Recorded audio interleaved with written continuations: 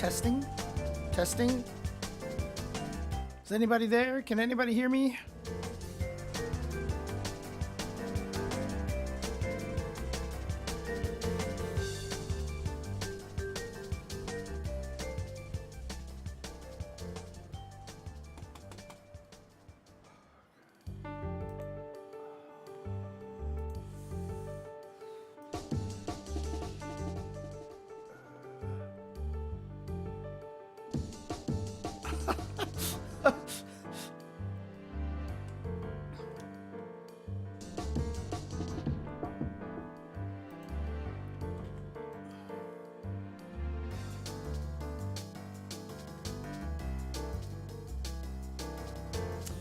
Absolutely, I can explain that term 1N. I can explain that very clearly. Give me 1 second.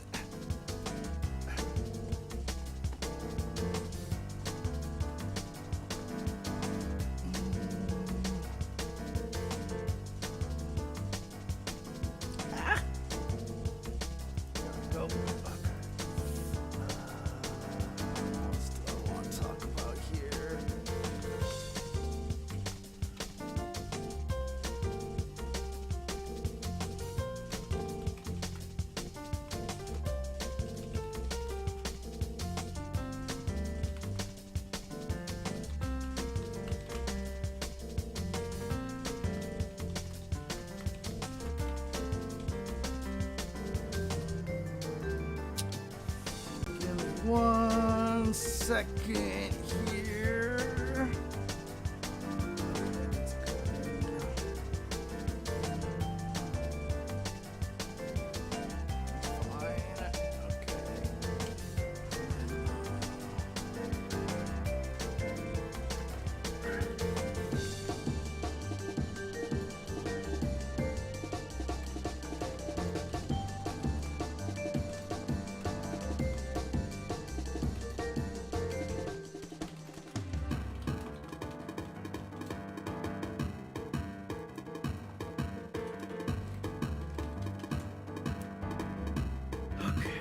Check something.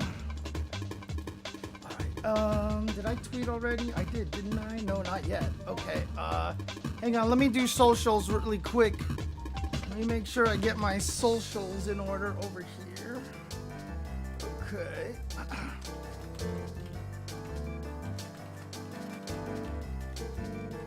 Oops.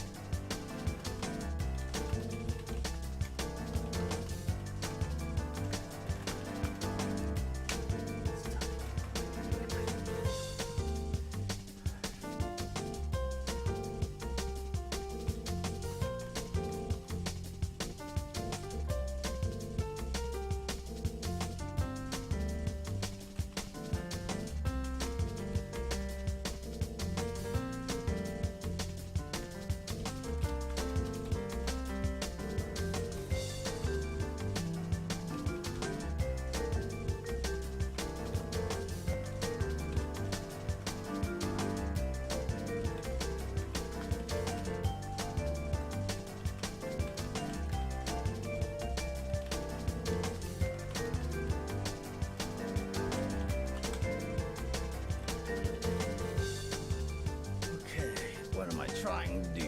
What am I trying to do? What am I trying to do?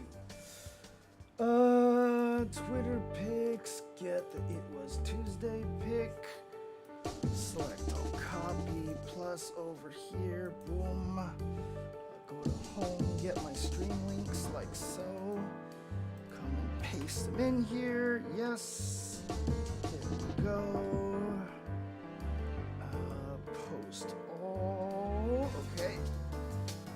Then let's take this and let's copy it over here. Here we go. Do this again. So I can paste it over here.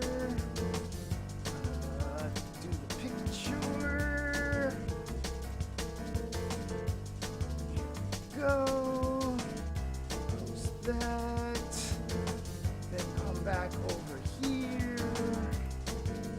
Copy this.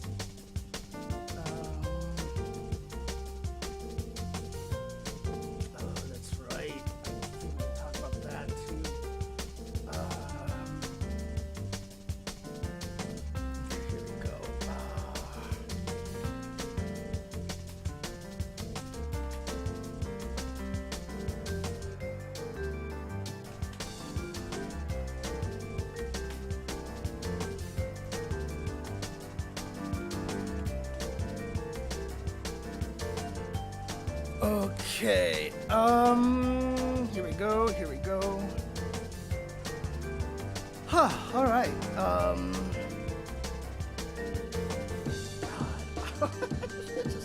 You know what? I should just. Oh, God.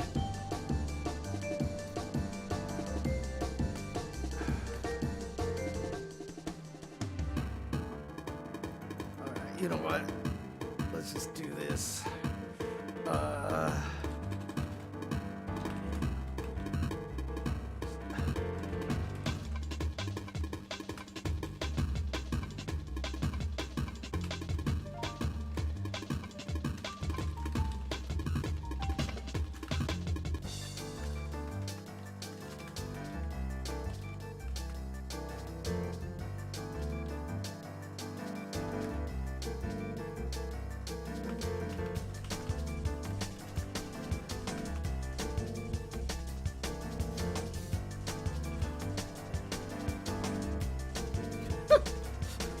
Jesus. Oh boy. All right, that's right, and I gotta get all the chats started over here. Let's do this, yes. Let's do that. Let's close that, make sure that we're there. Pretty sure we're there. Okay, so there's that. And then do this. Why don't I have an oh, because it's, oh, there we go. Activate source. Do this, and then, here we go. Am I getting things over here? Okay, yes. And then, is this working over here?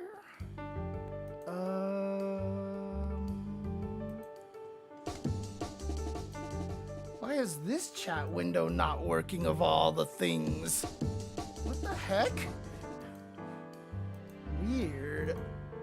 One of my windows here isn't working.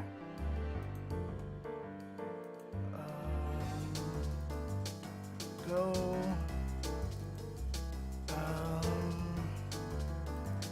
The heck?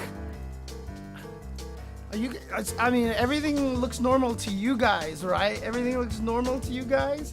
I don't know why my Twitter, I mean, I have, well, so Twitter chat is showing up in one place. Hang on a second. Is the YouTube stuff showing up somewhere? Let me see here. Okay, yeah, so it showed up there. So that's all showing up. But I have a window in my OBS that's not working of all the things, weirdly enough. That's strange.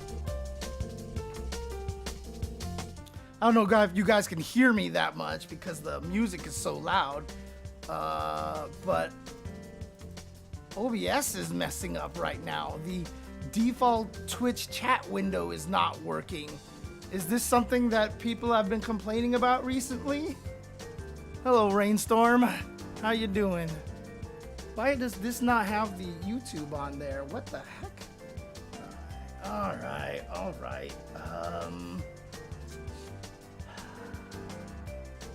Let me try something really quick, guys. Hang on. Why does nothing ever work?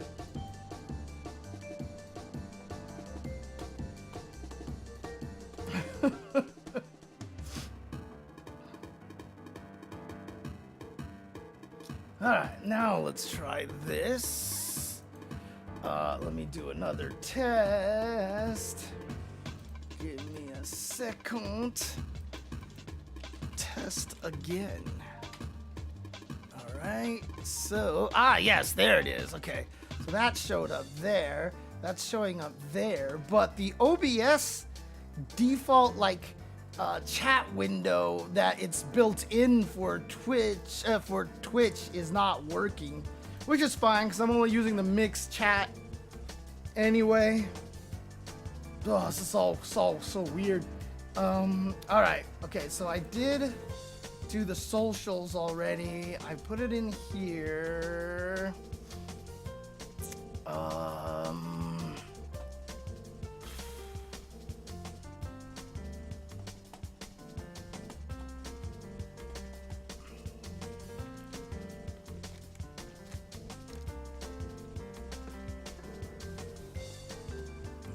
Okay. What am I trying to do now? Okay, mostly everything is ready. I just wanted to do a couple of extra things. What did I want to do?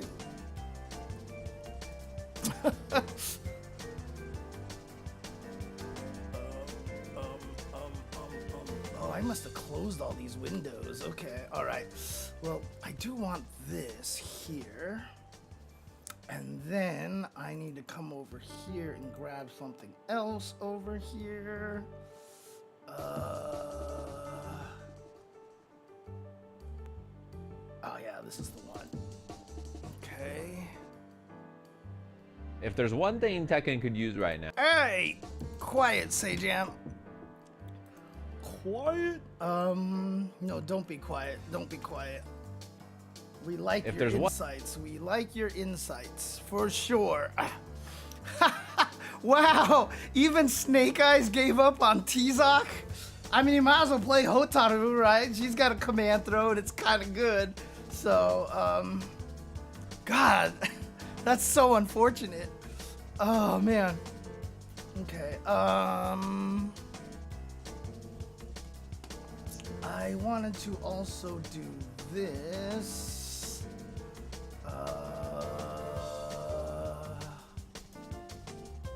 God, okay. Okay. This is what I was looking for. Yes, that is what I'm looking for. Come over here. Go. God, what is the zoom on this? Jesus. Let's see here. There we go. There we go. There we go. All right. So, all right. So, quickly here. Well, not quickly. I'll take my time on this. I'll do whatever I need it to take.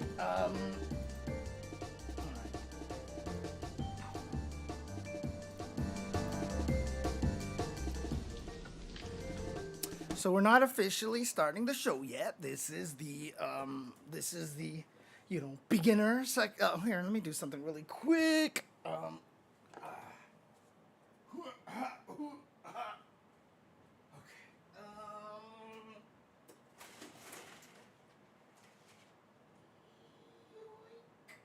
we go.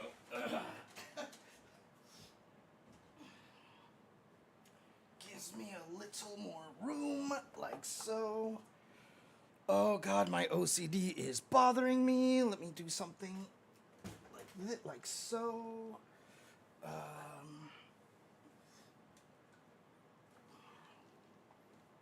Yeah, okay, that's better here. That's better. That is what I kind of want here, like this. Ooh, this is nice now, actually. Ooh, but that's interesting. My seat rubs on the edge over here, but if I'm normally playing like this, should be fine. Okay, anyways, so, term, this is not the official show yet. We're just, doing some staffu over here. Actually, let me do something. Oh, I see what I did. Okay. This one always needs to be on, so let me just color this one like red. Or, that's not red. That's not red. What the hell? Let's try that. Yeah, okay, that's good. That's good. So do not touch that one. All right, so we're good. I think this is what I want here, like so. I have to set all these. At some point in time, I've got to set all these things to my Stream Deck, all my scene changes and stuff like that. See if I can figure out a good way to set that up. But to help out a little bit over here, actually, this is kind of awkward. I don't know. It feels a little more crowded here. Let me. Okay, there we go. That's a little better. All right. Okay. So to answer Term's question over here. Sorry, I'm OCDing. I'm OCDing. Leave me alone. Leave me alone.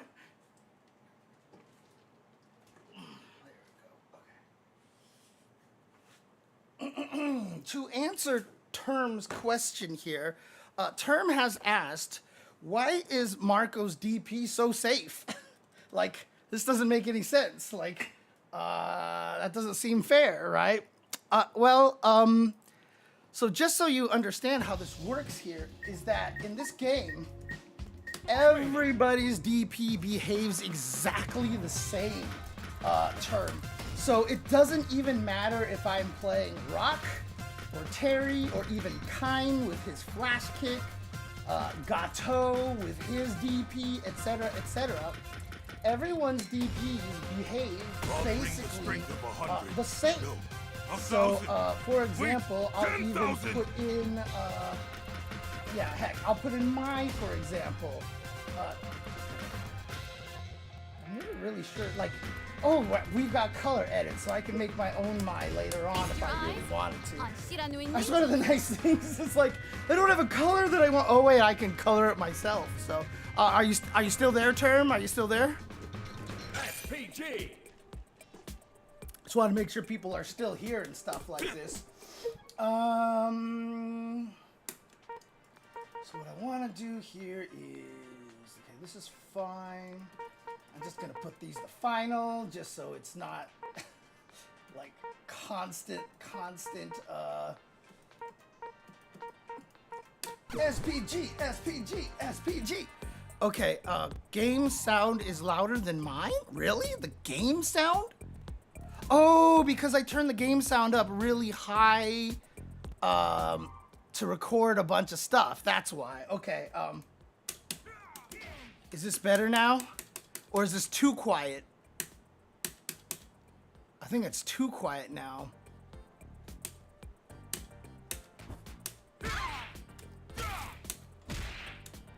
That seems a little better, right? Oh Lord, just a little bit. There we go. How's this sound now? Okay. So the thing about the way that all the DPs work in this game is that there's always going to be a light DP and a heavy DP, right? And they serve very, very distinct roles in this game. And what you're going to see most of the time is the heavy DP, right? And so if I set the opponent to blocking everything, 100% guard, like so. So if I set her to guard like this, what you're gonna see is that a lot of the times people are gonna do heavy DP break. So remember, you can break the heavy DP, right? By just hitting, this is Fate, right? Break is just Rev Guard, if I'm not mistaken. Yeah, that's just the... So I set one button to Rev Guard plus a heavy kick. So I use this for feints and for breaks. So I use the same button for both. But obviously you can break the heavy DP, right? So what you're gonna see a lot of the times from players is they do this, right? And yeah, so he's -2. So absolutely, he's safe on block. So you're like, wait, that's not fair. And even if you decide, for example, to do,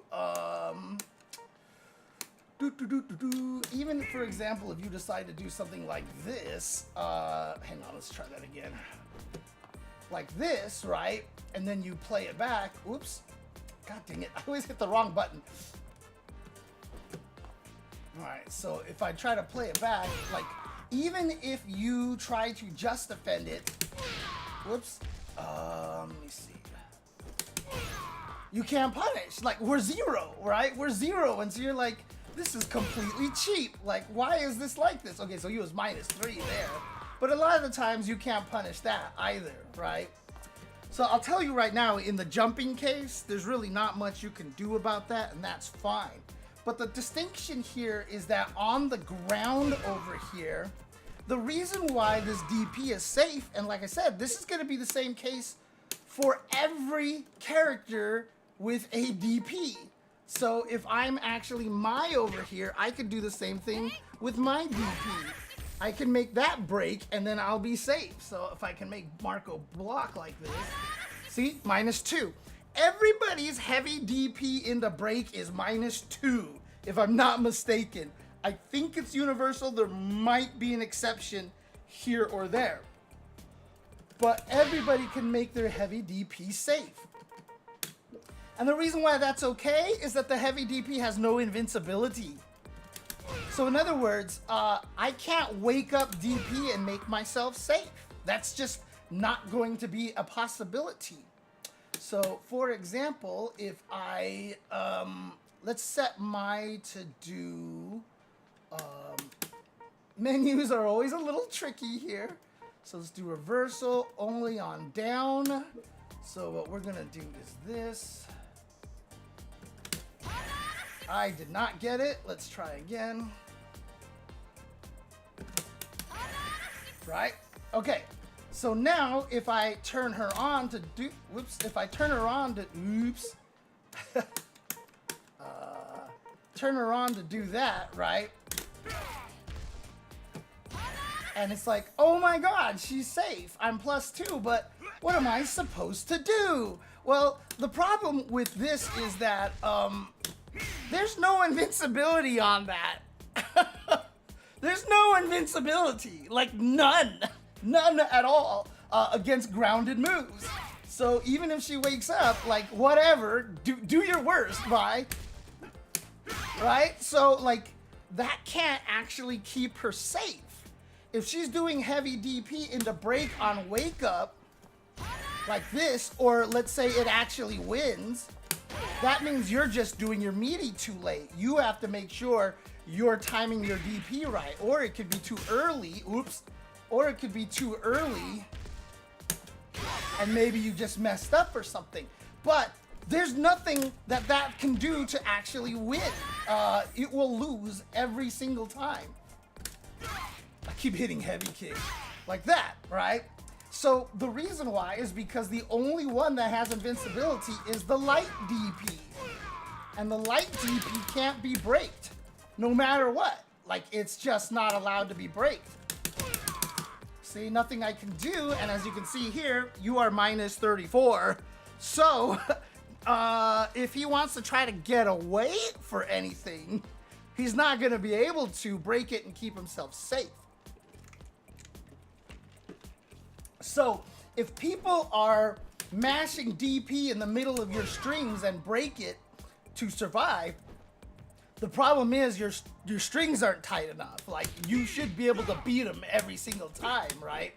It's just that, you know, if they're mashing heavy DPs, it might just be in a situation where you're just trying to do a block string that actually isn't real. Like, what if I tried to do something like this, right? So I'm only +1 here. That's a 9-frame button right here. Whoops, I didn't mean to do that. So in case you want to know, you can hold left or right to make sure that you never go into the combination attack. So if you want to do like light punch into heavy punch like this without chaining, just hold forward or back on the controller and it will never chain. Nice thing to know here. But basically, whoops, oh, that's how you do overhead? Whoa, it's forward or back. What the hell? That sucks. Okay, let's do a different button. Let's do heavy kick. So let's say you're just trying to do this to steal some, to basically for pressure right here, right? You want to do this for pressure. The problem is this has a startup of 10. And mine's DP startup is going to be a lot faster than 9 because you're +1. So, there we go, guard. So if I try to do that, I didn't turn it on. Oh, that's still traded. Holy crap. I would actually need something slow. What's the startup on that? Oh, it's 9 frames for hers. Okay, so that's really slow. So yeah, I mean, okay, let's just say I do like close heavy punch and then try to do close heavy kick. You know, she's gonna win. What's this? That's -1. Okay, perfect. So this will lose every time. So if I try to do crouching light punch into close heavy kick, I'm always going to lose. And that's not because the DP has invincibility. It's just that your block string has too much of a gap.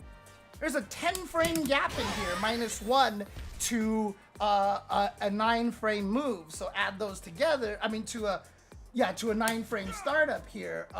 Because my close-up heavy kick is, my close-up heavy kick is 10-frame startup. Oh, okay.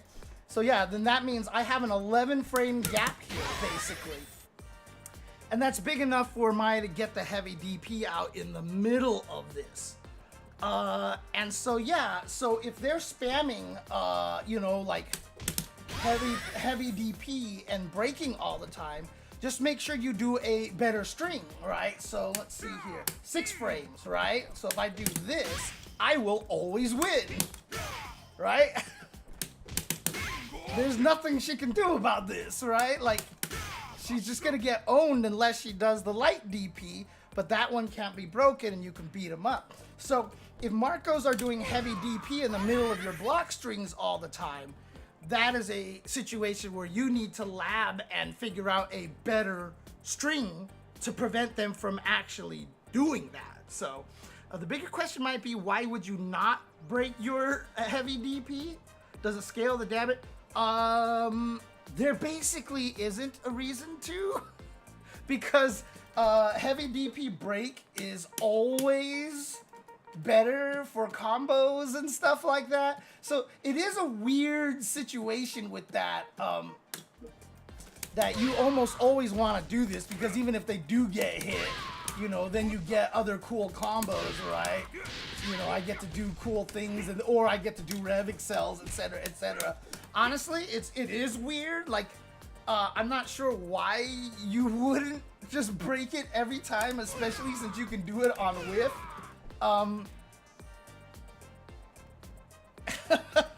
I guess maybe if you just want to end your combo in a heavy one, but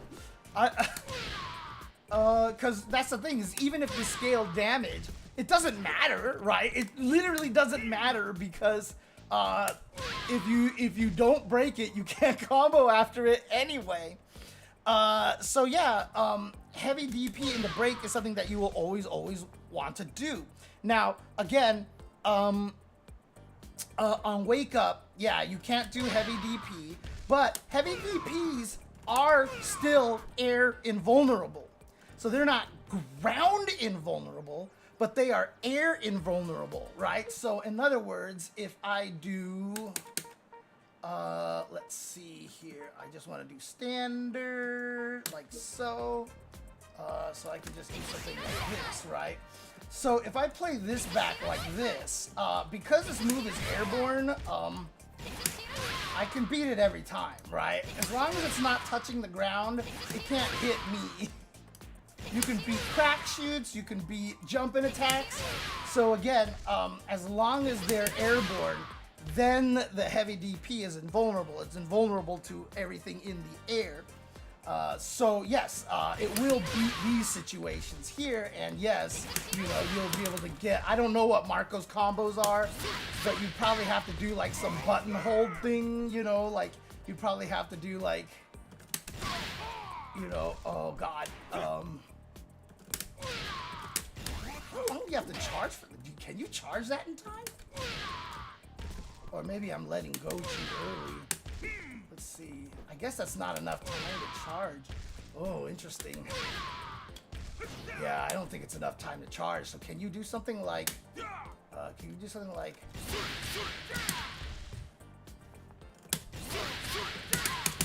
I don't know what his routing would be, actually. I don't know what his routing would actually be.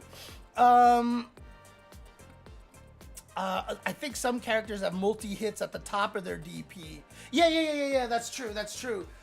Some characters, yeah, if you break it early, like for Mai, I think is also one of them, you will lose a lot of damage. And if you're at the end of a combo and the scaling is super high, there's no reason not just to finish off your combo with the DP, because she hits 7 times here, but if you break it, you get 1 hit. So I just did 30 damage as opposed to, you know, 90 damage here, right? And so like if you're at the very end of a combo and you want to just juggle with the heavy version, a lot of times you're not going to have that available because you've probably already spent your heavy DP in the middle of a combo like this.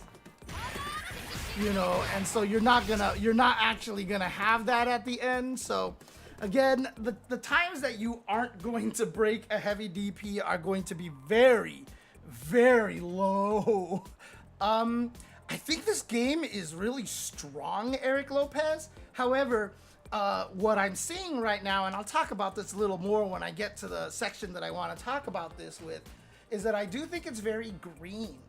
Like, I don't think it's as play tested as some of the other games, but I'm pretty sure they didn't have as much time. However, the potential for this game to turn into something extremely strong is there, and especially for a lot of the old school players, and especially for people who have a lot of, execution, they enjoy execution, etc., etc. There's a lot about this game that I think works, but it's not going to work on that mass scale that I think that they were really hoping for, with all this promotion and everything. I think that a lot of people who are really into fighting games are really going to like this game. And it's only going to get better as they keep balancing it little by little. Yes, yeah, absolutely. If absolutely they can do that term. Yes. So if they're on normal guard like this, I can absolutely do that. Yeah, I can absolutely. If you try to counter poke me, I could definitely take my turn back that way, right?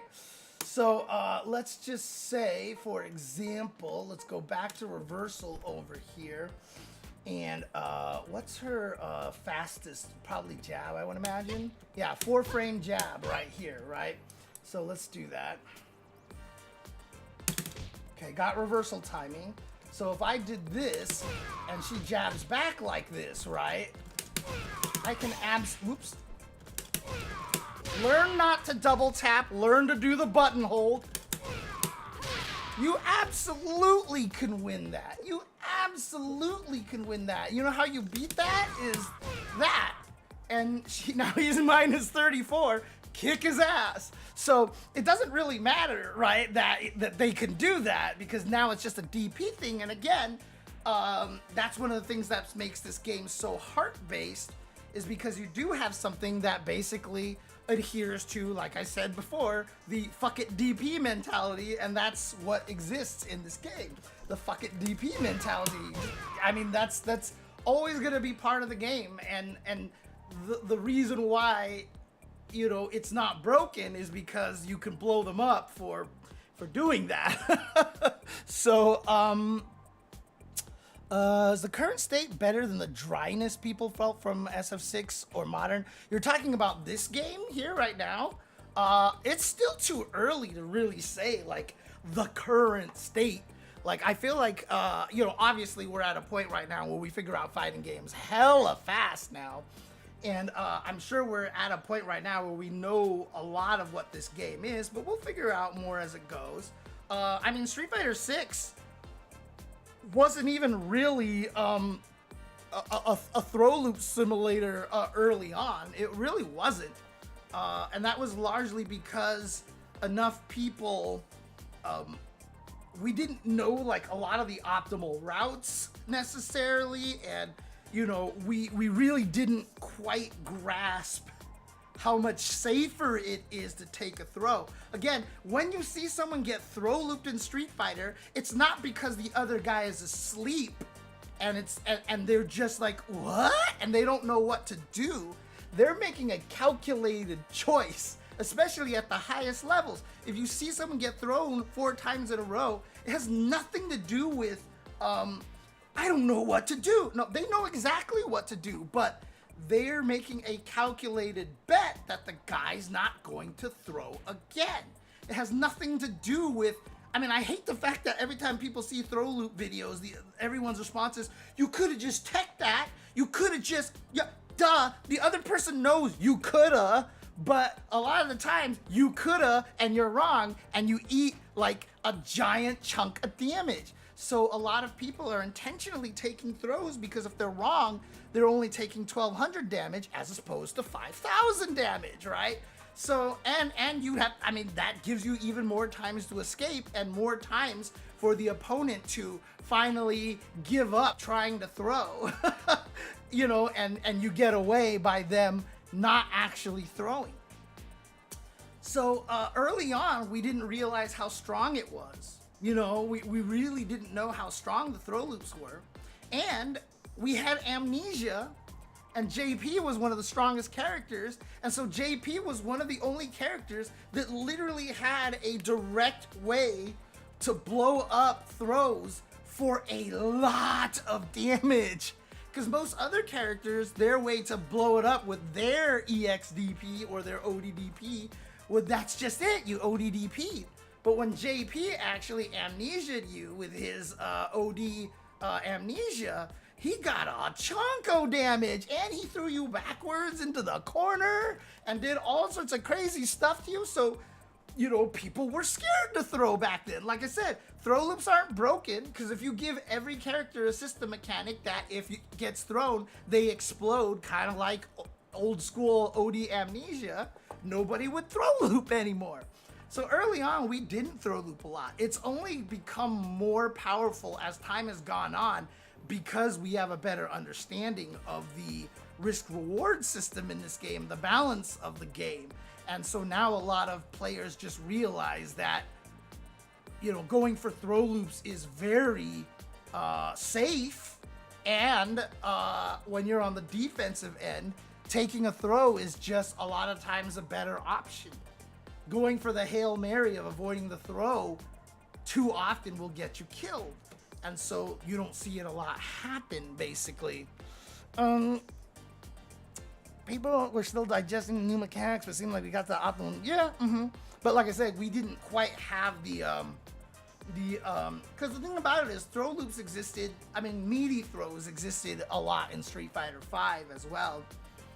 So a lot of people had a lot of the, you know, setups into meaty throws and stuff. So it was, you know, similar. And so I think a lot of people were kind of playing with the risk reward mindset of Street Fighter V for a good chunk of season 1. And like I said, JP's prevalence, the fact that JP was everywhere, made it so that throws seemed a little less strong by the virtue of having one character there. So yeah, I mean, the thing about this game right now is we're still early on. We're still trying to figure it out. However, you know, we're finding out what's really strong, and this is what happens, right? I mean, the fact that, you know, in Street Fighter 6, I mean, we all figured out that drive rushes were really, really strong at some point in time, but like, we've only gotten more intelligent about how to use them, when to use them, what you use around them, etc., etc. And so now drive rushes are super strong, right? Throw loops, the same thing. We understand better where they, like, obviously we knew they existed. We didn't know how they fit into the meta. Just because throw loops exist, like I said, by nature, doesn't make throw loops powerful, right? So in general, it took a while meaning like a little over a year or maybe just around a year, for throw loops to really start becoming this prevalent of a strategy, because again, there's like barely any ways to punish that, you know? So, well, JP fell off because he got nerfed. Remember, they nerfed him into non-existence for a while, so... how do you start offense in City of the Wolves? I think, so I haven't taken this online and played very many matches right now, but a lot of it is just going to be very footsie based, and also because you have just defense, jumping is going to be a little more, is going to be a better strategy than in Street Fighter. Right, so the ability to option select a just defend on things is really nice. And don't forget, you do have short hops, right? So short hops is going to be a nice way to get in as well, because I can jump kick a lot earlier. Obviously, if my opponent decides to crouch, then I will die for trying to do that. See, like so, but that's just part of the mind game, right? So you can do it a little bit late enough, but that gives them more time to anti-air if you actually want to surprise them with an instant jump attack like so. I mean, look at that. Like, I'm hitting that on the way up, and she has to block that. Now, obviously, if you notice, we're 0 in this situation, so it's not necessarily like super offense, but you're kind of in. And then run. Dashing is really strong in this game. Dashing is super strong in this game, because even if you have a dash that looks like it goes this far, right? So like, you're like, ooh, okay, so I have to dash this much. Remember that you don't even have to go the whole distance and you can stop, right? So if you just do this, I mean, look how fast that is. There's no way people are reacting to this. There's just no way, right? Like, you can't react to this every time. So this is 5 frames, this is 6 frames. So yeah, 6 frames is not gonna be that much shorter, and you know, this is why far jabs aren't gonna be as plus. But if you just play footsies, good footsies like this, and then just all of a sudden, doop, like this, like, it's hard for people to stop that. And if you notice that they start blocking this a lot because they're not ready for it, then you just do that instead. And I really recommend binding a button to throw for this purpose, so that you can actually just plink, run, into throw. So if you actually look at my buttons right here, you know, I have rev guard here like most people do, and I bind throw over here. So dash throw is just this, right? I just hold forward and do this. And so dash throw becomes really strong by just doing that, right? Obviously, you have to make sure you don't press it too early, otherwise you die. But, you know, once you get used to it and stuff like that, dash throw becomes a really big, strong thing to have. And so again, you know, between short hops, dash up button, you can even just walk up and just try to, you know, fish with your high crush move, right? Because it's -6. But look how far I am. Most characters' high crush moves, if you do at max distance, you should be fine. So if your opponent is just like Spammy McSpammerson, right? And it's just like, let's do this here. If your opponent is Spammy McSpammerson, like, you know, Maya's a bad example because her standing heavy punch is kind of bad because you can crouch under it.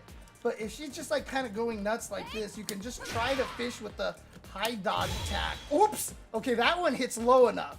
So you have to be careful because the high dodge and low dodge and all that stuff like that work based off of hitboxes no matter what. So you can lose to moves that actually hit low enough. So you do have to be careful of that. But, you know, the idea is that you can kind of fish with this, and if they're doing a lot of those standing buttons, if they sweep a lot, you can try to spam this. So one of the nice things about this is that the overhead attack is safe on block, so you can't get killed. So you can just try fishing with this, you know. There's a lot of ways in this game. T-Zoc can't stop dash, but there's a reason why. As I was told before the stream actually started, that Snake Eyes quit T-Zoc. Snake Eyes, who played Potemkin during the entire time Potemkin sucked. Granted, Potemkin is good now, but while he sucked, Snake Eyes played him and won Texas Showdown with the character.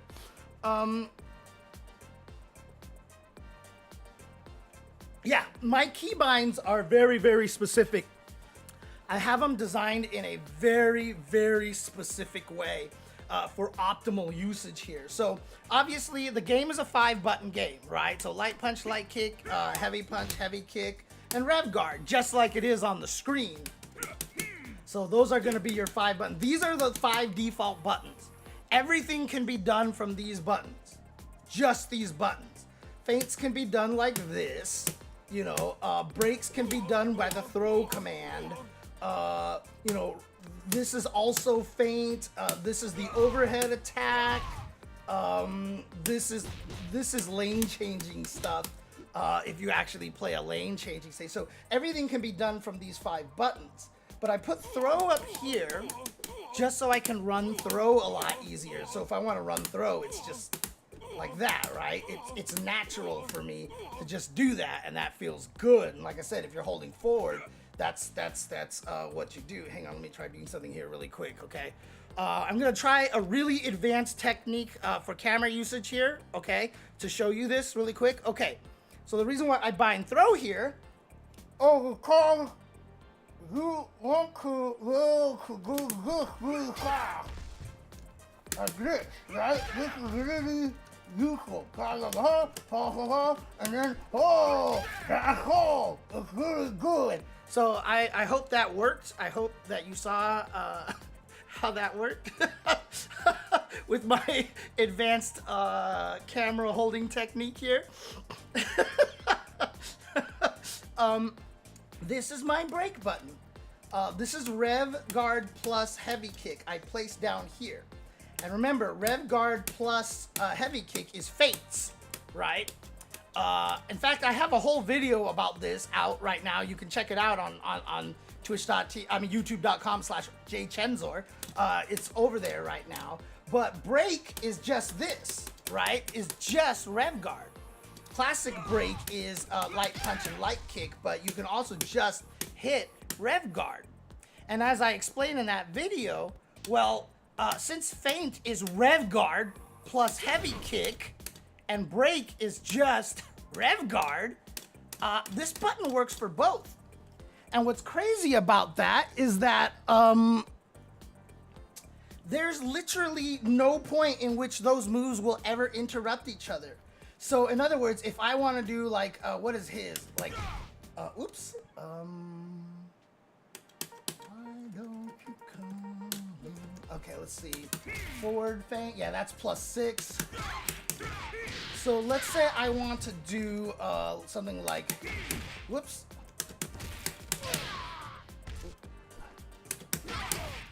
I keep forgetting it's Heavy Kick.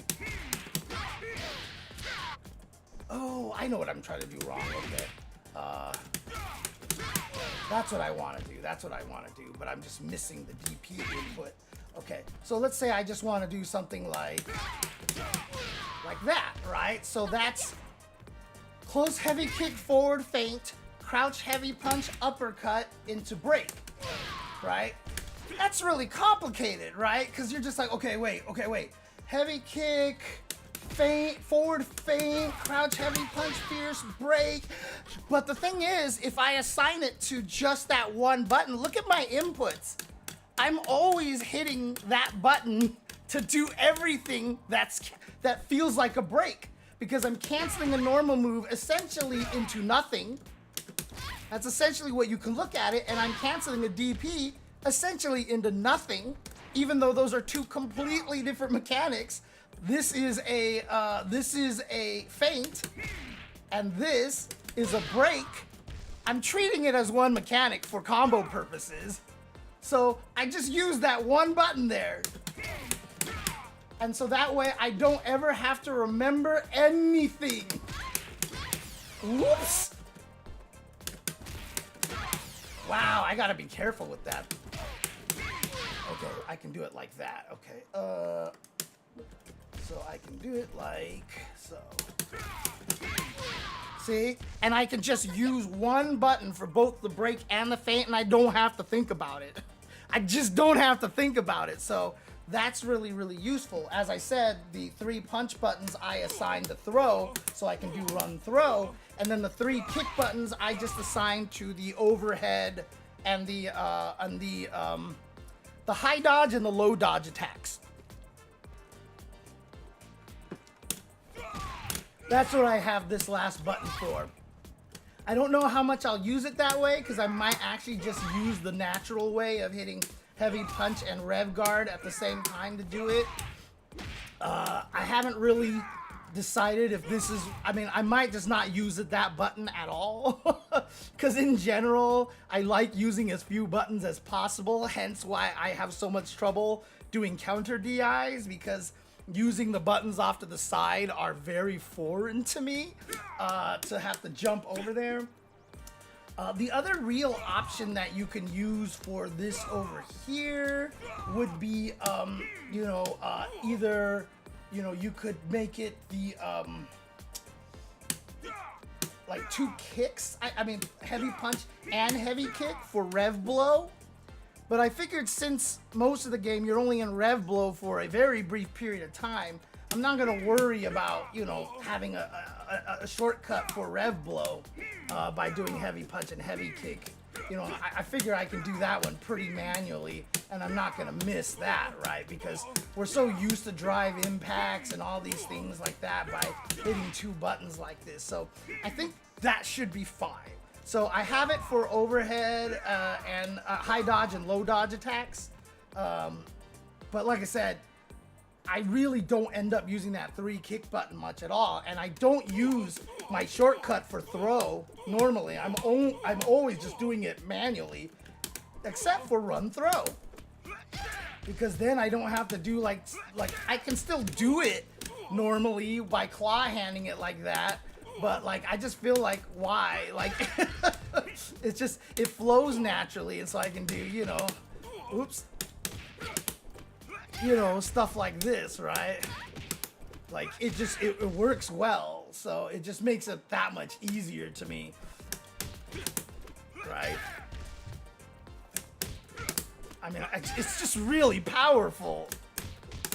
I don't have to like get my hand all ready with like, you know, twister fingers and stuff like this, right? It's just like donk donk, boop, boop, and it's easy. So so that's how I have that right now. That's how I have it all set up.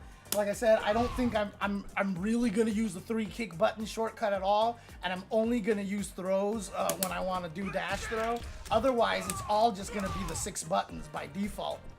Because like I said, again, I hate playing with more than 6 buttons in a lot of the ways. Not because I'm like a purist or anything. It's just that too many buttons messes me up. That's why I had to come up with this crazy mnemonic to make it so that feints and breaks are the same button. Because thinking about too many button combinations hurts my brain, including 2x KO and including Street Fighter 6. So when I played the 2x KO beta, dude, I am fucking blind. Now, obviously, if I play the game more, I'm sure the muscle memory will kick in. But holy shit, just like, oh my god, what button combination do I hit for what mechanic? And every time I play Zangief in Street Fighter 6, because he has Lariat, which is 2 punches, and then he has OD Lariat, which is all 3, and he has a throw, and he has a drive parry, and he has the drive impact like this. Dude, like, I have tried to anti-air with throws before. I have tried to, you know, parry things and come out with lariats and shit, you know, like, my brain, like, over fries itself when I'm like trying to remember all my button combinations. It's so weird, but it happens. So what are the conditions for Rev Super? Are you just talking about the regular supers? There's really not much to it. You just have to have at least 1 bar to do a level 1. Right, so those are level 1s. You have to have 2 bars to do your level 2s. Like so. And the only requirement for the hidden gear is you have to be in SPG. And then that's 2 quarter circle forwards plus the Rev Guard button. And then I come out with my hidden gear. And that's the only requirement for that. Please keep in mind, it's very simple. Everybody has 2 quarter circle forwards plus punch. Everybody has 2 quarter circle forward plus kick. And the light one is always going to be the level 1. And the heavy one is always going to be level 2. And both punch button ones, as you notice, are the same super, but one's a level 1, the other's a level 2. Very easy. Same thing with the kick super. Light one is just a level 1. Heavy one is just a more powerful version of that. Hidden gear is its own thing. You know, it's just its own unique super. So just make sure you know how that hits compared to everything else. But otherwise, it's really very conveniently organized there. Your 2 quarter circles plus punch is one of your supers. And there's a level 1 and a level 2. And 2 quarter circle forwards plus kick is the other super with a level 1 and a level 2. Also keep in mind, however, that if you are at a level 1 only, if you try to do a super with the heavy punch button, you will get nothing. It won't even just be like, oh, you don't have enough for a level 2, but enough for a level 1, we'll activate the level 1. No, it doesn't care. It doesn't care.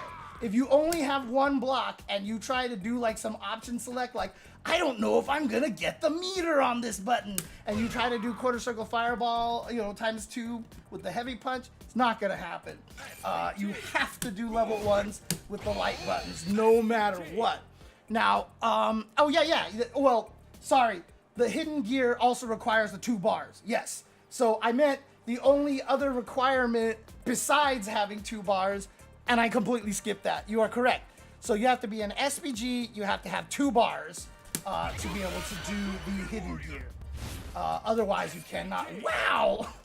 Is that just the distancing? Yeah, okay. Dude, if you do it at the right range, like, holy crap, like... Oh god, okay. Oh, what? Dude, I thought I saw it be like -4. How did I do that? That was really weird.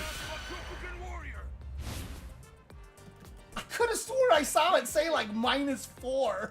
But I guess I was seeing things. Weird, okay.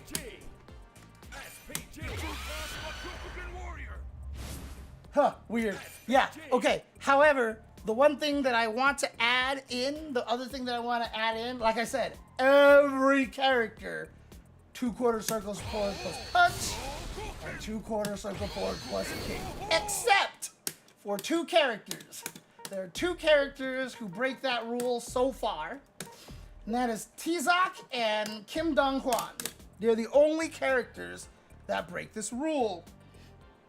Obviously, because I am a grappler, and so it is a 720 plus punch for my punch super.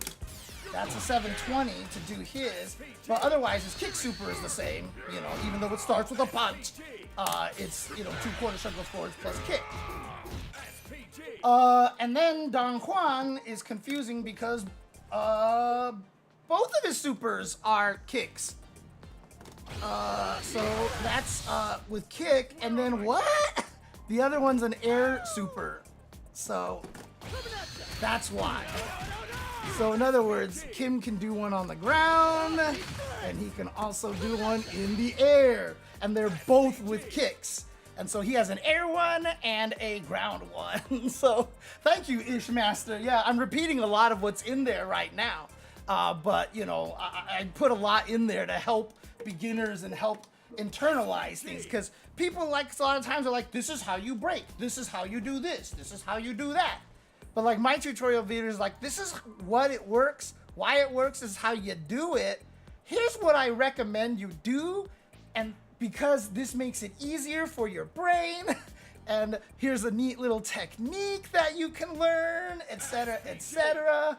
You know, I try very, very hard to be more than just this is how you do it and the end. So I appreciate that, Ishmaster. I know it would make things harder, but I wish there was more variation in the inputs for moves like back in the day. And why are we getting rid of charge moves? Dude, I don't know. I hate it. I hate it. Like, one of my favorite inputs is the button mash input. Now, I get why that one's going away, because button mash inputs are super bad for super bad for what do you call it? You know, people with physical disabilities, right? Like, Broly Legs is really never gonna have an easy time doing a button mash move. You know, obviously because, you know, he had limitations and stuff. R.I.P. Broly Legs, we miss you so much. You know, so I can understand getting rid of button mashing moves. But I really liked them.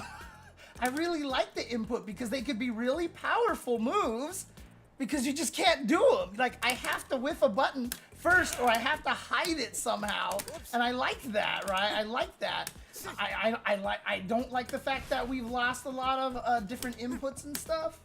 And then, of course, in case that you guys are not aware of this, and again, I talk about this in the video, and even though this is kind of a higher level concept here, but SNK, in general, likes to help you with DPs.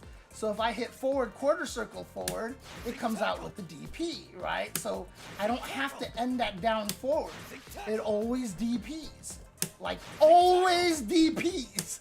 Like, dude, I am waiting forever to hit the button, right? So a lot of times if I'm walking forward and I want to fireball, this happens and you die, right? Like, I want to walk forward and fireball. Sometimes I even just want to do something like this.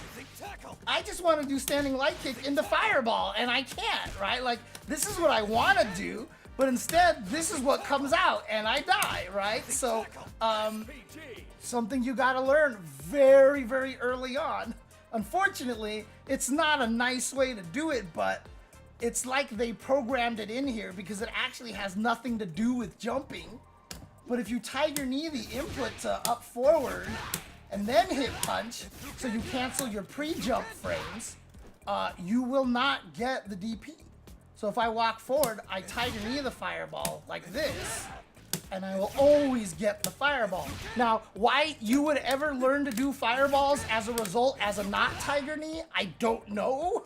Because, like, at that point, I just feel like you should just get used to tiger kneeing it every single time, but maybe you just don't want to get into the muscle memory of that. And the reason why I said it has nothing to do with pre-jump frames or jumping is because it works on cancels too. And I'm not jumping here.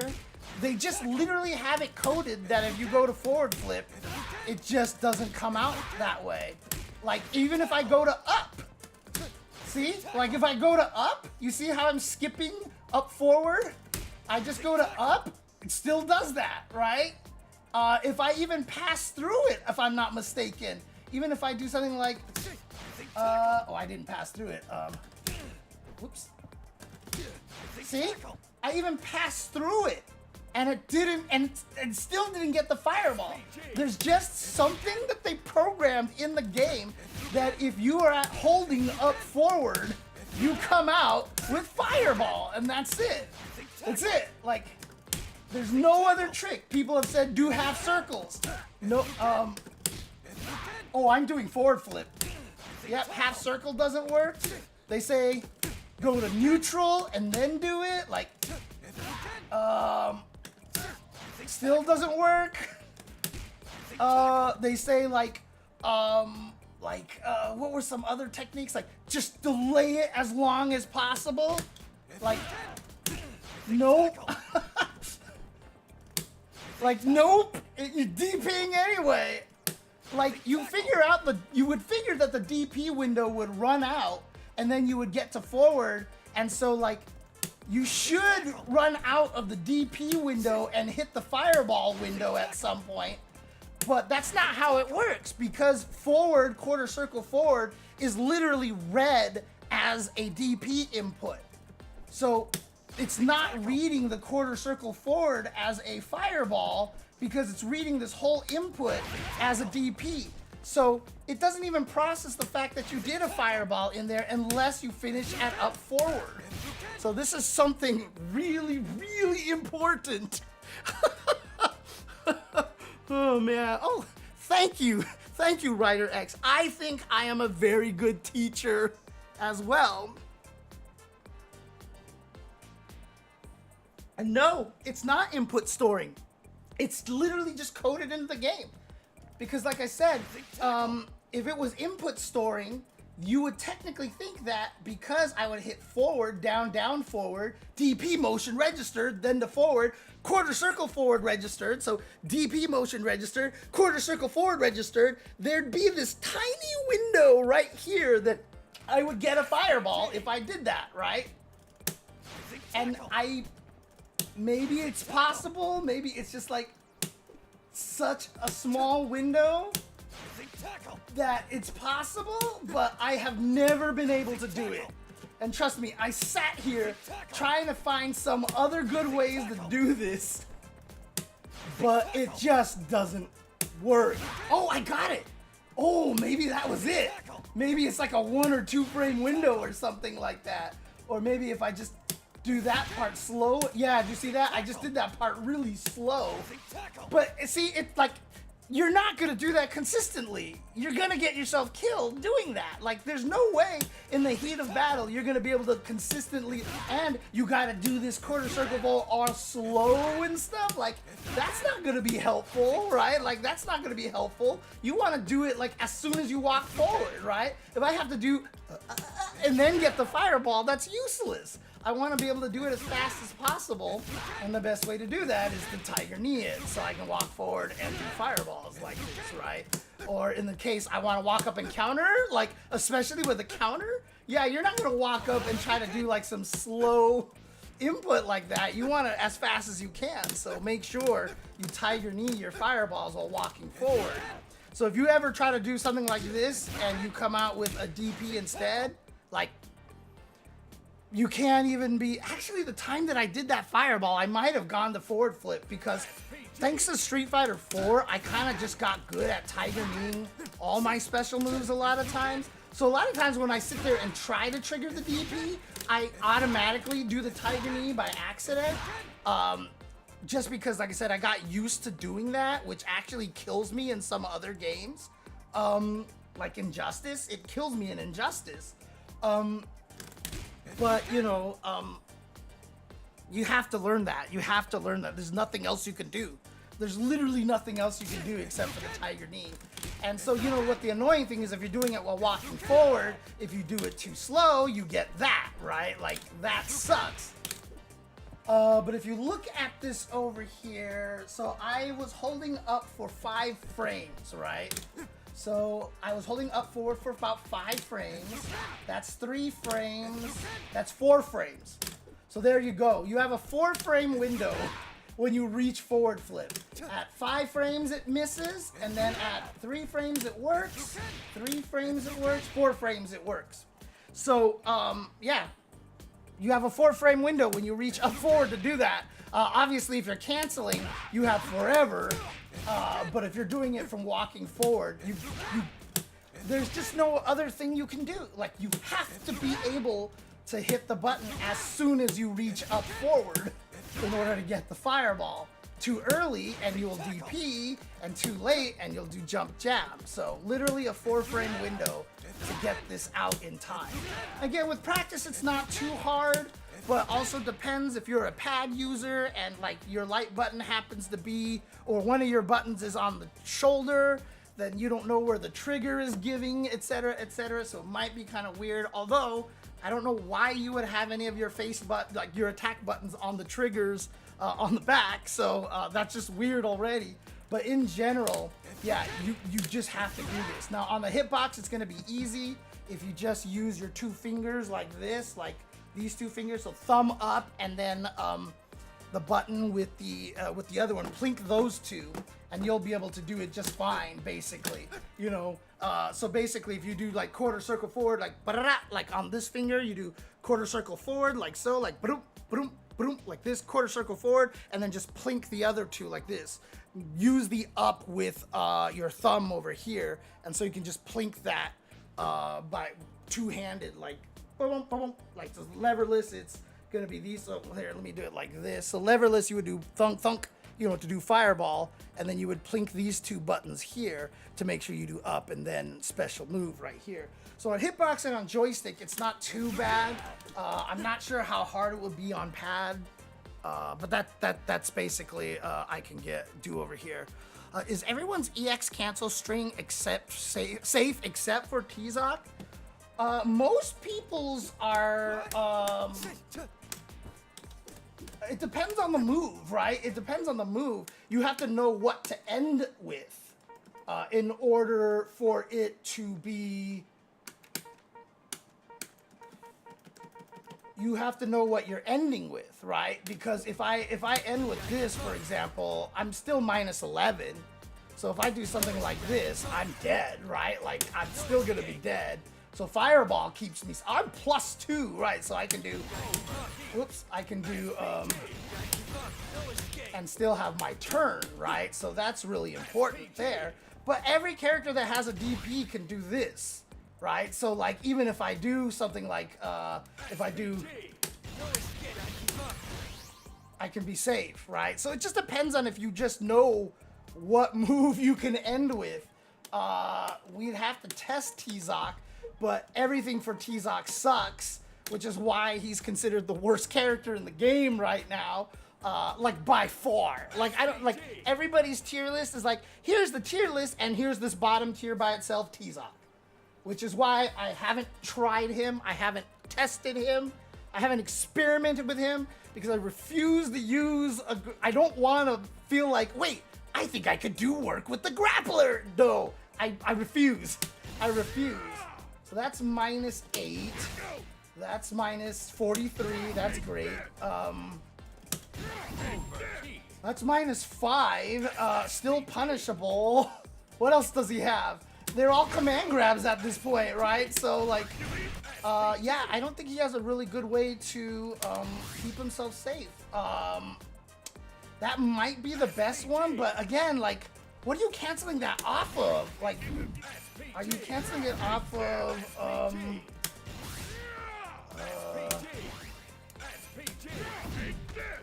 I guess, wait, how do you do the,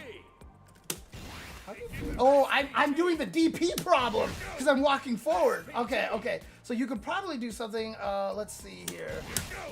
Oh, I can't even rev excel that? Wait a second.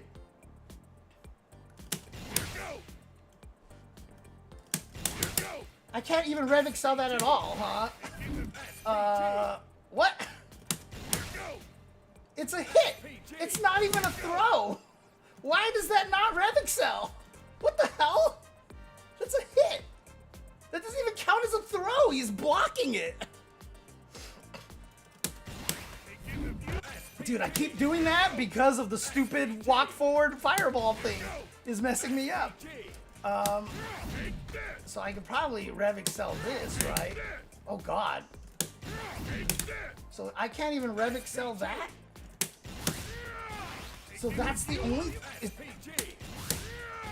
Okay, so I can rev excel into that, but you're still dead.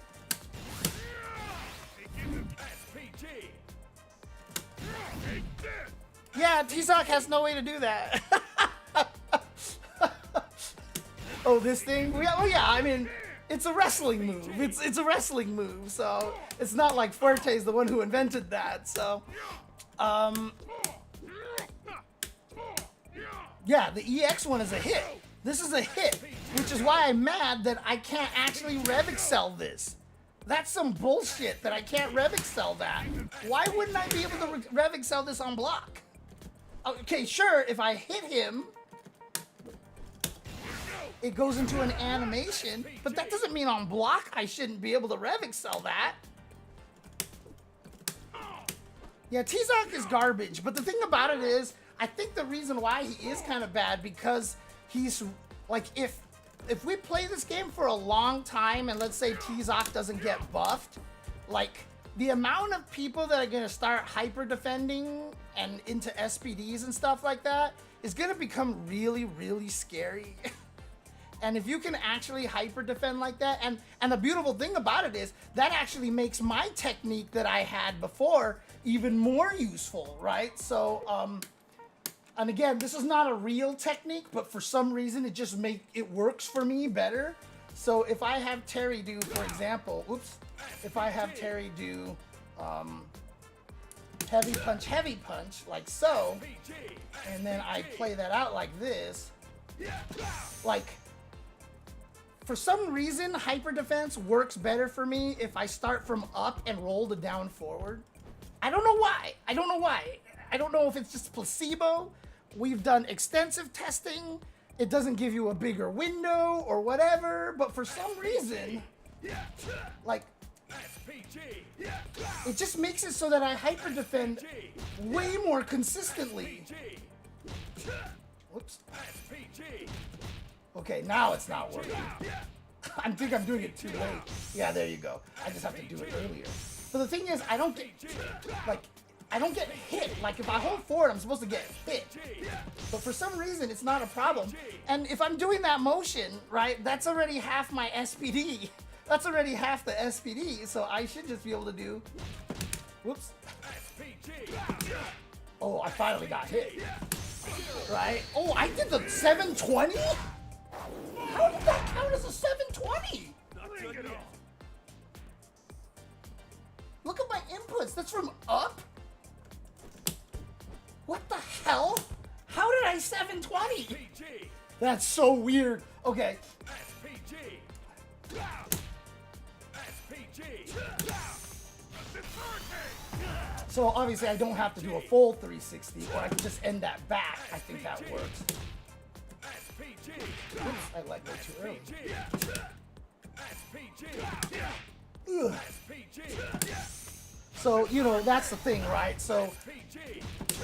if it, I think that's kind of the reason why T-Zoc is so bad, because I think, like, let's say we just played, let's say it's the old arcade days. This is the game we got. This is what we're playing. And we're not expecting any patches.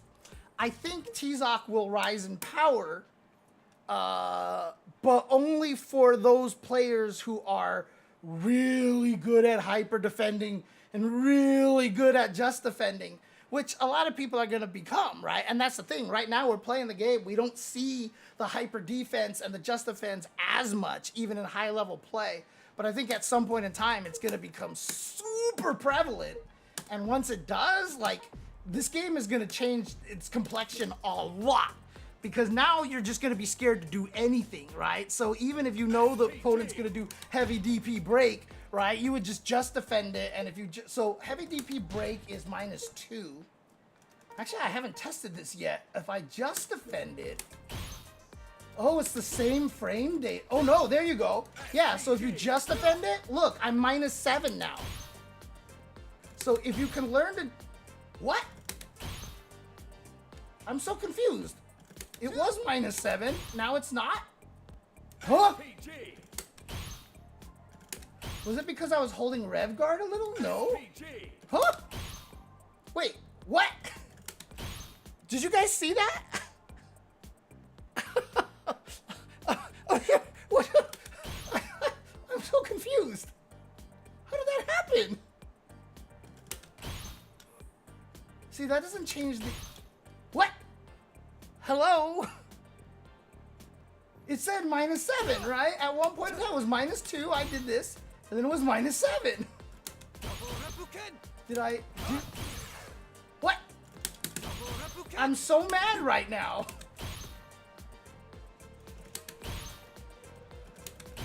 I don't know. I have no idea.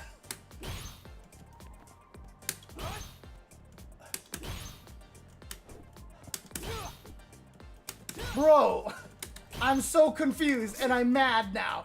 I don't know how that... Oh. Weird, whatever.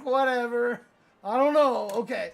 Well, just defending doesn't change the frame data here, but point being is that if you are expecting them to do that, you can blow them up for that, right? So if you're expecting to do the heavy DP kind of a fish thing, and you know, there are a lot of like fun little tricks that you can do. For example, if let's say I do, wait, that was, let's see, let's say I do this. This is plus, right? Whoops, what is this here? That's -4. That one is +2, really? Okay, +1. What about the regular one? -3, perfect, right? So here's another fun trick for you guys here. -3 is not punishable, right? -3 is clearly not punishable. Well, I'm gonna record Terry on reversal timing on guard, like so. Reversal, so I got it. Actually, let me do it again. Okay, so that's reversal, right? So if I turn him on like this and I do this move here, I have to respect that because that's a 4-frame button. There's nothing I can do, right? Like I can't beat him with anything except for like a light DP, right? So right, I can do that. Here's another trick for you guys that's really, really fun. Just Defense and Hyper Defense drain your rev meter. They drain your rev meter. But here's a little fun thing that you can do is if you do 2/4 circle forwards, 2/4 circle forward, back plus punch. PG. Are you smelling what the Chenzor is cooking here? PG. Whoops. PG. Instant 0 frame cancel on the block. And what's nice about that is if you do it a little too late, you just block, right? Like, you're not gonna get yourself killed, right? So, like, let's say I accidentally hit back too late, right? Or hit the button too late, right? I can do, hey, I lived, I'm fine, right? But if you time it right, see, it didn't come out, fine, that's cool. But hey, there we go. Blows them up, like right away.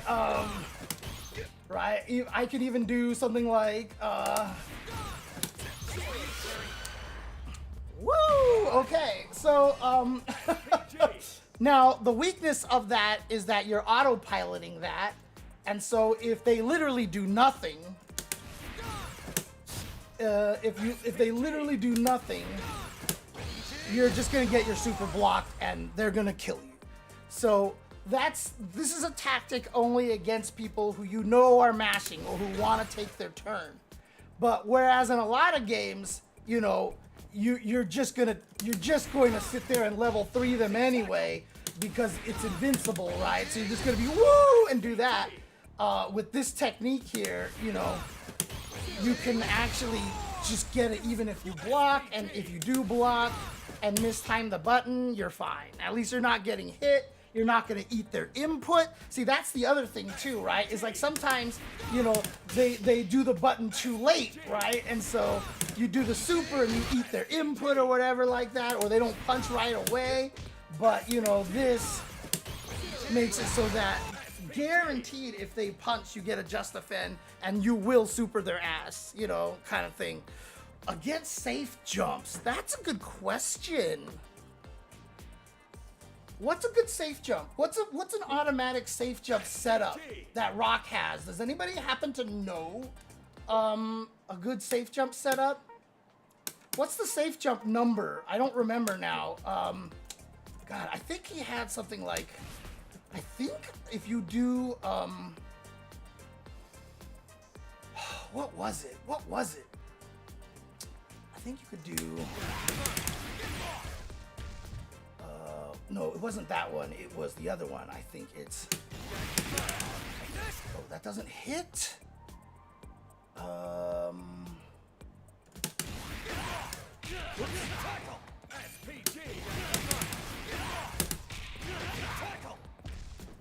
Okay, that's way too early. That's way too early. Okay, what if I just do this? That's way too early as well. I could have swore he had something really trivial easy like this. I can't remember what it is. Okay, so I'm...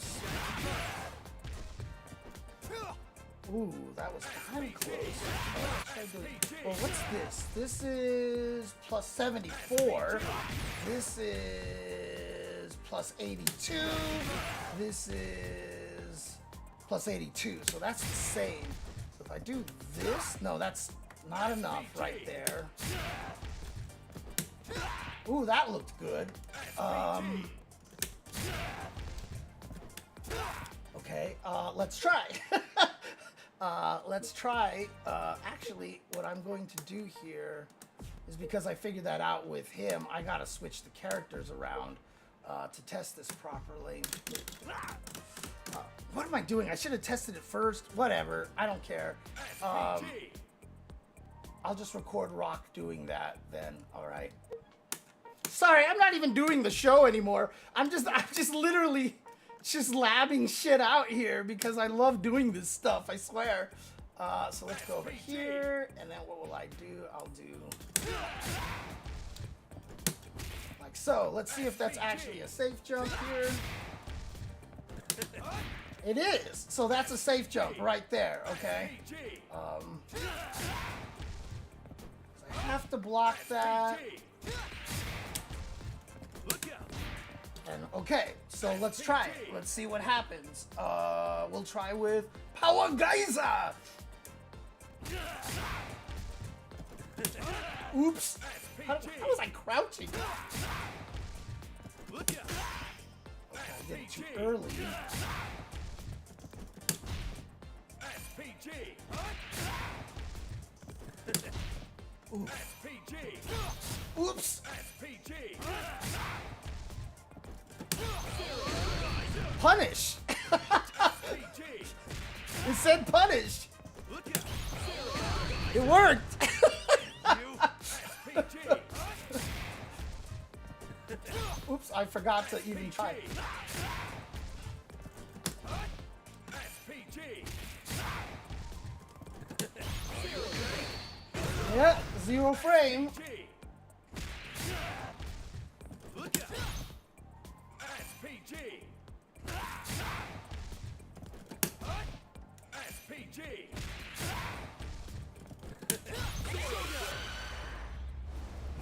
Punish. Punish. There you go. I could do this all day. Not done yet. So there you go. Yeah, it works. Good stuff. Good theories right there, term 1. There you go. All right. Enough labbing over here. Let's actually try to do a show here. That's good to know. It's good to know. But yeah, but you see how like it's clearly an easier way to do a guard cancel with a super, but it requires like a lot of anticipation. You're not gonna be like, oh, he's about to hit me. Let's do quarter circle forward, back. It has to be situations like that where you have a lot of anticipation and, you know, ability to, you know, kind of know what you're doing.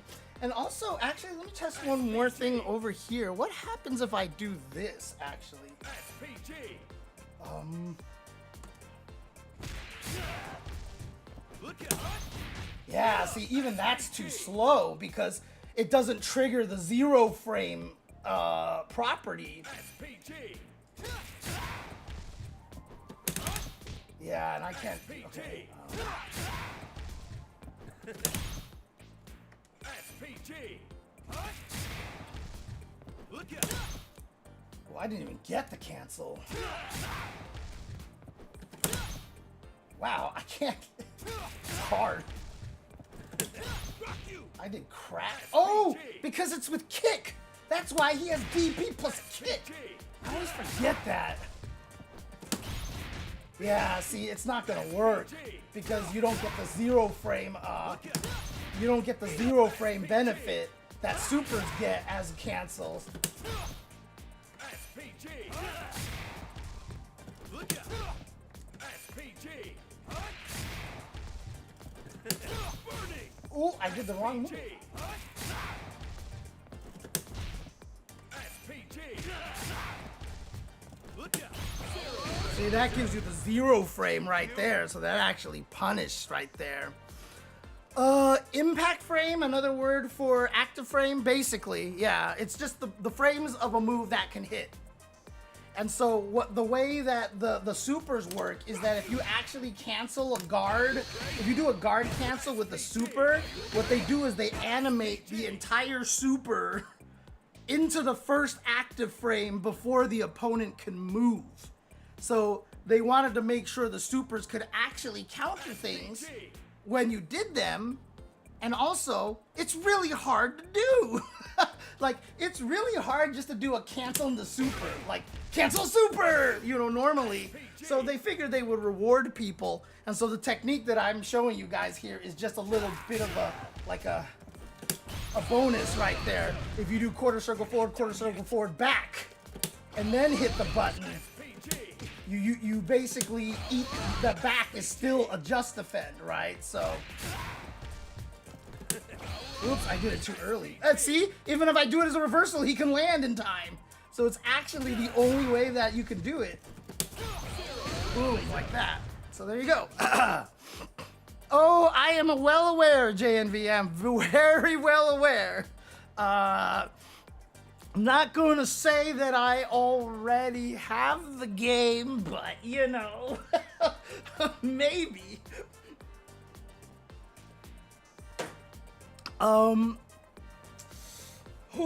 Yeah, it definitely needs better regional pricing. That's one of the biggest things about it. Anyways, let's do a show. Let's do a show. I will definitely have to go through some of these topics a little quicker because it is already 8:30.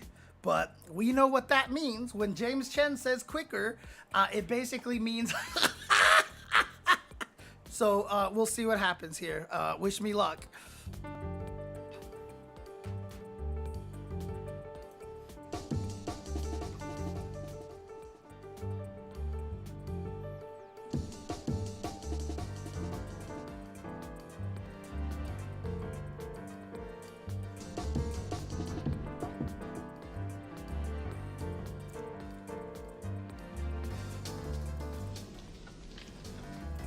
Hello everybody, welcome to It Was Tuesday with your host James Chen. It is definitely not Tuesday right now, it's a Thursday, but that's why it's called It Was Tuesday, right? So, you know, the show was supposed to be on Sunday, it was Tuesday, but now it's on Thursday. Hey! So, and Friday for a lot of people too already. But welcome, and we've got a lot of stuff to talk about today. Of course, I think the thing that was on everybody's mind this past weekend was, of course, EVO Japan. And, obviously, it's one of those things that's really hard to catch all of the events and all the different games. So, I'm not going to sit here and give you super detailed news about everything that happened there and stuff, but, talk about some of the major things. In particular, I think it's really, really cool they ran that VF5 Revo tournament over there. I think it was a team tournament as well as the official Co-op Cup. If you guys are not familiar with the Co-op Cup, that is the Third Strike team tournament that is always so popular in Japan, and people travel there just for that. It always gets 100 teams of 5 people each or something like that. It's crazy. Every time they actually play this tournament here. So again, it's really cool that they're running it officially at EVO now, when everybody's going to be gathering into a central location regardless. Results of this was kind of surprising, because, anybody who looks at this, obviously all the data is not here on Start GG, unfortunately. They never updated the start.gg information. Third Strike players do this old school, man. They probably had paper brackets. But if you saw that amazing comeback clip from Genki, the Alex player, destroying a Chun-Li as the last players on their team, that was in semifinals, I think it was. And yeah, that team, had no right losing. Had no right losing, because what was it? It was who was on that team? It was Nuki. It was MOV. Was it Tominaga? Wasn't Tominaga on that team as well? Let me see if I can see this Co-op Cup Third Strike 2025 results. I just want to see if I can find the result. Oh, of course. What am I doing? Liquipedia. Liquipedia is always your best friend. Oh, I guess that was the grand finals then. That was the grand finals, and Third Monster won against, Nuki Children. Nuki Children, let me see if I can get you the team names here. So Third Monster was Sho, Boss, Mimura, Michael Tan, and Yamoda. Oh wait, did they do hang on a second. Oh, these are not the right teams over here. Wait, finalists. Oh, there's Nuki Children right there. Oh, Nuki Children. I see. Nuki Children is the one that Genki was on. So Genki was on Nuki's team. There you go. Okay, so Nuki Children. Nuki Children, that was Nuki, Genki, Kuni. Is that the same Kuni? I don't know. It's probably a different Kuni. Pierrot, and Tokura were on one team. And for all intents and purposes, where's the team? Where is the team here? The Overdrive family is the team that was super broken, because that's MOV. Master of Vampire, who has famously said that his Chun-Li should be banned from Third Strike. Not Chun-Li should be banned, his Chun-Li should be banned. And remember, he won Evo, and he did it with Elena until the very, very end, where he had to fight Issei, and he was like, I'm not gonna fight no damn Yun with freaking with Elena. I'm going Chun-Li. So MOV was mostly Elena, just to basically give other people a fighting chance. He was doing the I am not left-handed thing. So that's MOV. Rao, of course, the person that Justin beat to get to Daigo in the very famous moment 37, when everybody was like, how did Justin beat Rao? What? You know? And then KO was on that team, one of the best. I mean, remember that year that the Daigo parry happened, that was losers finals. So Daigo won to go to grand finals, and KO was the one who won that tournament, because KO's Yun is stupidly ridiculous. Tominaga, who is the super powerful Makoto player, like basically the Makoto god of Japan. So yeah, like he is going basically to beat everybody up. So every year he's always one of the people that everybody is always rooting for because they just like watching his Makoto. He has all the craziest comebacks, he has the craziest reads, etc., etc. I don't know as much about Yakun, although I know he's really, really famous. He's also a Yun player, but again, I do not have as much knowledge about Yakun. I just know that he's really crazy.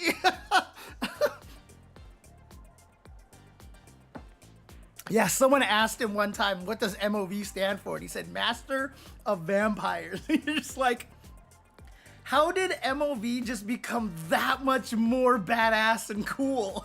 Like, he's already super sick and he's cool. And like, you see him and you're like, I want to be his friend. And then he's like, yeah, my handle is actually short for Master of Vampires. And you're just like, how did you actually become cooler? By revealing that name. Oh man. So I was right. It was semifinals that Nuki Children actually beat that team. Again, I think everybody had it in their head that Overdrive Family was gonna win that. MOV, Rao, KO, Tominaga, Yakun. That's 2 Yuns on that team and 2 Chuns. You got 2 Yuns, 2 Chuns, and a Makoto that can just basically disrupt any character because she's so crazy. And they lost. They lost to Nuki Children. It was an amazing upset. Unfortunately, Nuki Children got mollywopped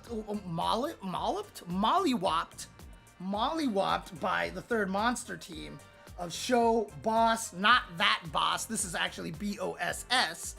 The other boss that we know is BAS, who is the CVS2 and the Alpha 3 and Alpha 2 player. Mimura, Michael Tan, and Yamoda. So those were the top 3 teams right there. Third monster winning it in the end. Was it their Dudley that killed everybody? I actually need to go and watch it. I watched all the way up to the semifinals, and then it was like super late at night, and I was falling asleep. So I was like, I'll watch the rest later. And I never got to the grand final, so okay. But yeah, I mean, super cool, and you know, obviously that's not one of like the main games, but I love the fact that they're incorporating that tournament into Evo Japan, because like I said, it's convenient for a lot of these players just to show up for one event and be able to do that kind of stuff. And Co-op Cup is one of the most prestigious events like in all of fighting games. Like, people go there specifically to play that. How many teams were in here? I guess there weren't as many teams. I know that there's usually a lot of teams. Maybe I'm exaggerating with 100 teams. Maybe it's 100 players, which means there's usually like 20 teams. But I could have swore there's more, because also I'm looking at this list of players and I don't see the team that Justin is on. Because, like, wasn't Justin on one of the teams? Didn't he, like, reverse OCV a whole team? Okay, anyways, obviously there's not a lot of records of this everywhere, so it's probably hard to find all the teams, so I'm not gonna blame Incross for anything. He probably did the best that he could getting all the teams he could find. Oh, there were over 300 teams. Oh, Justin is in the chat. There you go. So, dude, okay, so I was right. There were hundreds of teams. Okay, yeah, it's okay, but it's all paper. So yeah, like 300 times 5, that's like 1,500 players playing in that third strike. Dude, that's ridiculous, dude. It's so cool. By the way, Justin, while you're here, is it tomorrow? Tomorrow you're doing one of those schools in session things, right? For CVS2? You somehow almost made top 8. You did reverse OCV a team, right? I saw that you reverse OCV'd an entire team. So 12 p.m. PST tomorrow. For the release of Capcom Fighting Collection, he's going to be teaching a lot of... You reverse OCV in a lot of teams? Justin's like, bro, it wasn't just one team. It was all of them, man. It's funny. But yeah, at 12 p.m. tomorrow, he'll be doing the school. Basically, he's going to be teaching you CVS2. So if you don't know much about CVS2, definitely check that out. It'd be really fun to learn. CVS2... Oh, it's in such a weird place. Oh, God, it's in such a weird place. I feel really bad for CVS2 in a lot of ways, but I'll explain that a little bit later. But basically, yeah, having the co-op cup there, I think is really, really cool. And it's very, very fitting. Yeah, see, look at that, right? By having it be combined with Evo, I'm sure it's actually a lot easier even for people in Japan to make it out there for those teams. And you know what? You're going to have so many people at that tournament anyway, you could probably just make up teams on the spot. Like somebody's like, yo, we got 2 people. Any other 3 people want to enter? And dude, like you're not, like, you're going to find people. So there's going to be a ton of people. There's 1,500 entrants, dude. 300 teams of 5 players each? That's disgusting in a good way. So shout outs to Third Strike. And as I've always said, I feel like every year I always have like a theme that goes through my head. And this year, the theme that goes through my head a lot right now is that fighting games never turn bad. Fighting games never get outdated. If it was a good fighting game like 30 years, 20 years ago, it's still a good fighting game now. It's just how it is. Like, as the gameplay, like, there's never going to be a point where you actually look at the game and you're like, yeah, it looks really outdated now. Because Third Strike still looks beautiful. Vampire Savior still looks beautiful. You can even look at Super Turbo, and it's not like you're going to be like, what primitive graphics? Like, 2D art doesn't age as badly. Like, the games that actually look older are going to be games like Rival Schools or the original Star Gladiator, you know, stuff like that. Those are actually going to look older than at least any of the 2D games and such. So, oh, they were running the VFs on the Quamba setups? That's funny. Nice. Hey, I have one, and this thing is godlike, dude. I love this thing. Oh, it has made my life so much easier. Having it be a desk and a controller at the same time. It's so good. Oh, man. But yeah, really cool to see all that happening over there in Japan. But obviously the main games here, there were 5 main games. Because like I said, VF Revo was going on over there. And I really like what they're doing for VF. Obviously, the only thing that they revealed there directly was announcing Wolf. Who looks a little odd to me. You know what? We'll look at his trailer a little bit later on. He looks a little odd to me. But I'll explain why in a second. But really, really cool. Again, this is another one that they. This is the Beat Tribe Cup. So there's the Co-op Cup, and then there's the Beat Tribe Cup, which is the 5-on-5 Virtua Fighter tournament. And I don't know how many teams entered that one. Well, okay. It says here that there was over 300 players on the Third Strike one. So there were 71 teams. regardless, 300 players is pretty remarkable there. Let me also go back to Evo Japan. This is Virtua Fighter 5, but they're using the Revo version. So they're explicitly playing. So this is not released in arcades. Keep that in mind. This is released in on console. I think Steam is the only one that has. What the heck? What is going on over here? Why is this what I'm looking for? Ah, yeah, this is what I'm looking for. The Steam is the latest version. There's actually balance updates, etc. So that's why they're not playing on the arcade cabinets for VF at Evo Japan. They were playing the console version because that's the only way you could get access to VF5 or Evo. Right, the PS4 version was updated with all the updates except for rollback netcode. So they were probably playing on the PS4 version or something like that. I'm not sure which one they were playing on there. Why is this link not working? Oh, I see, because it's over here. I see. So the 19th Beat Tribe Cup was played over there, and it actually says here there were 84 teams. So 420 players out here. Wow.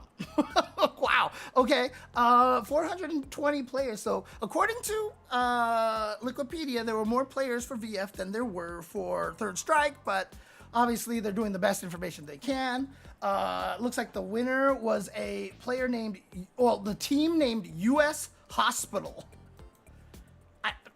I don't know what that means. And unfortunately, I don't know the players very well, so I won't be able to tell you much about the players. But US Hospital was the team that ended up winning. And again, a lot of competitors over here. And it's great to see VF get a highlight like this, because VF to me right now is like the one game that hasn't had that modern iteration that we really, really need. Obviously, Fatal Fury was that game also for a while, but we got a new Fatal Fury, so we just need a new Virtua Fighter right now. But yeah, 420 players in 87 teams, I think it said. So again, really, really impressive. But the 5 main games were Street Fighter 6, Guilty Gear Strive, Tekken 8, Grand Blue Fantasy Versus, and King of Fighters 15. Which was pretty amazing to watch. E.T. ended up taking his second Evo. I think he has an Evo Worlds and an Evo Japan. Actually, I think he also has last Evo Japan, didn't he? Let me see. Let's go back to Wikipedia again, because Wikipedia is the greatest website ever. Let's look at ET here. Is CVS2 as busted as MVC2? Dying Divinity? That's a very weird question, because it's very hard to answer. It's very, very hard to answer that question. Let me see here. So, yeah, he got, wait, what? What is this? This is not, I'm looking at the wrong tournament here. That's why. Okay, yeah, sorry. Yes, he won Evo Japan. I want to see if he won last year's Evo Japan as well, or how far did he get in that one? Let's see. King of Fighters 15. He won this Evo Japan, and then he won, so he won last year against Shanghai at Evo Japan 2024, and then another year he won regular Evo for, if I'm not mistaken, it was KOF 14. So let's take a look at KOF 14. And I'm pretty sure he won an Evo. Yep, in 2017 he beat Shanghai in grand finals as well. So yeah, so he has 2 Evos by beating Shanghai. This third Evo, he did not beat Shanghai for KOF 15, but that is because Shanghai DQ'd himself because he wanted to focus on Street Fighter 6 and on Fatal Fury City of the Wolves. There was a Fatal Fury City of the Wolves side tournament there, not an official tournament, but there was a tournament at Evo Japan, and yes, Shanghai won that. I was told by one of Shanghai's team members that Shanghai actually isn't as proficient in Fatal Fury as he is in KOF. I don't know. I feel like I got lied to or something because Xiao looked amazing. No, but I mean, the thing about it is, Fatal Fury is going to share more commonalities with KOF than it is for Street Fighter. And obviously Xiao is good at everything. So, I'm sure he has a leg up because of that SNK background, clearly. Yeah, and 1.5 million on the line. Yeah, I'm sure Xiao is really focusing on that. Oh, you actually do think it's closer to Street Fighter, huh? Because I know like he was using a lot of those running option selects that I know a lot of the KOF players use because you can roll forward or backwards when you're getting up. And Xiao was using that a lot. Like he would do the thing where he would knock the guy down and the guy would roll. And I think it's easier now because I think you can just hold the rev guard and tap back. And if you hold rev guard and tap back, you don't actually backdash anymore. But it's still, if you hold rev guard and hit forward, you run forward. And so I think now you can just like hold rev guard, tap back, and then just do stuff. And if they roll behind you, you end up running and chasing them basically. Yeah, but everyone kept getting overheated. Okay. Yeah, obviously it's super early. We've got a long way to go. But, look, Xiao is just really good. And I'm not surprised that, he's going to take the game. Because it's not like Xiao Hai's not good at Street Fighter as well. So yeah, yep, Xiao Hai is just godlike. And again, I'm happy for him, super happy to see that going on for him. But he did win that side tournament. Now, obviously, the big talk over here, again, I don't follow the Grand Blue Fantasy Versus scene enough to really have any understanding of like what the big stories are over there. Ni winning, he won again. I think this is the first time he's won in a while, I think, because he tweeted out, he was like, yeah, a lot of people were saying that he wasn't gonna win one again or something like that, but he did well for himself. He won. I just want to see his results over here, because especially in Tekken 8, he did win a small tournament, but for the most part, for all the tier 1 tournaments, yeah, he's been finishing 5th, 6th, 9th, 12th, 7th, 8th, 33rd, 9th, 9th, 5th for a lot of these tier 1 tournaments. And again, you know how the scene is. It's like as soon as you stop winning first place, people call you washed up and stuff. Well, the Pakistan wasn't necessarily visa issues, was it? It's that they are having the war, the actual war going on over there, right? Oh, it's kind of both. Okay. Because I know a lot of them were supposed to show up. So obviously Arslan Ash didn't play in this tournament. He was supposed to go, but I think everybody was grounded and was unable to fly out of Pakistan. And so they couldn't actually compete.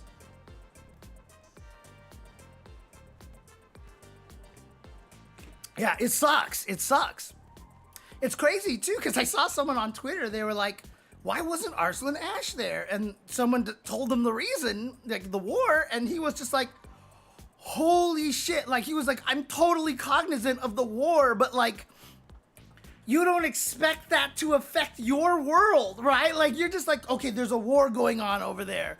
Let's see what's happening at EVO Japan. And then you're like, holy shit, like, they actually, oh my God, like, that made it so they couldn't travel, and like, it's weird because, yeah, a lot of times you don't think about that, right? And what the consequences of what's happening in the world actually leading up to this.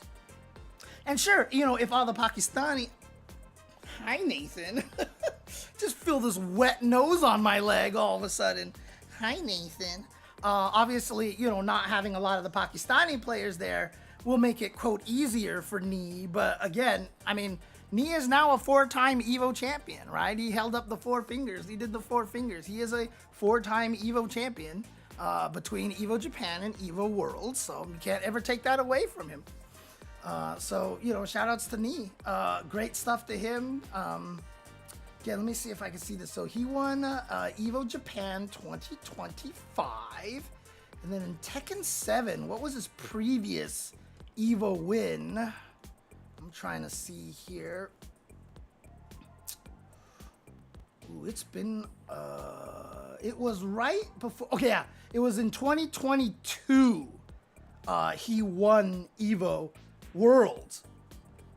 So since then, so it's basically been a little over 2 years, almost 3 years now, that he hasn't won a tier 1 tournament like that for a lot. He hasn't won like a big Evo event or anything like that. So yeah, there you go. Yeah, so he also has Evo. Which Evo Japan does he have here? Evo Japan, that's not the one. Japan. Okay, so he has Evo Japan 2018. And then he also has was it in Hi Nathan. Hi Nathan. Oh my god. Nathan. Ah! Oh my god.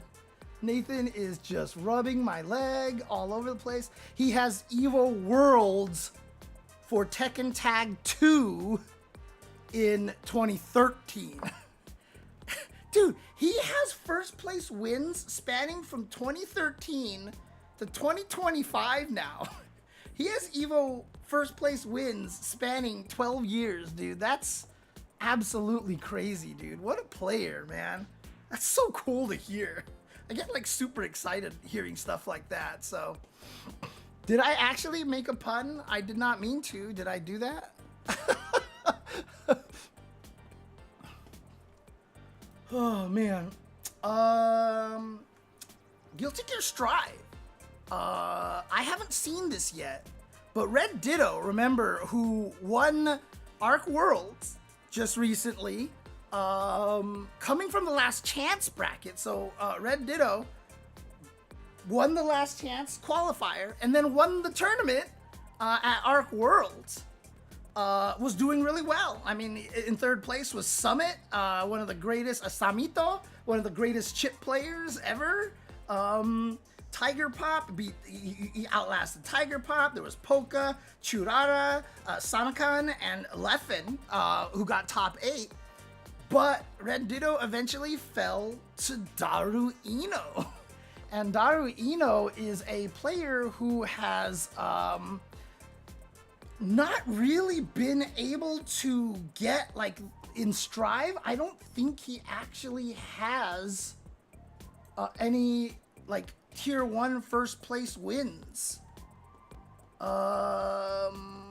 Okay, he won Rev Major 2023. He won, but that's listed as a tier 2 tournament here on Liquipedia. They judge the tiering by how many people entered the tournament, if I'm not mistaken. And so yeah, he got first place at Southeast Asia Major with Guilty Gear Xrd. But obviously he won Combo Breaker 2018. Eno from Xrd, oh god.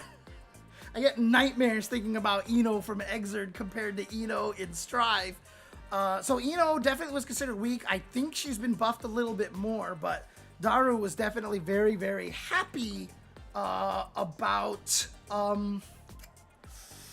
taking this Strive tournament here over Red Ditto, because yeah, like you said, I think this is his first major win in this game. Let me see what he got at the previous Evos over here. So Evo Worlds in 2024, he got 9th place. He got 13th place at Evo Japan in 2024. Arc Evo Japan, he got 25th. So he did win Rev Major 2023, like I mentioned, but that was listed as a tier 2 tournament. He got 3rd place at Evo Worlds in 2023. Arc Evo Japan, he got 9th. Evo Worlds in 2022, he got 5th place. 4th place at Evo Japan in 2023. So yeah, in Strive, he hasn't gotten that big win. And so to win this one was really special to him, and I'm really excited for him that he was able to take this, because I know a lot of Eno players have been talking about the Eno struggle for a little bit here.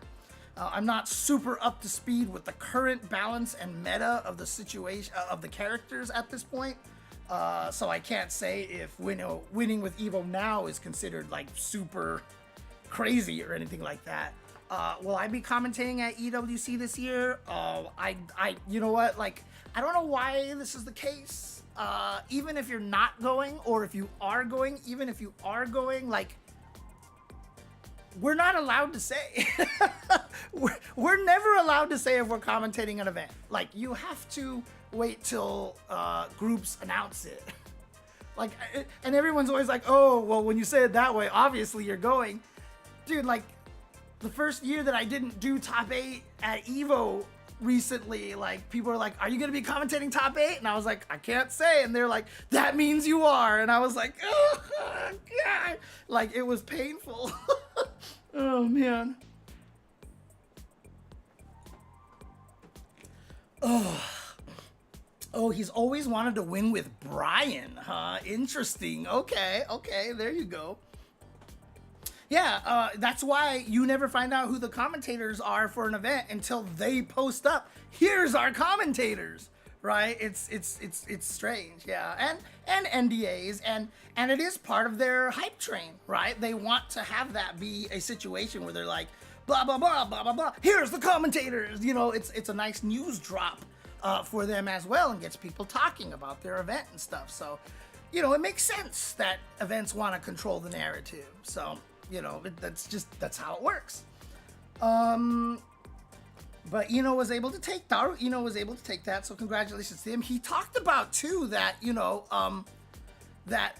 Korea hasn't been as strong in Strive, and that actually prompted him, I think, is what he said in his tweet, to move to Japan. And so he is a Korean player. Daru Eno is from Korea, but he's living in Japan. And that's where he's been doing most of his Strive practicing nowadays. So, weird that they announce who's playing, but not who's commentating. They do. They eventually do announce who's commentating.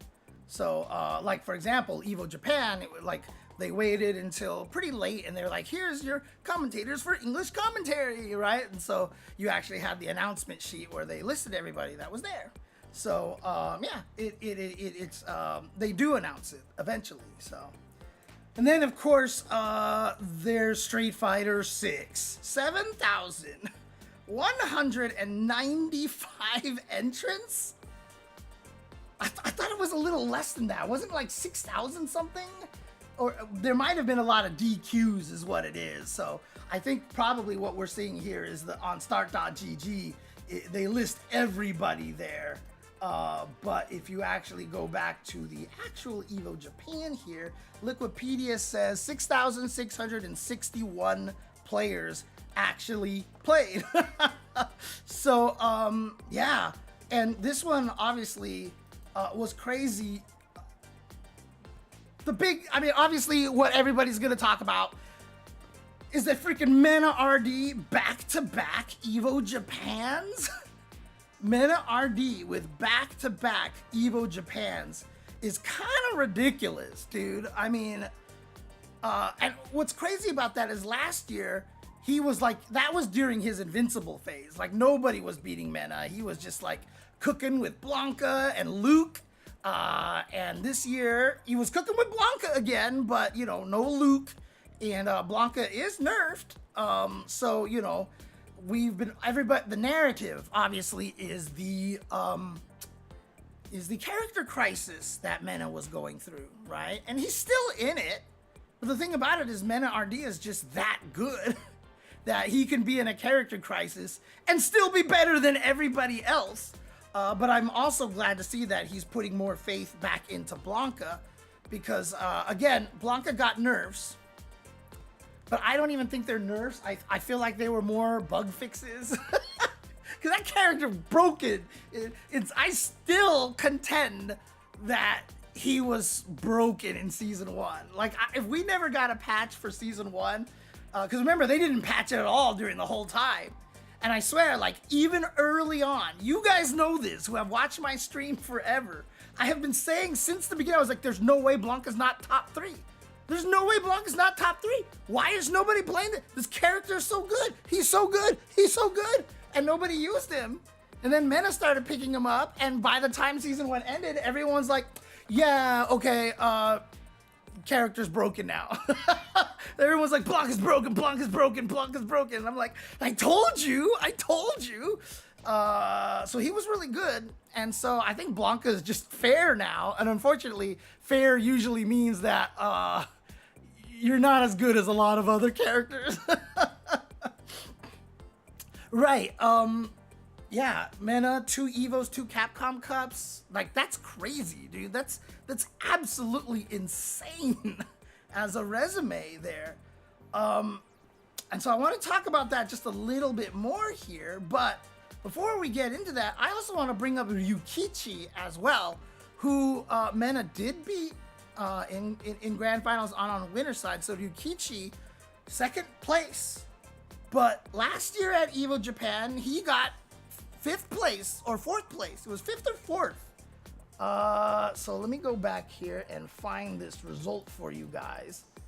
So basically what that means is that not only did Mena win 2 years in a row, but Ryukichi 2 years in a row.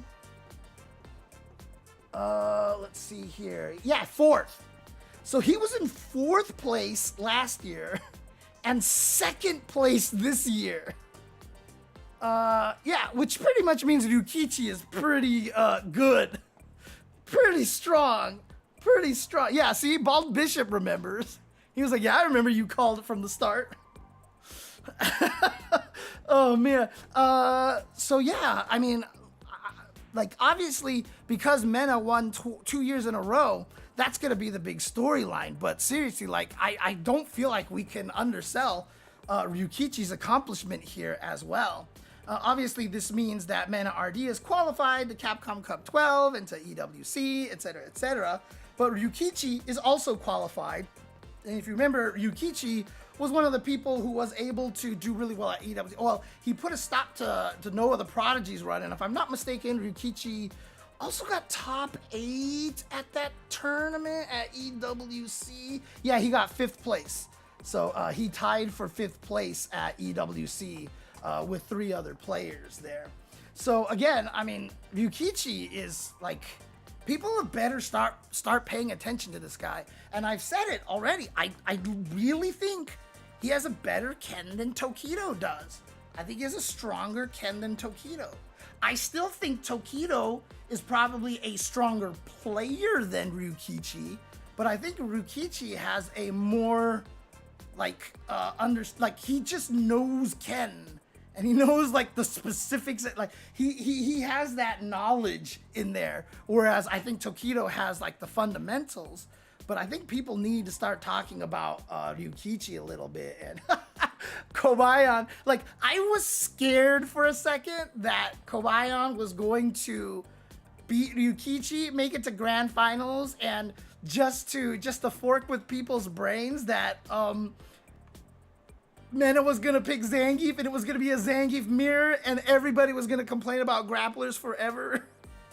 In a way, I'm kind of glad, you know, as much as I love grapplers and I would have loved to see Kobayan make it to grand finals, I'm kind of glad that didn't happen. For that specific reason, honestly. Oh man, so yeah, I would have been, God. I would have hated to see that dialogue because everybody would have been like, see, Zangief is top 3, he's top 3. And I just would have spent the rest of my time going, oh, oh man. Oh, okay, so Capcom Fighting Collection just launched. Nice, okay.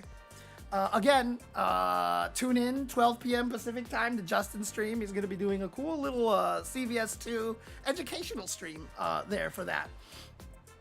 But yeah, Kobayan with that Zangief. Kobayan Zangief is crazy, dude. Oh, God, I love watching Zangief play. I mean, again, like, I know everybody hates Zangief, and I know everyone thinks grapplers are scrubs, but the amount of just like ridiculousness and reads and just absolute genius of Kobayan to get to that point was so. I mean, he almost lost to, what was it? Was it Momochi, or who was it that he beat that was just like, I think it was Akira. Yeah, I think it might have been Akira. There was one player that he fought, and it was basically, you know, match point for the other guy, and he was down, and then he just ended up beating them and did the reverse, like, kind of like, I think he was down like 2-1, and it was 1-0 in rounds, and then he won the 2 rounds, and he made it all the way back, dude. Like, it's really crazy. And right, so that's the thing. Kobayan barely even grappled. 3/4 of the damage he did was everything else. So I live restreamed all of that, and I kept telling people that like grapplers are scared to go for SPDs because like they can get beat up really badly for missing an SPD. And what you end up doing as a grappler player is that you use the threat of the SPD to kill people. And I literally said that in the stream. I was like, the reason why you are losing to grapplers so badly is because you are so scared of the command grab that you are doing everything you can possibly do to escape the command grab. And as a result, you get hit by everything all the time and you die because you're just not willing to guess wrong and be command grabbed. And I kept pointing out in the matches that, yeah, for sure, Kobayan, like, definitely scooped some people and was getting some good reads, but, you know, a lot of the players that were fighting against them, like, during rounds, I'd be like, he could have been SPD, he could have been SPD, he could have been SPD, he could have been SPD, and they're just not SPDing most of the time. And so if you spend your entire time trying to get away from the SPD, you're gonna die, because that's the power of Zangief. He uses the threat of the command grab to lull you in, not to lull you, but to scare you into making mistakes. And so if you're always holding up back or whatever like that, after you block headbutts, you block a headbutt, I'm scared, hold up back, hell stab, pow, catches you out of your jump frames, and then you die, right? Like you have to be willing to take that SPD every once in a while. Now, if your opponent is a like butter churning madman, then yeah, keep jumping and kill him until he learns, and if he never learns, kill him. But if you're fighting a person that you obviously know is really strong and has the ability to change their mind and actually go for other things, you have to be willing to guess wrong against the SPD and just be like, well, good stuff, you know? So, Zangief is scary. I don't think he's top 5. I don't even know if he's top 10. Might be top 10. He's probably top 10. But I don't think he's as broken as a lot of people say. So that's my grappler rant for the day. I guess Justin is gone because otherwise he'd be in here yelling at me and saying, boo grapplers, boo grapplers. Although I think Justin kind of likes grapplers now. I think he's secretly turning into a grappler. Either because he's really enjoying playing grapplers and he's starting to realize why they're fun, or he's just preparing for the future in which Harper is going to be doing nothing but playing grapplers in the future. So he's like, oh, I got to learn the grapplers so I can teach Harper. So I think that's what's happening. Oh, man. But the conversation, obviously, when Punk won EVO last year, everyone's like, Punk's the best. Punk's the best. And now with Mena winning 2 back-to-back EVO Japans, everyone's now back to like, Mena RD is the best. Mena RD is the best. And so right now, you know, obviously those two have been having a little bit of a rivalry because Punk kind of got into it against the Dominican Republic. A lot of their players would jump into Punk's chat and just like start talking smack to him. And so it just like built up, and now like, because Punk then attacked like the Dominican Republic, like it sounded like he attacked the whole country. And so like people got mad at him, so there's like a rivalry going on over there. To be fair, to Punk's credit, I still saw an interaction on Twitter at one point in time where someone's like, yeah, fork those Dominicans, you know, like he's, you know, blah, they're all stupid. And Punk was like, yo, whoa, reel that back a little bit. He was like, it's not like that. Like, he's like, the Dominican Republic is awesome. Like, it's a wonderful country. The people are cool. Blah blah blah. It's just, you know, I'm beefing with their players, and that's it. That's it. So you know, right. It's only one Evo Worlds. It's only one Evo Worlds, and the way that Evo Japan is growing so big now, you know, they are reaching very, very similar scales right over here. The thing that's the argument for, so let's talk about this a little bit. I did want to talk a little bit about this. This is going to be controversial, and people are going to get mad at me for this one, but let's talk. Who is a better player right now, Meta RD or Punk the God, right? Punk the God. And you know, I'm sure my editor is gonna turn this into its own section. It's gonna be the big thumbnail, like who's better? Oh my God, you know, and all this stuff. And people are gonna come in here, and I don't think there's really kind of a definitive way to describe it right now. I don't know if there's a way that I can actually, with fervor, you know, with pure conviction, declare one stronger than the other. If you go by accolades, however, like without question, Mena is a better player. 2 Evos, 2 Capcom Cups versus 1 Evo. And that's it, right? So Punk hasn't won a Capcom Cup. He hasn't won an Evo, although he got second place at both of those events. So obviously he's good. I mean, like, to be just like, oh, second place doesn't count, scrub. You know, he obviously got second place there in both of this. Again,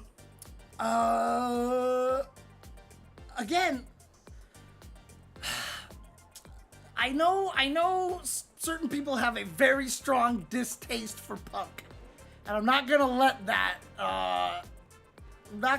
cloud my judgment here. And obviously, people know that I am also a huge Punk fan. So that I usually, you know, I make a lot of excuses for him every so often. But again, it's because I feel like I'm in his mind a lot. Like, the way he reacts to a lot of things, like, I'm just like, yeah, if I was really good, I would be acting exactly the same way. You know, I get where he's coming from. Right, so to Hollow, that's kind of almost exactly where I was going. Is that, like, can you really discount Punk when he literally defined the way that we were all playing Street Fighter V? Nobody was playing the way, so the way Street Fighter V ended up, the way that it was played is all Punk. Like, nobody was doing single hit confirms and with punishing like a madman. And again, I still remember in one of the first tournaments that I commentated for him, he would do low forward, block, low forward, block, low forward, hit into the Tenko. And I was just like, there's no way he's hit confirming that. Like, that's humanly impossible. I think he's just reading really well, or he just has some technique or something. And eventually, it got revealed that he was hit confirming it. It was a 17 frame window hit confirm. And he was doing it. And because he was doing that, everybody had to learn it. Like, you can't be competitive in Street Fighter V without playing exactly like Punk. And the thing about it is, no one before Punk was doing it. So when he started winning all of these Street Fighter V tournaments, and when he started dominating it, you know, he was literally the first one playing Street Fighter V in that style. He made us all play Punk Fighter 5, is how I always describe it. We were all playing Punk Fighter 5 at the end, you know, and you know, his dominance throughout that game was ridiculous. Sure, right now he's not, I mean, like, he's not as dominant, but he just freaking won Evo Worlds, dude. He literally just won Evo Worlds. So, you know, if he's winning Evo Worlds while he's not as strong as he was before, that's forking crazy, dude. Like, seriously. So again, like, I can't necessarily say with conviction that I feel like Mena is a stronger player. But I can't with conviction say that Punk is a stronger player. It's really hard to say. However, if we go by accolades and we go by consistency, Mena's consistency and Mena's mental strength is stronger than almost everybody.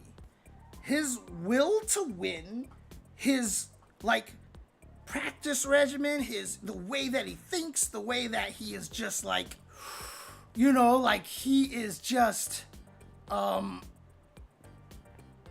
I think it's second to none. You know, a lot of the times, you know, Western players would see how Japan practices and how serious they are with it and how they help each other and do all this stuff. And people would be like, that's crazy. I think Mena's right there. You know, I think he takes it as serious and I think he approaches it the same way. Like I said, the thing about Punk is because I know Punk, I also know he's more kind of an emotional person. And when you're an emotional person like that, you are gonna have swings at tournaments. Like literally, there was a tournament last year. It was EWC last year. He had just won Evo, and everyone put their predictions of who made it out of all the pools. I was the only person that didn't pick Punk or Meta to make it out of their pools. And people were like, "You're crazy, James," and I was right. I was right. You know, I know Mena had a tougher situation because he had Zen in his pool, so I was just like, this is just kind of unfortunate situation. But Punk, I was just like, dude, Punk is on vacation. I was like, for sure, Punk is on vacation right now. Because I would have been as well. If I had just won Evo, I would have just been like, pfft. And, you know, at one point in time, I managed to talk to Punk, and he was like, yeah, I couldn't even, like, I couldn't. Like, he was like, I just won Evo. Like, I'm just chill right now, you know? So, again, it's like, I get it. I get it. Like, the accolades are important. The consistency is important. And if this was going to be, like, a legit, like, sports debate show at this point in time, yeah, I think there is a lot of argument to say that Mena is the strongest player in Street Fighter 6 right now. And stronger than, I mean, again, he has a character crisis, and he's still winning Evo Japan, right? Like, he doesn't have a character that gels with him like he's had for all of Street Fighter V with Luke, like he had in Season 1 with Luke and Blanca, and he's still winning freaking Evo Japan. Like, that's just nuts. That's absolutely nuts. And so, yeah, I mean, again, he also does it with characters that are a little more unorthodox. Right, you know, with a Blanca. I mean, in 5, he was doing it with Birdie, right, all day, until eventually he got to the Luke. But again, the way that Mena plays, I mean, I know a lot of people were like shirting themselves over, you know, that air throw against Akira. Like, weirdly enough, like in my brain, I was like, yeah, Akira's gonna jump, and so Mena's gonna do something to stop the jump. And when he did the air throw, I was like, okay, there you go, yeah. Oh, man. But, like, obviously I was live streaming. You gotta get hyped for something like that. You can't just be like, oh, I figured that was coming, and you don't want to do that. So, yeah, he definitely has, no, he still plays Zangief. He used Zangief a couple of times at Evo Japan. He still did it at Evo Japan. So,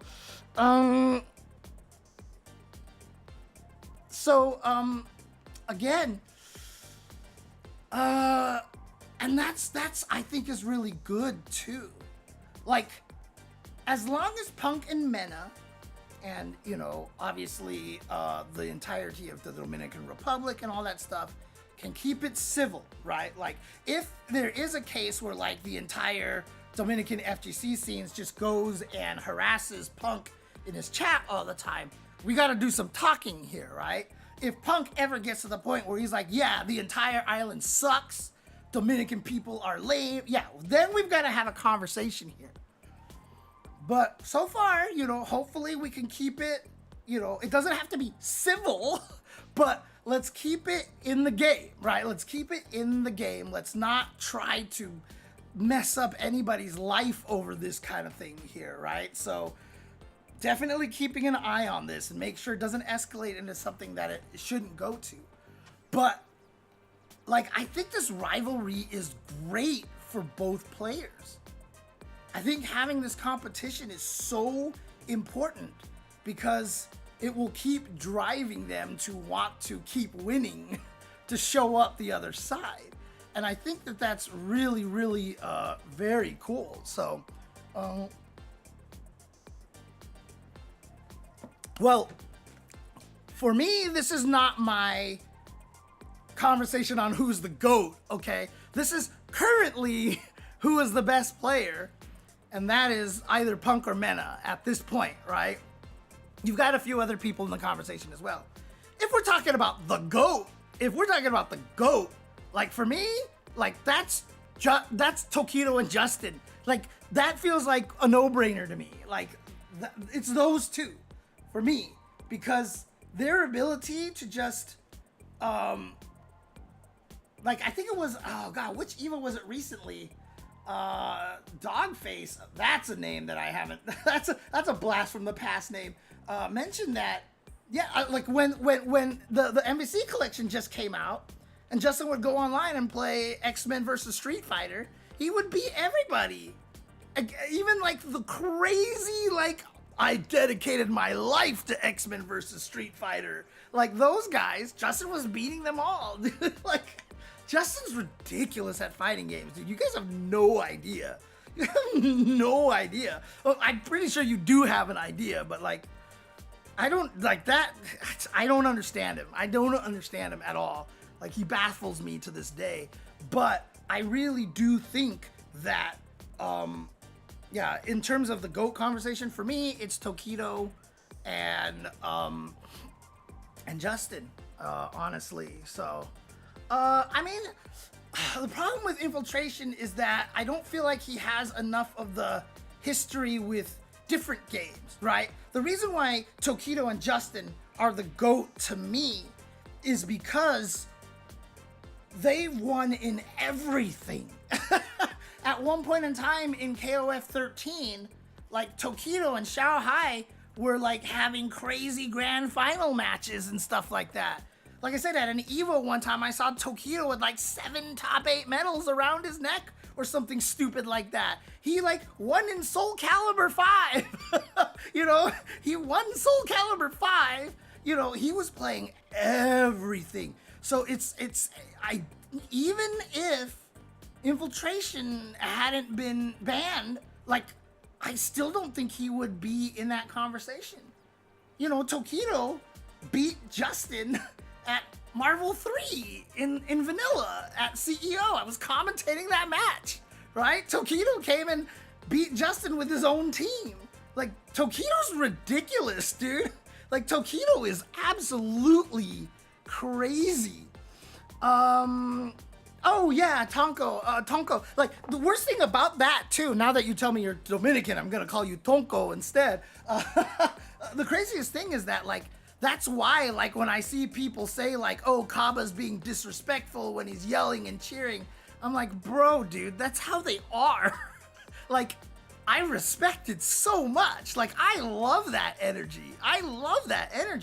And, as I said, as long as it doesn't go into any forms of harassment or whatever like that, like, keep it up, dude. Like, if people are gonna complain about Kaba yelling for his boy on stage and stuff, and like the whole Dominican crew is just gonna be like, let's go, man, as loud as possible and stuff like that. If you complain about that, man, just like, dude, like, come on, dude. Like, dude, have you watched football around the world?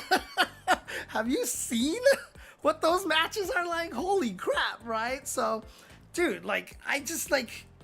And when you're there, like, I was able to go to a couple of I've been to the Dominican Republic a couple of times now.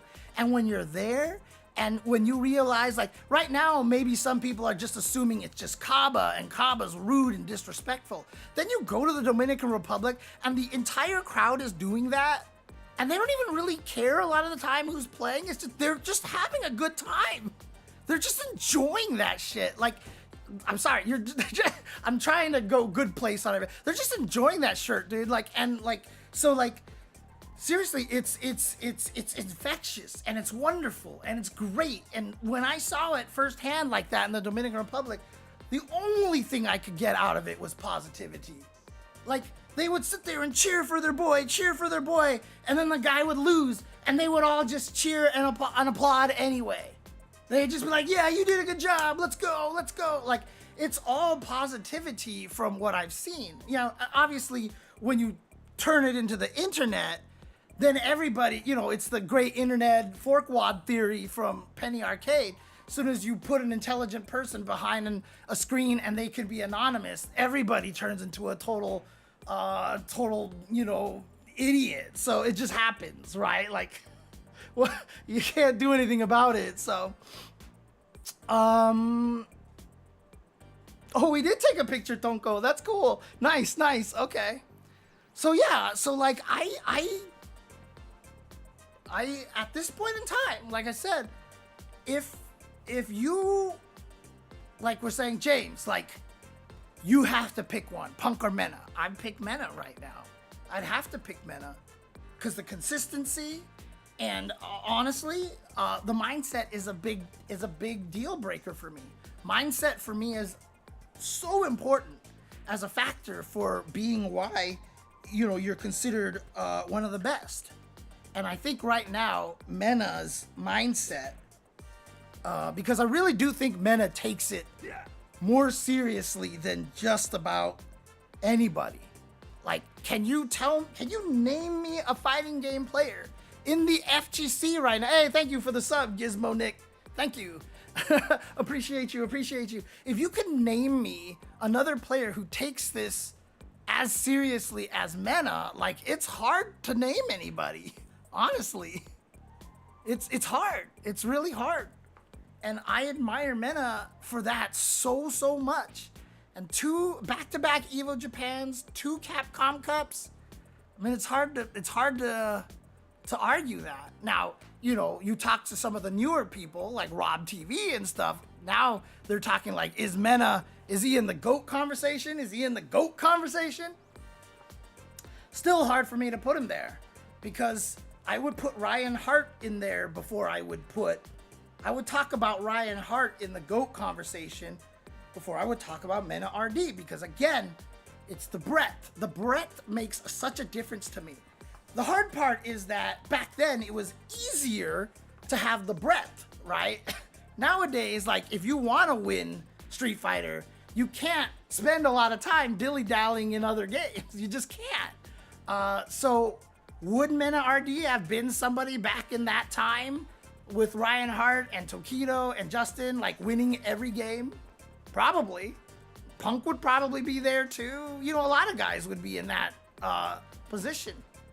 But, I mean, yeah, it's hard for me because the GOAT conversation for me requires that breadth, right? And so, like, it's even, like, I know Sonic Fox is good at a lot of different games, but, you know, for me, I would need to see them play in a Street Fighter season and achieve this. I mean, I wouldn't even need Sonic Fox to win any of the big majors. You know, if Sonic Fox was getting like top 8s a lot at Street Fighter events like this, then yeah, like, then we can start getting into there.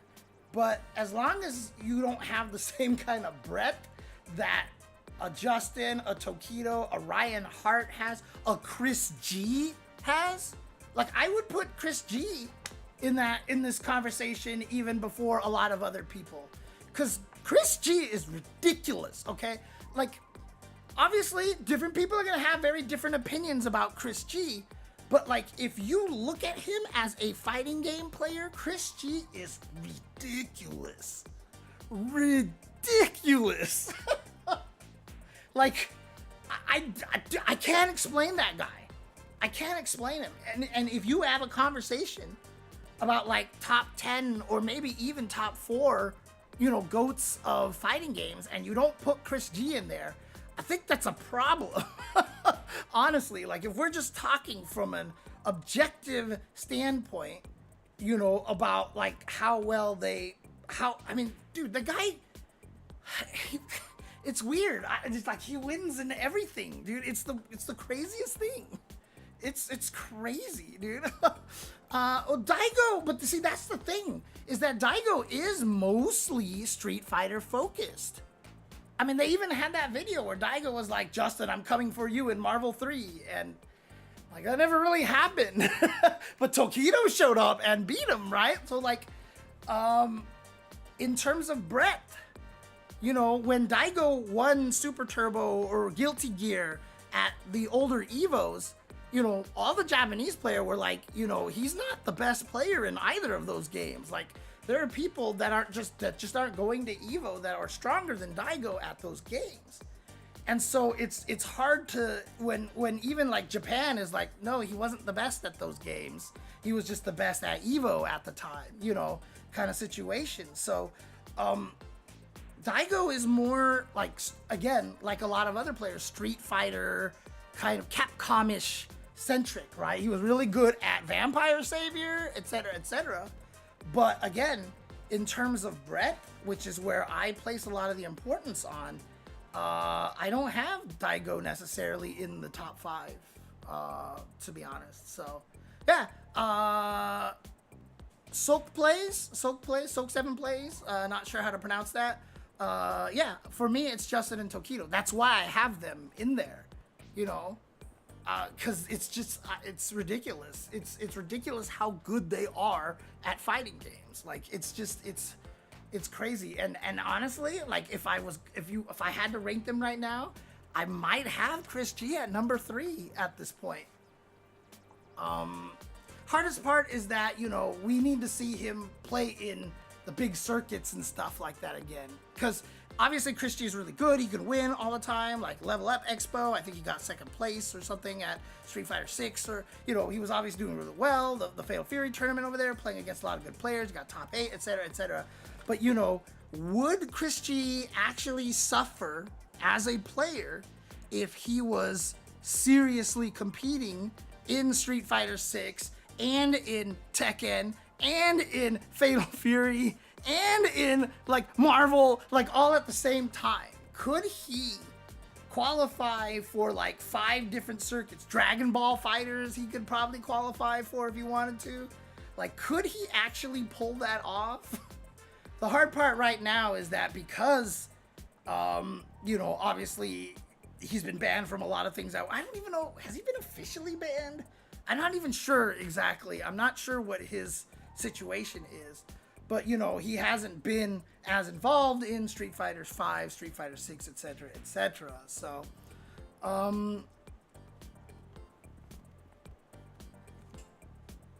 people say that all the time about people that just don't have the ability to compete in tournaments.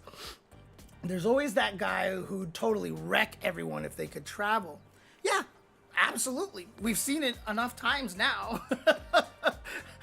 You know, a person comes from nowhere and we're like, what the hell, right? Like I always like to bring up Lost Soul.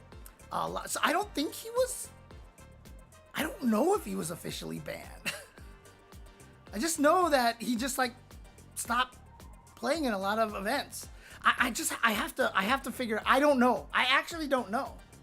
I actually literally personally don't know, which is obviously strange because, you know, people are like, of course you know, James. And dude, like, I'm not plugged in as much as a lot of people think I am. I try to stay away from a lot of that these days. I don't try to think about that very often because it's just, it's not because like I'm trying to avoid, dude, it ages me so much. God, like as a person with a lot of like empathy and thinking about like a lot of these things, like it just hurts my brain a lot. And I just, sometimes I probably mistakenly avoid a lot of that just so I don't turn my hair gray. But yeah, that again, this topic has gone completely different direction about the GOAT stuff. So, so we'll go ahead and end this conversation there. But Evo Japan obviously had a lot of announcements and stuff like that. You know what? I'll talk about a lot more of those here. In this section over here. So he is sponsored now, huh? I missed that. Okay. That's interesting. Okay, that's cool. For City of the Wolves. Interesting. Okay. Oh, if it's just Street Fighter, who's the GOAT? Where does Mena fit in that one? That's a hard one. Because again, the breadth is really difficult because Mena has been dominating in Street Fighter V and Street Fighter VI. And as I have famously said many, many times, Street Fighter V and Street Fighter VI are extremely different games than all the previous Street Fighters. I remember when I used to have this debate during Street Fighter V with Ultra David and Tubo.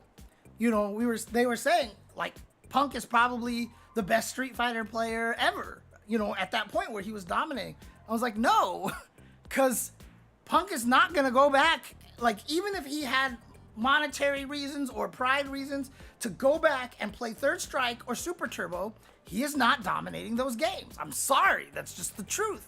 And they were like, no, man, like, he would totally go back and, like, dominate those games. And I was like, no. And I asked Punk one time, I was like, have you ever played Third Strike? And he was just like, yeah, that game's mad random. Right? And what have I said about heart versus mind games, right? Like, what have I... Yes! Those old games are mad random. They are mad random. Because they're heart games. And if you're a heart player, it totally makes sense, right? So again, for me, even in Street Fighter, like, Tokido is still like one of the main names that would stand out. Yes, now Daigo is a name that stands out. Fudo is a name that stands out, right? Because these guys have been good across the entire thing.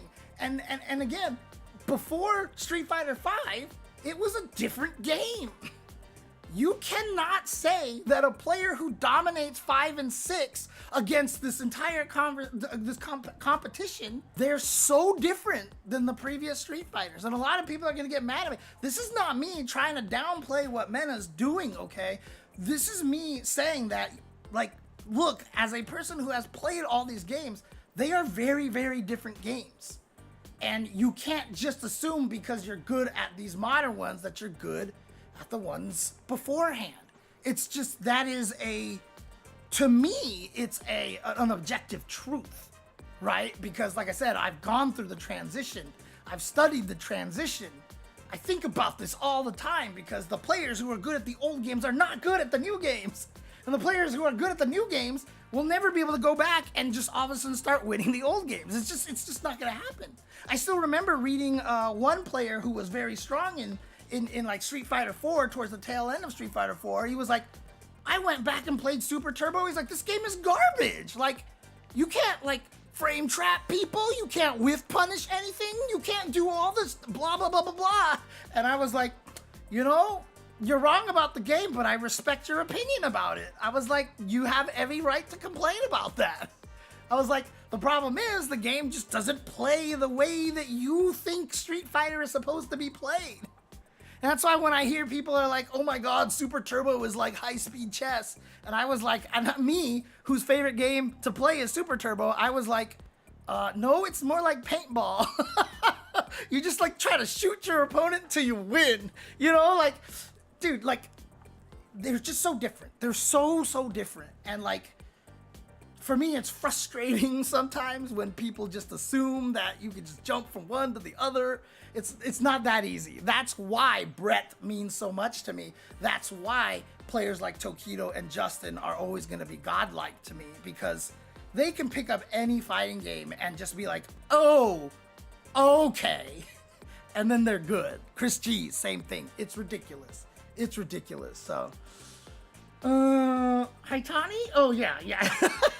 Haitani would probably be a little bit higher up there. However, he might have a little bit of the Daigo situation, or I don't know if Haitani has that breadth, right? It's just like Daigo said, right? Like Nuki's not very good at, 5 and 5. He wasn't particularly strong at 4, I guess, either. This is Daigo's words. And so he's like, but does that make Nuki a bad fighting game player? He's like, no. Like, clearly, Nuki is amazing. It's just that these games are different. You know, that's what Daigo said. So, you know, there is a lot to that. There's a lot to that. Yeah, and again, a lot of the reasons why, and again, a lot of people think that I'm saying this because, one, you know, I am old, so I want to stick up for the old people. And two, that I'm saying this as an excuse for why I'm not doing well. It's not that at all. Like, the last stream I did for Tuesday Show where I was talking about the heart versus mind thing, I think it's such an important conversation to have because it makes things a lot clearer. It makes us have more defined conversations about these games, a more nuanced conversation, so that we can talk about how these older games are all heart games and the modern games are a lot more mind games, etc., etc. It brings this conversation out a lot more, and I think it's important to talk about. And I'm not doing it for my own self-serving, because there are a lot of reasons why I'm not good at Street Fighter 6 right now. There's a lot of reasons for that, and like, only a part of it is because, oh, it's a new fighting game mindset. Because back in Street Fighter 5, once I got into the groove, like, people were actually surprised at how high ranked I was with Lucia, one of the shittiest characters in that game. They were surprised at how high ranked I was. I fought one person online and I beat them, and they messaged me afterwards. They were like, bro, like, I had no idea that you could play like that. Like, no idea, right? So, like, I could do it. There's plenty of reasons why I'm not good at Street Fighter 6 right now. And it's not because it's a different mindset, okay? Trust me. Because, like I said, 5 taught me a lot about that mindset. So I can't even use that as an excuse. I totally know exactly what I'm supposed to do, and I'm just not doing it. So...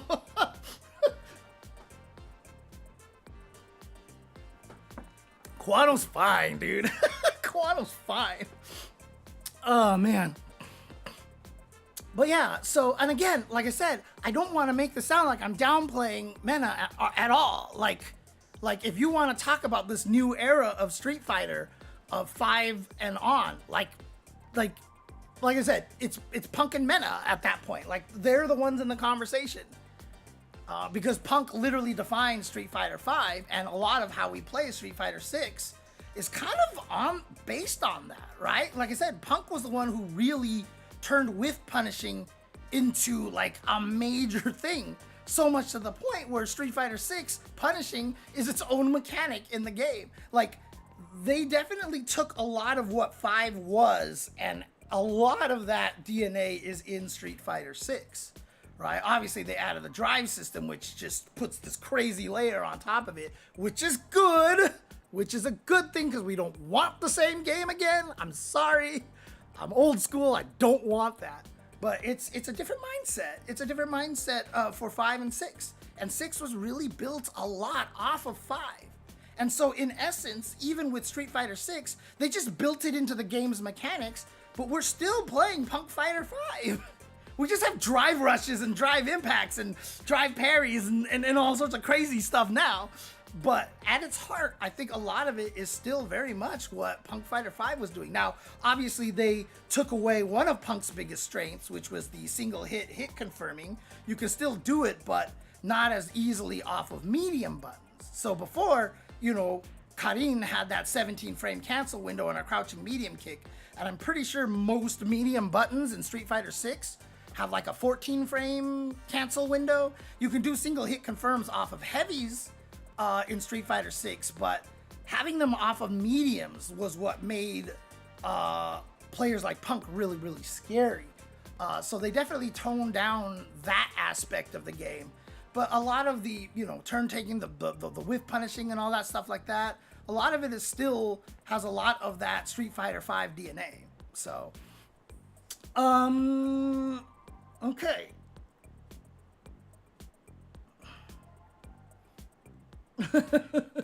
Well, yes. When compared to Heat, yes. Drive system is just fine. I do personally think that the drive mechanics are a little more skewed towards offense than it should be. However, I don't want to nerf any of those mechanics. I think they're fine. And again, the way that I look at fighting games is, oh my God, throw loops are so strong. Throw loops are broken. They're not broken. There's nothing broken about a throw loop. You can throw loop in a lot of fighting games, but it's not broken in those games. Why? Why? Because there's other mechanics that balance it. That's it. And that's the problem. Like I said, the interesting thing about Street Fighter Season 1 is we had JP and he had OD Amnesia, which murdered throws.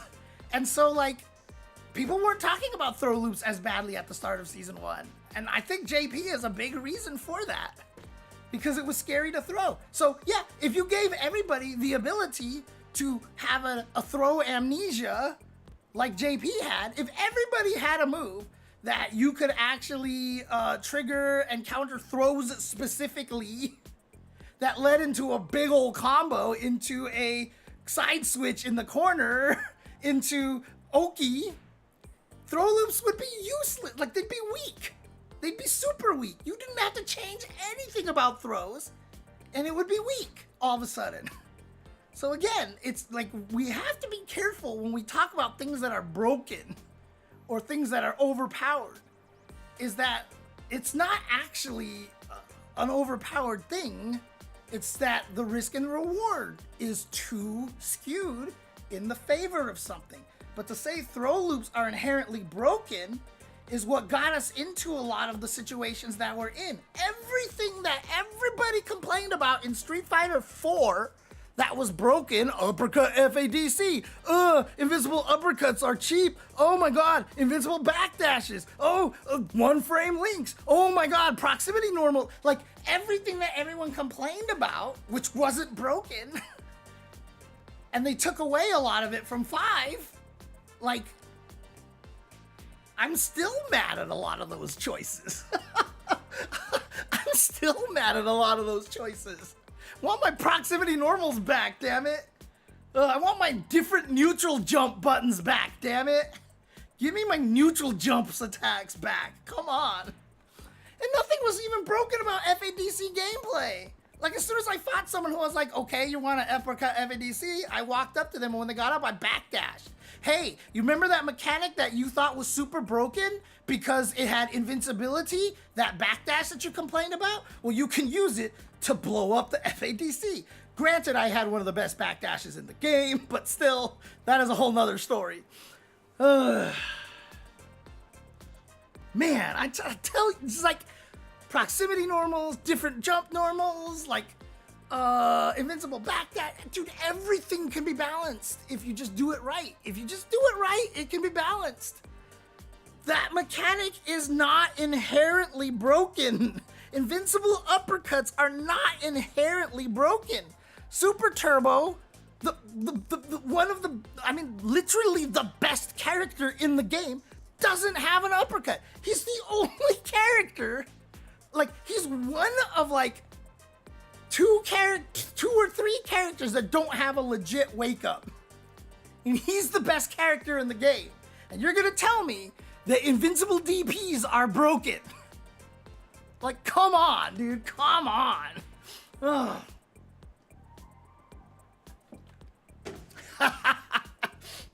My favorite tweet, who was it who tweeted that? Was it Giuna who tweeted that? Or somebody else who was like, you know, like, blah, blah, blah, look at this game's not doing well. There's nobody playing at all. And he posted up a link to a game called, like, Furry Fatale or Fatale, you know? And, like, everybody saw that, we're like, this is so stupid, you can't use it. And I'm like, dude, like, are you not looking? Did you not see what's going on here? Yeah, see? City of the Wolves, King of Fighters have proximity normals. Have you heard anybody ever complain about the proximity normals in those games? Have you ever heard anybody complain about about Fatal Fury or KOF having proximity normals? No, it's not a problem. It's not a problem. Anyways, you guys have got me on my rants over here. All right, I said I was going to move on to another topic. I really want to talk about this topic, but I know I'm going to talk about this for like 3 hours. Oh boy, I postponed it last week and I thought I was, oh God. All right, you know what? Let's do it. Let's just do it. We're gonna do it, okay? But before we do that, I want to thank everybody here on YouTube watching, not live, for all the people just watching the archives and stuff like that. And if you're watching some of this content after my editor gets to it and edits it, really appreciate you guys. Appreciate, of course, everybody here on Twitch and on YouTube who are watching this live. Please consider supporting me. Finances are not doing well for me right now.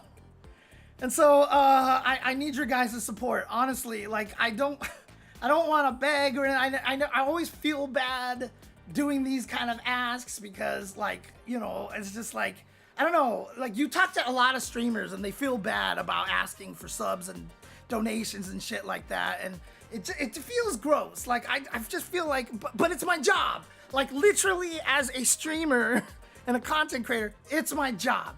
So if you guys can support me, please, I would appreciate it so much. It's rough out here on these streets these days.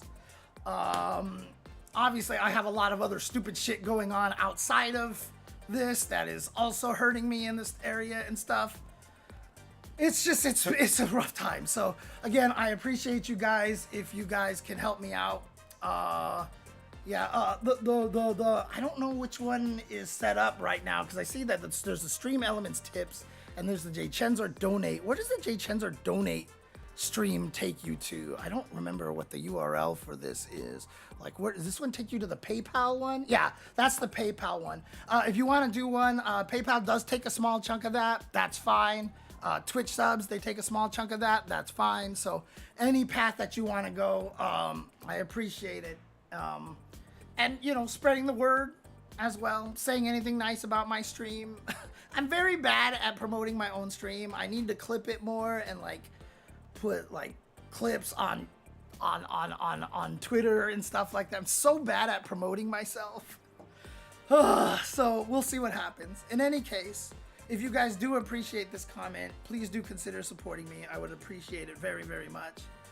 But other than that, thank you guys for watching. Thank you guys for supporting as always. And I mean, everybody's missing out, right? I mean, everybody should be watching this because clearly, for like, you guys can attest to this. The day that this podcast graced your ears was the most important day of your life.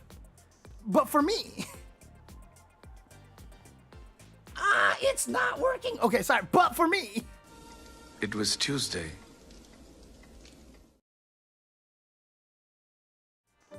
Okay, we are not actually done. We will come back over here. It's hitting the wrong button. Dude, I love this Stream Deck, by the way. I love this Stream Deck. Check this out. Like, if you guys have actually seen, have you guys actually seen what the Stream Deck can do? It's hilarious, dude. There's like some fun stuff here. So I have a button to switch to the Tuesday clip, to end with the Tuesday clip over there. And so like, you can customize your buttons, and here's my button that goes there. There you go. Dude, the button is animated, dude. Like, it's literally animated. It's the coolest thing ever, dude. My Tuesday button on the Stream Deck is animated. How sick is this, dude? It's so good. Oh, man. Hey, look, Super Shinobi, as I have mentioned many times, getting product is 10 times easier than getting money. Getting toys is like the best thing that I can do. It is the best way for me to actually get anything. So yes, do I have a nice, you know, luxury Quamba 2009 setup here? Yes, I do. Do I have a beautiful Elgato Wave 3 microphone because Elgato was kind enough to gift me an Elgato Wave 3 microphone? Yes, yes, I am very blessed in that way. Do I have a Stream Deck because same company, Elgato, was like, Here, we'll give you this. Yes, very much. Do I have a lot of t-shirts and stuff that I didn't pay for? Yes, absolutely. Because that is going to be the best way that I can take advantage of my influencer status. Because like I said, obtaining product is way easier than obtaining money. It just is. Because a lot of companies, I don't know if they can chalk it up as donations or what, or something like that, but like, I don't know if it's just easier for tax purposes, but like a lot of companies, like they just allot it. Like, you know, the marketing budget will just be like, okay, here for this game, you have 1,000 codes to give out. And they don't give them the restrictions. They're just like, here's your codes. And so people will be like, cool, hey, you know, hey, influencer, or like, you know, for stream decks and stuff like that, you know, like they'll have a budget like every year. You can give out, or maybe even every month. This is the amount of stream decks that can be given away as product. And, you know, you just pull from that, you know, that's kind of how it works. So, yeah, I know, right? Like, I needed a new microphone for a while. Do you remember the period of time where my mic just kept popping and cutting out?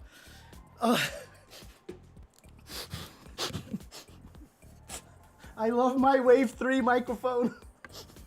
Someone please clip this and tag and tweet it and send it to Elgato. I love my Wave 3 microphone. It's so convenient and it's so handy. And I also love the fact that I can mute the microphone by doing this.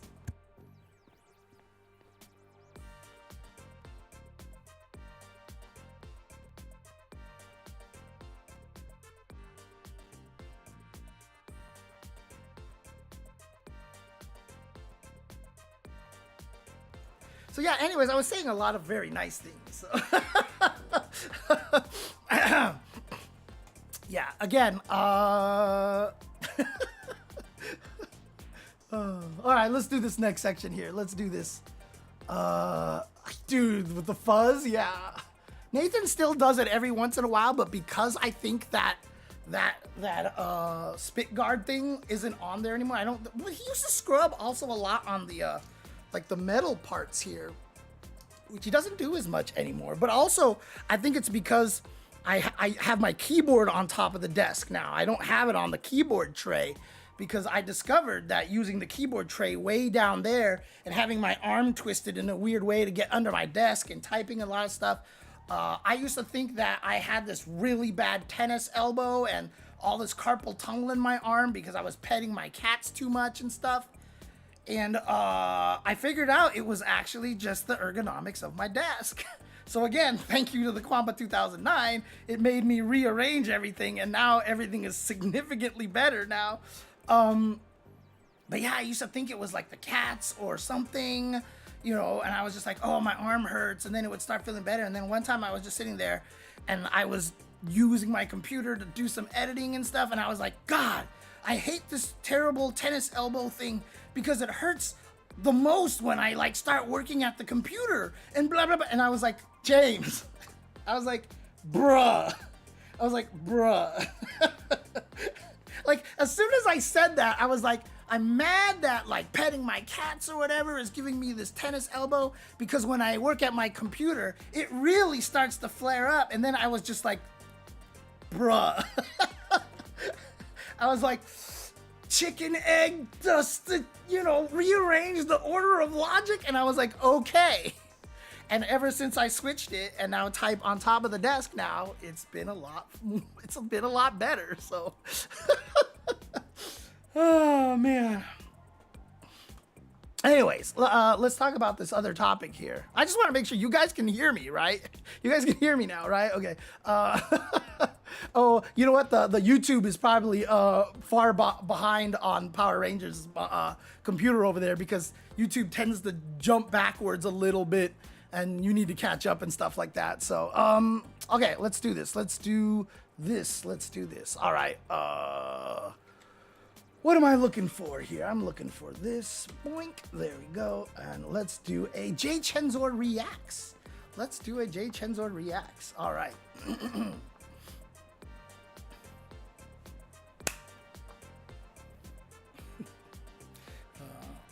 For my editor, Start new section here. Exclamation mark, exclamation mark, exclamation mark, exclamation mark. All right, here we go. Hydrate.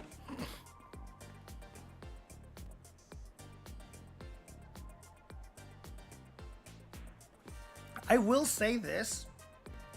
Ever since like I switched to just putting a gallon of water like here, like I have like 4 more. Ever since I have put this here, like I've been drinking significantly more water. So this has definitely been a good thing.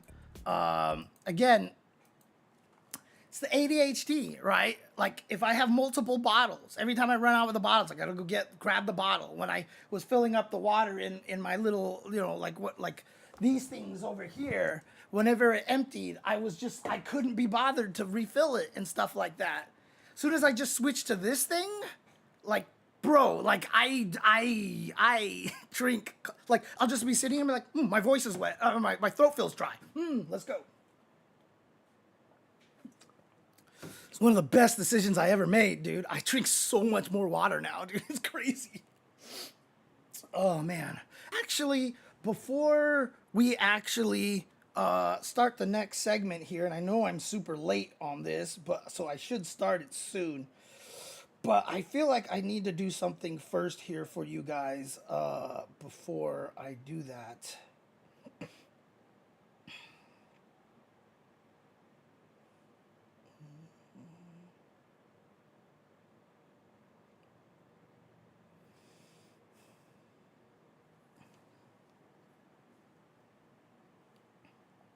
Yeah, what happened? What happened? Oops. Nope, that's not what I want to do. Nope, that's not what I want to do. What is happening? All right, you know what? I'm going to have to do this. Let's start over again, shall we? My voice is wet. Dude, it's just like, I went the complete wrong direction, dude. Oh, God, I was hoping nobody would call me out on that. Thanks, Zip. Thanks. No, just kidding. Oh, man.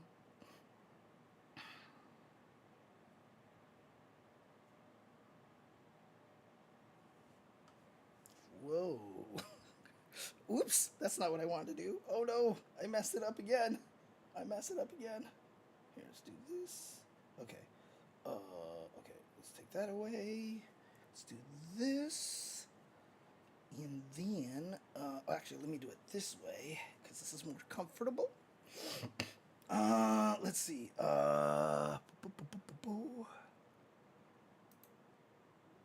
Uh-oh, did the link change? Let's see here. Was ist my link? Was ist my link?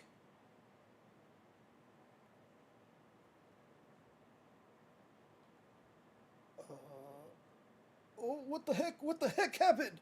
What the heck is happening over here? Why are you being weird? Why are you being weird? Okay, all right, here, okay.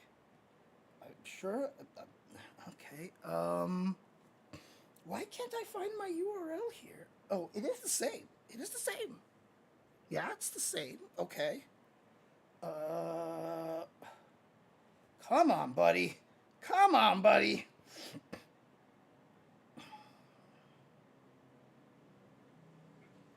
Okay. Let's try this really quick. Let's see if I can at least get this to work. Hello? Testing, testing. Testing, testing, testing, testing, testing. Can you guys...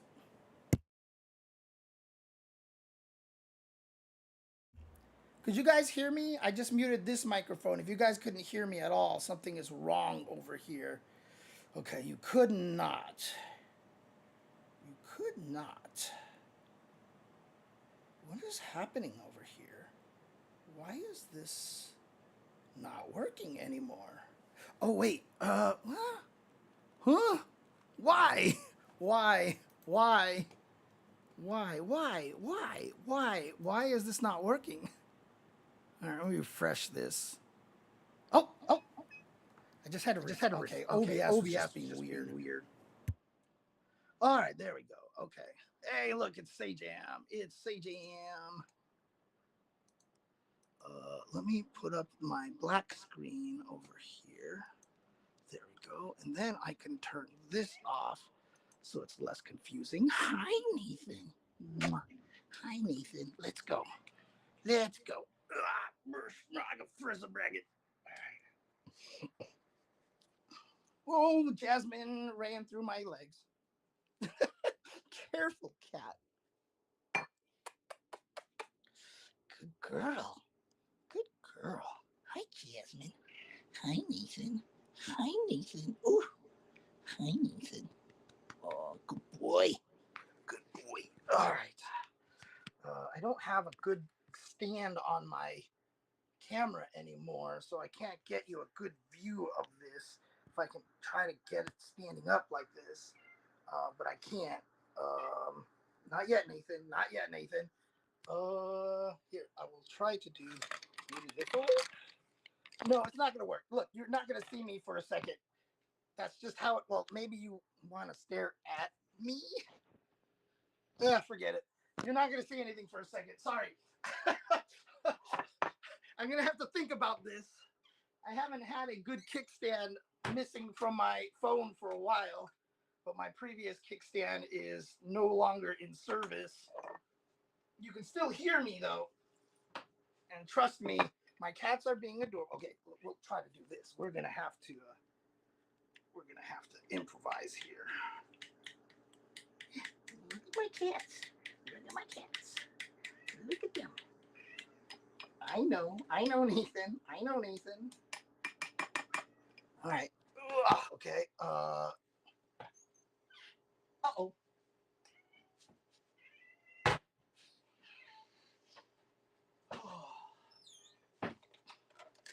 Again, just as a reminder to everybody, I can't see anything you guys are saying while I do this.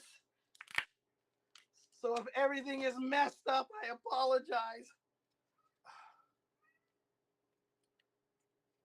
I hope you can hear Nathan meowing right now. Because that cat is meowing. Oh, God. I'll get this later. Okay, back to this. Hi, cats. Hi, sharks. Hi, my little sharks. All right, now what we do is come in here. Okay, we're gonna grab some of this food over here. Add it in for Yasmin over here. There you go. All right, give me 1 second, guys. Give me 1 second. Here, Jasmine. Okay, Nathan, wait. Nathan, wait. Nathan, wait. Nathan, wait. Wait, Nathan, wait. Wait. Wait. Not yet, Nathan. I haven't said anything. Wait, Nathan. Oh, Jesus. Okay. I can't get him to do it on camera. I can do it off camera all the time and he'll wait, but he just did not want to wait this time. He was like, no, look, I'm hungry. Screw you.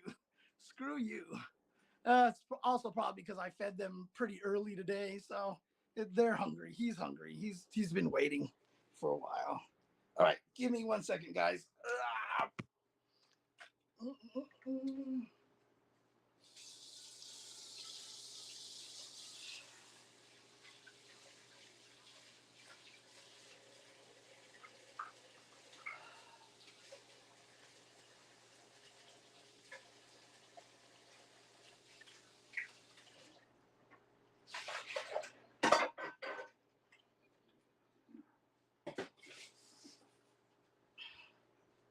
Whoops.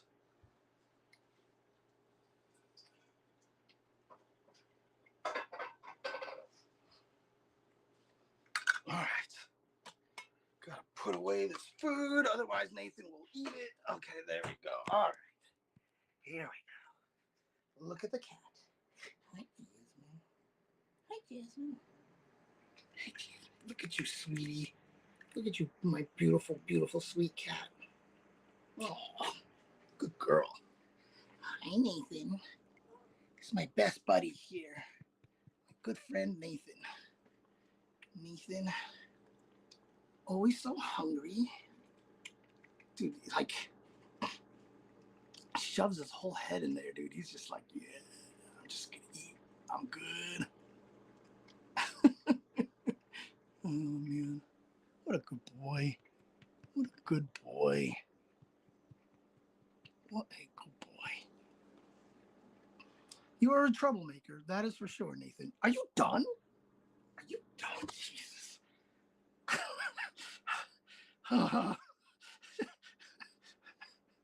Oh, man. This guy's so hungry. Look how much food Jasmine has left. Oh, man. All right. Time for Nathan to be the vulture. Time for Nathan to be the vulture. All righty, guys. All right. All right. All right. All right.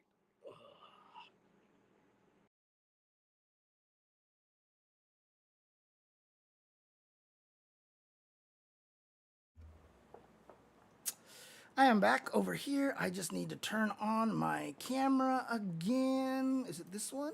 There it is. Okay. Hello, guys. Can you hear me? Can you hear me? Can you hear me? Let's see. Did I get a raid or something like that all of a sudden? Like a lot of people are wondering what the hell is happening over here. Thank you guys for the subs. Appreciate it. To Zipmaster Flex, thank you for the sub. Also, thank you, Seijudo. Thank you for the sub as well. It's not a new Siamese. It's the same one. It's the same Tonkinese, which is half Siamese and half Burmese. How do you feel about today's climate of fighting games not letting players have fun or boss characters be playable and focus on balance and simplicity so much? Oh, thank you, Sarah Death. Dude, the constant support from Sarah Death. Thank you very, very much. Appreciate you. Oh, man. What do you mean exactly, Laura? Because obviously in City of the Wolves, you're not allowed to play Fallen Rock and Nightmare Geese. But who else? Like, is there another game that has boss characters that can't be played that I'm just missing right now? I mean, you have to focus on balance. The simplicity stuff is a whole nother conversation. Hey, we got a hype train going. Thank you for following the channel and for subbing for Blaze of Glory. I feel like I need to sing a song now. Isn't there a song called Blaze of Glory? I'm pretty sure. So the focusing on the simplicity thing is a whole nother conversation that would take me like 9 hours to talk about, right? But the boss character thing, I'm confused. So balance, you have to, right? Because it's esports now. So for the players who just want to use their characters, you got to let them have a chance to be able to win. Unless you have clearly a character that's just supposed to be a joke. But then people be mad. Why are you wasting effort and time and programming to put a joke character that just can't really do anything? Blah, blah, blah, blah, etc. But with big prizes on the line, you kind of have to try to make things as balanced as possible. Does Tekken have one? Oh, that's right. It is a Bon Jovi song. Thank you. Right. I mean, Street Fighter 6 doesn't really have a main boss. I guess JP counts. But Algol, Seth, and Shinnok. So wait, Shinnok, is he not playable? Is he like only a cameo or something like that?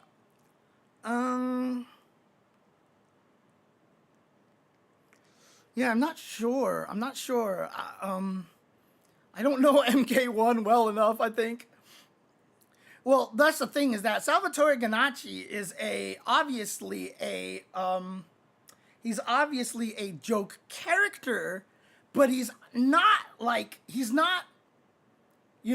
Roll in MVC1, or he's not like, or even MVC2. He's not, what do you call it? Sean in Third Strike, right? Sean!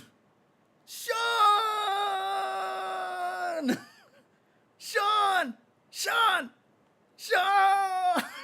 God. Oh God, was still one of the greatest videos I've seen. Oh man. Okay. No Chronica, nothing. Oh, like are these all characters? Oh, okay. Without Akuma. Okay. So I mean, are those characters even in the game? Like, is Chronica? I mean, she was in MK11, right? Is Chronica even in 12? You've seen, I don't know, it's an older meme now. It's an older meme now, but the Heavy Rain clip, the Heavy Rain Sean clip, which is just the greatest thing in the world, dude. It's so good. Oh, man. Like, it's one of those, like, super serious, drama games and stuff where it's just like the, really good facial, capturing and, dramatic line reading, but, like, the game got bugged for somebody that they had the ability to call for their kid in a scene that they wasn't supposed to be. Yeah, so King Rahe knows. Sean! Sean! Sean! Sean! Anyways, let's actually do this here. Let's do this. Okay, editor. Now, actually, we're starting this section. Oh my God, this section's gonna be like 7 hours long. All right, let's do this, guys. I'll try not to get too, well, actually, we'll see. I'll try to be fast. I'll try to be fast. All right, let's do this. Oh, thank you, Laura FGC. Thank you. Appreciate it. The whole MK series is practically on clearance on Steam due to heavy discounts on the franchise. Whoa, okay. I mean, this might be the time for me to finally pick up MK1. I still never owned it, crazy enough. Oh, man. All right, here we go. Hello, everybody. Welcome to It Was Tuesday with your host, James Chen, a.k.a. Jay Chenzor. We're going to be talking about something that obviously is very near and dear to my heart. But Sajam recently was talking about commentary. In fact, he posted this up 13 days ago. It was streamed at the end of April. Coming up because of the news that happened in the Tekken 8 community, that Rip and Spaghetti Rip, two of the more popular commentators, aren't going to be doing commentary apparently for the Tekken World Tour, like at all this season, which is crazy. But yeah, so they're not going to be doing commentary for the Tekken World Tour this current year. Yeah, so a long story about that. Don't want to get into the story. You can look it up. There's a lot of information about it online. But Sajam talked about it, and what he did was he kind of pivoted a little bit over into talking about what life is like as a commentator. And I just want to say ahead of time, I watched a lot of this, and I was just like, yep. So I just kind of want to, expand a little bit on this, but a lot of this is really just going to be me going, yup. So let's take a look at this. Sajam, obviously, one of the premier commentators, has done a lot of commentary work. That is not Sajam. Clearly, that is not Sajam. That is Terry and Rock. Let's go over to Sajam over here. Let's go. Let's see what he has to say. One thing Tekken could use right now, it's a lot of people really mad about things happening with the game, and boy is that happening again. There was this tweet from Rip that says, not working TWT this year / anymore, with a little shrug emoji. Hit me up for commentary work. And Spaghetti Rip tweeted, ladies and lads, it was a good run. I will not be on commentary for the Tekken World Tour. I will still be around to work non-TWT events, hopefully, and support events where I can. Regardless of everything, I'm proud of what we've done over the years. We changed the game. So the Rips are not being hired anymore, according to these two tweets, right? To give you guys a little breakdown, essentially, when it comes to getting hired for fighting game tournaments, events, and stuff like this, there is the tour. And the pro tours are usually handled by pub devs, so like whoever is behind the game, in this case it's Bandai Namco, and like Tekken is the game. And then there's usually like a production company, sometimes multiple production companies across different regions that they work with. So anybody along any of that pipeline could just decide at any point that they don't like you. Oh man, and again, like Sajam has experience on this, right? he's going to talk about this at one point because yeah, he got blacklisted as one of the commentary positions during Street Fighter V. For a long period of time, you didn't see Sajam do any of the commentary for CPT events. He wasn't showing up to any of the online premieres that we were shooting in the Burbank studios over here. He just wasn't there, and it was literally because of this. So. It happened to me. You guys probably remember, right? It could be something that you said or did, or it could be for something you didn't say or do, or it could be for nothing. It could just be for personal preference. And people don't even really notice most of the time. I think when Street Fighter V stopped hiring me during the pandemic, as an example, and they didn't hire Yice for a long time, most people just didn't notice until I said something like years later. Someone was like, why haven't you commentated any events? And I was like, oh, I'm not allowed. I've been banned since Capcom Cup 2019. Everybody was like, say what? And it's not that unusual. In fact, sometimes it happens that it's not even malicious. When Dragon Ball was happening, I was doing like all the Dragon Ball events, right? Because Red Bull North America was like the governing thing handling a lot of the Dragon Ball stuff. And then that shifted, right? And Red Bull North America stopped handling things after the World Finals one year. It started to be handled more in Europe and not in North America. And I just never got asked to commentate Dragon Ball again. It is really crazy that he mentions this for regional preference is a big deal. I think Sajam even talks about it in this video here. But, you know, even for like Street Fighter commentary, you know, it's happened there. And so he's going to talk about the Dragon Ball situation where they just started hiring a lot more of the European guys. And yeah, it happens a lot of times when people, it just depends on who's in charge of these broadcasts and et cetera, et cetera. I mean, so Newman, you say, how do the execs make these decisions? WTF, it hurts their own brand. Yeah, it's definite. Like, I know that this decision on Rip and Spaghetti Rip has not been popular. And a lot of people are mad about this. So I don't know. Like I said, I don't know any of the details. I'm not in the Tekken community enough to really know, but it's definitely, it was not received particularly well. So, what was I say? Rip was asking for a full schedule of commentators so they can plan around TWT. This year they finally listened to him, gave commentators a full TWT season schedule. And that's how both Rips. Oh, I see. Oh my God. That's almost kind of ironically sad. That's crazy. Oh, that's so unfortunate. So, anyways, let's keep going here. I think the people who are hiring just hired Damascus and Tyrant, who were awesome, so it makes perfect sense, and then asked more people from other places that were not me. And there was other people that also just didn't get asked. Like, I think I stopped getting asked quite a bit. I think it was just like the location of who was hiring stuff changed, and then they had different preferences.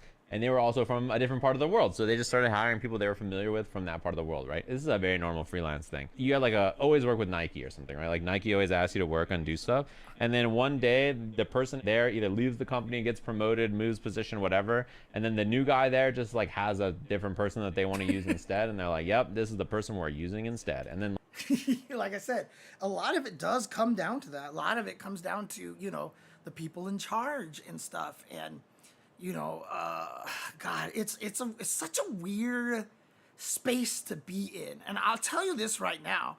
I mean, maybe I'll expand more on this when if Sajam gets to, I can't remember if he kind of talks about this a little bit, but this is a really stressful job. This is a really, really stressful job. I can't even tell you how often commentators email each other or message or text each other and be like, have you heard from this event yet? Have you heard from this event yet? Have you heard from I haven't heard anything yet, you know? And sometimes the response will be like, yeah, I haven't heard anything either. Sometimes they're like, yeah, they've contacted me already. And then you're just like, well, all right. As long as I know I'm not doing that event, that's cool. Right? So like, it's tough, man. It is really, really tough. This is literally how you got let go from Brawlhalla Esports after really? Did they really just were like, you're not doing this anymore? Like, dude, that's someone else, just a guy that didn't like me became the head of esports. And the day after I did a podcast talking about what I wanted to see the next season, I got a stone cold email. At least you got an email, Zipmaster Flex. I'm gonna say that, and that doesn't help at all.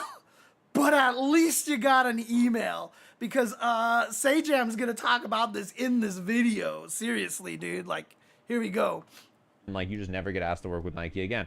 And what if Nike's like your biggest client? The guy who hires you just like goes to a different position, and like the new person there just doesn't know you and doesn't care, and they don't hire you anymore. That kind of stuff happens all the time. In this case, it seems like they both know. They were told like, hey, we have a list of the commentators for this year and you're just not on. Sometimes you just don't get a heads up. You're just like, This is what he's talking about. And yeah, you know, a lot of people in Sajam's comments are like, why is this even a big deal? This is just the freelance lifestyle. And it is. Freelancing is like this, right? Freelancing is suffering for many, many reasons too, by the way. Because it's not just that freelance gig work is just like this, right? People know. Anybody who does any gig work, I mean, like I said, like, I've talked to people who are voice actors for like main characters in video games, and they record hundreds of hours of dialogue, and they're still living like gig to gig and stuff like that, right? Like, it's crazy. You know, I like to tell the story about how in the original Daredevil, not the new one on Disney Plus, the original Daredevil on Netflix, the guy who actually played the head of the Japanese, you know, the Japanese crime group, lived in Japan, but he loved Daredevil so much, he was like, I really want to play this role because I want to do it justice, and I really care about this character. So he came out and he he got the part, but he lived in Japan, so basically he rented a place out here, and he said for all intents and purposes, he lost money being on Daredevil for Netflix. Because, you know, he flew back and forth a little bit. Obviously, he's in a particular, you know, bad situation because he had to fly back and forth and stuff like that every once in a while. But yeah, I mean, if you think about that, though, I mean, like, that's kind of like an indication of how little pay he actually got, right? Like, you think that you see these people who are doing all these things, you're like, oh, you're fine. You're the main voice in this game. You must be doing great. And it just turns out that, you know, they're struggling just like everybody else. Honestly, again, every time I talk to people, because I'm like, I might want to get into voice acting because I love voice acting. And most people are like, bro, I don't know if this is what you want to do, man. Like, it's crazy, and this is what gig economy is. However, the other thing that makes freelance, I remember what I was going to say, shockingly enough. The other thing that makes it worse, that makes gig economy really hard, you know, besides the fact that you'd be surprised at how little most people get paid for doing a lot of their jobs, is that the country is not set up for freelancers. The country does not help freelancers at all. Health insurance? Bro, like, health insurance? Fork, man. Like, that shirt is just insane, right? Because when you're, at least as a company, like, part of your salary, you know, that they give you is to account for that. You know, your paychecks are taxed beforehand, et cetera, et cetera. When you're a freelancer, you got to sign up for your own health insurance. They pay you the full money, and then you get taxed in April. So all the money that you earn isn't even actually yours. It's crazy. So Ricardo Alberto Guevara Pozos. Ricardo Alberto Guevara Pozos. Are they cutting costs with commentary? They have a lot. They started during the pandemic. They cut a lot of costs on commentary because it just got to a point where they were like, well, you're not traveling anywhere. You're commentating from your own home. So it's super easy, right? Or, oh, it's the pandemic. We don't have the same budget that we used to. And so all of our compensation dropped significantly during the pandemic, and you know what happened? It never went back up. It's never gone back up. It's crazy, dude. It's crazy. I was doing a few reviews a month as freelance writer. As soon as I got arrested, women's rights protest, they never gave me work. Oh, well, yeah. I mean, that's a whole different situation. I mean, you didn't get canceled by the public. You got canceled by the government, dude. Oh man. Yeah, it's crazy right now. It's really hard for tournament players who are ignorant about the freelance nature of commentators and assume you are doing this with a full-time salary with benefits like a regular job. I'm sure, well, like I said, there was one point in time, it was at DreamHack Dallas last year. I was talking to Mena RD and I was like, bro, I'm so broke right now. Like, I have no money. And he was like, nah, man, that's impossible. You're a commentator in Southern California. Like, you're making the big bucks. You're getting all the money. And I was like, what the fork? I was like, what? What? You know, like, I like, there was like literally, like, I can't even believe it. Like, at one point in time on the internet, you know, people were like, all the TOs are making money. The players are poor. The TOs are making all the money. And all the TOs are like, you are crazy. And so once finally now people are kind of convinced that the TOs are not making any money at all, it's shifted over to the commentators. Like, I saw someone be like, yeah, it's the commentators who are making all the money in the FGC. And I was like, what? What? What? I was so mad. I was so mad. Oh, man. Just a tidbit for me. I think one thing that hurts the commentary field is people are doing it for fun, will take any gig, so as career casters can't negotiate properly. 100%. 100% that's one of the hardest things out there. And there have been commentators who have gotten bigger now, who have actually said, yeah, to make it as a commentator, take a bunch of gigs for free first. And I'm like, what are you doing? What are you doing? It's, dude, forking A, dude. Like, I don't want to get mad at the people who are just casting for fun or just like, hey, I want to look into this, so I have my day job that pays me, so I don't need money from the commentary, so I'll go ahead and do it for free because I'm going to be at a event anyway, so I'll just do it for free. And that just kills the entire industry, honestly. Why do you think esports teams don't sign commentators? You figure it'd be a better investment? It's because at one point in time, I do know a commentator that was supposed to be signed. Actually, wasn't as commentator, so never mind. This is not even the same situation.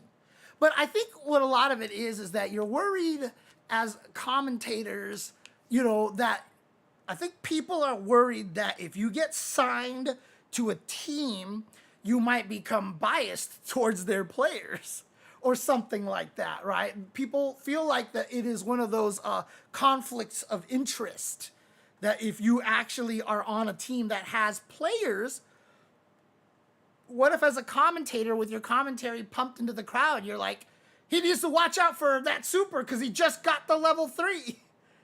Like, so many questions get asked at that point.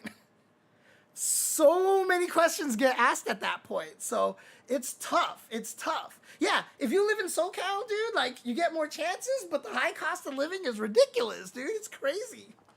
So yeah, you can't really do that, honestly. And that's one of so that's why commentators, like, if we were going to get sponsored, I think we would have to just get sponsored by a group that, you know, just wants your tag on their name, you know, and then they don't have players. But I don't know if, no one's tried it yet, so I don't know if it would work. So yeah, and like Sage, I'm saying, like, it's just at any point in time you can be let go. It's crazy. It's crazy. So, but yeah, like, commentators do this a lot. And I'm not going to be mad at them for being like, yeah, I'll do it for free, because they're trying to get in the door, right? They're trying to get in the door, so they're going to do it however they can. But it makes it impossible for us to negotiate. Like I said, when all the prices went down during the pandemic, that cost is what became the industry norm, and we can't get it back up anymore. You know, like there have been gigs like during this entire time during the pandemic with all the inflation and everything like that, there are groups that our pay never increased during that time, even though the price of everything went up, right? It's crazy. It's absolutely wild. Like every year that goes by, like it actually becomes more impossible for us. We're actually having our compensation essentially drop every year because our pay is not going up with inflation.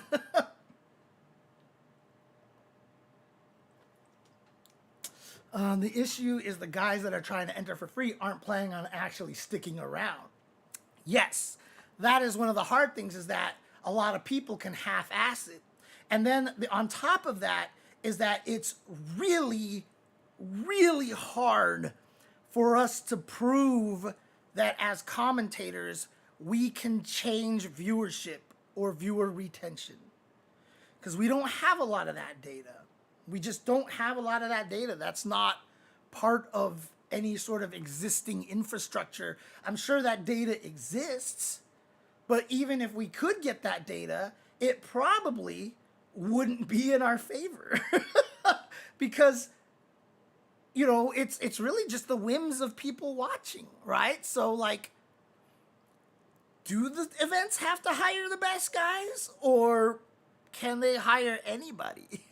We don't know, right? So it's like, it's hard to prove one way or the other. What are some things you want to get? Does it not pay well?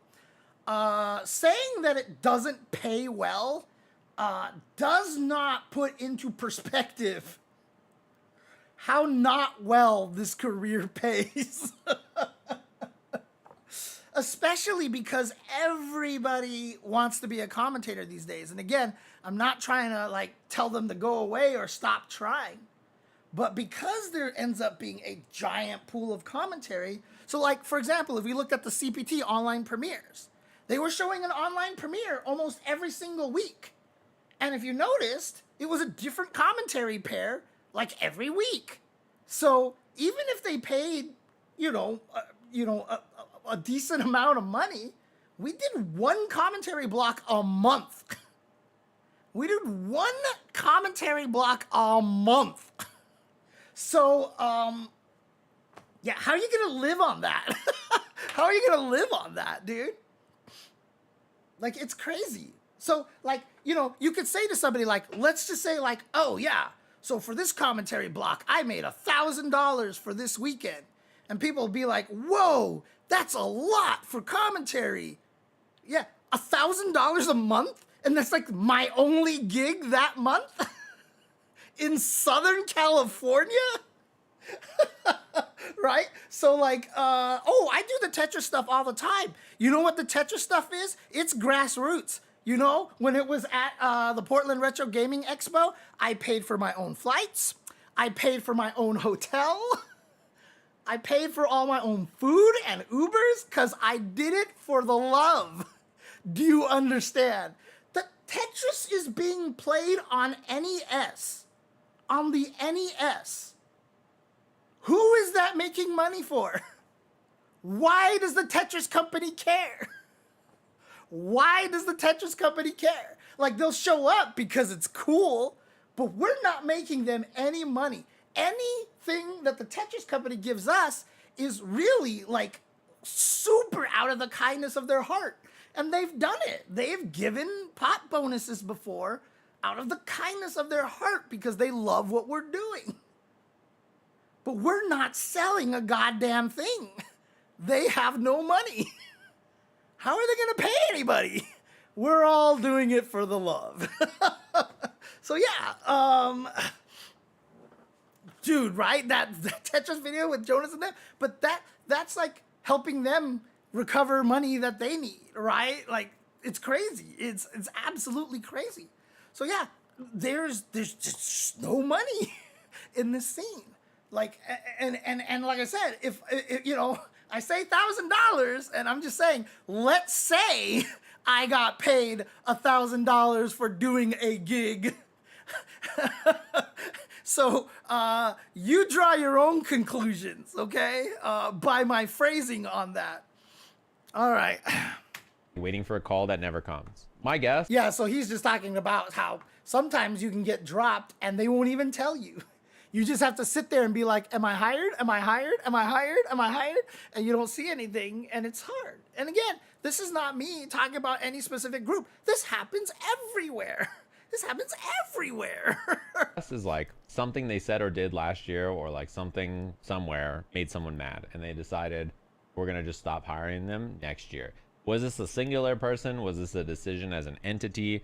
Was it like something they said recently? Who knows? I've seen a lot of people, in Spag's case in particular, call him a shill and say that he's like too kind on the game. I always see it. People are like, this guy's a shill. He's just shilling all the time, yada, yada, yada. And then they booted him.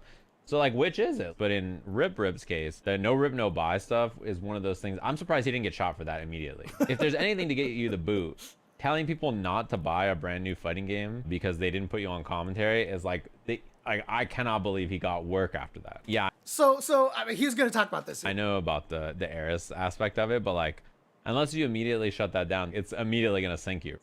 So Eris had that joke, right? He was the one who propagated the no rip, no buy thing. And it just kind of spiraled out of hand. So it wasn't something that Rip was actively trying to, look at that, Weebs has got it there. Or, oh no, that's a different one. Whoa, what is that? That is a Valle face. I'm not even sure. Yeah, they were on a podcast and they were talking bad about the season 2 stuff. Somebody at the everybody was doing. Like, normally you can see like when somebody's like, when top players are mad, like this patch sucks, or like, what the hell were they thinking, this character's broken? You'll see like casual players just being like, what, you stupid bro, like it's still fine and it's fun. Dude, the whole scene for Tekken was mad. I have never seen that united of an entire scene, from pros to casuals, be this mad at a patch. Like, unified. They were like, seriously, like, I have like, we could have, if somebody ran on a campaign for presidency saying, I will fix Tekken 8, we would have world peace. Because everybody would have voted for him. That's how crazy, like, the absolute solidarity of the entire Tekken community was mad at this patch. Oh, man. It was nuts, dude. Yeah, oh, go enjoy your Capcom Fighting Collection. Absolutely. And again, a lot of people defended Street Fighter V. A lot of people defended that game. Nobody was defending this Season 2 patch, man. It's crazy. Oh, man. Yeah, I mean, there's a lot of stuff that could have factored into this. I'm not even saying that this was the cause. I'm not even saying that this was the cause. We don't know. Because a lot of the times, nobody tells us anything. So if they don't tell us anything, we have no idea what to say. So it's crazy. Company could not like him. It could have been something he said. Something could have made it back to some person. He could have been a jerk about something, or he could have been nice about something that made someone mad. Anywhere. Anything could happen. As an example, I got one guide, right? Like, there was like a guy who made a lot of mistakes and did a really he's really just awful at his job. And instead of like being like, yeah, I made a lot of mistakes, he was just like, I hate Sajam, because he asked me about why I made all these mistakes and now it's his fault. The things. Yeah, so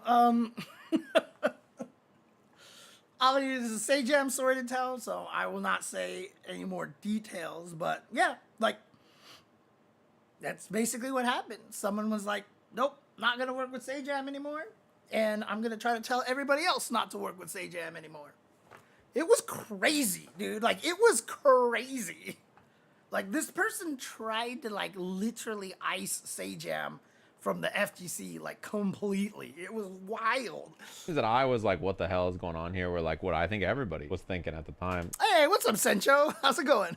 Street Fighter's netcode being bad, we all know about that. And also not streaming the LCQ. That was a big one. They were not happy about that. Yeah. That's basically what happened. I was like, oh, we're not streaming the LCQ. And then they fucking put me in a cannon and launched my ass into orbit.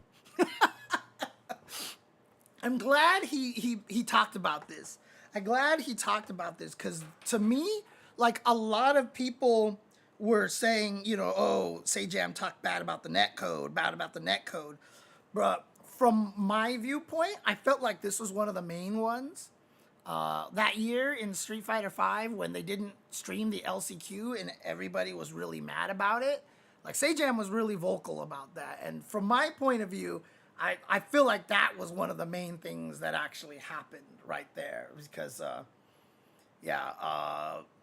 let's just say that the person whose decision it was not to stream the LCQ was not happy about that.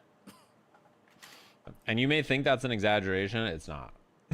So I got one guy. And that one guy loves the Midwest because he's from the Midwest of the US. So he just replaced me and just started hiring a bunch of people from the Midwest of the US. On one hand, sucks for me. I like lose my gigs. On the other hand, a bunch of people from the Midwest get like new commentary opportunities for Street Fighter. The people that got to get the gigs instead of me like got to build careers off of it, which is sick. And if it happened to me again, if Street Fighter like never asked me to do commentary at a live event ever again, my life would go on. Like I don't know. I'm prepared to just do other stuff and like I don't really mind. This kind of thing is an inevitability of the job. If you're a commentator, you.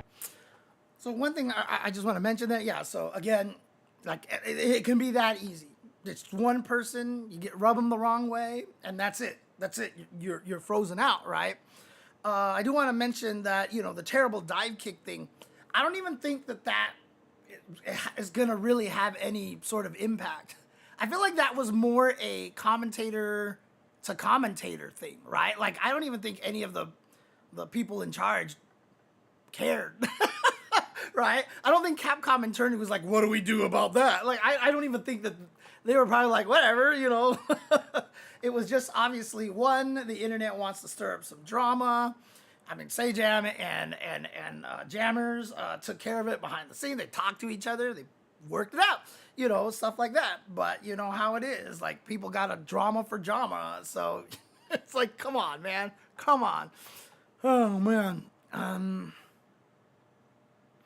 Actually, Rip did a lot of things. He was the host for the first season of Street Fighter League. He was really good at it, too. Then Rob TV was on the up and up, and obviously Rob TV has the energy of like and the hype of like 5 stars, stars out in space. So you know he took over as the host at that point.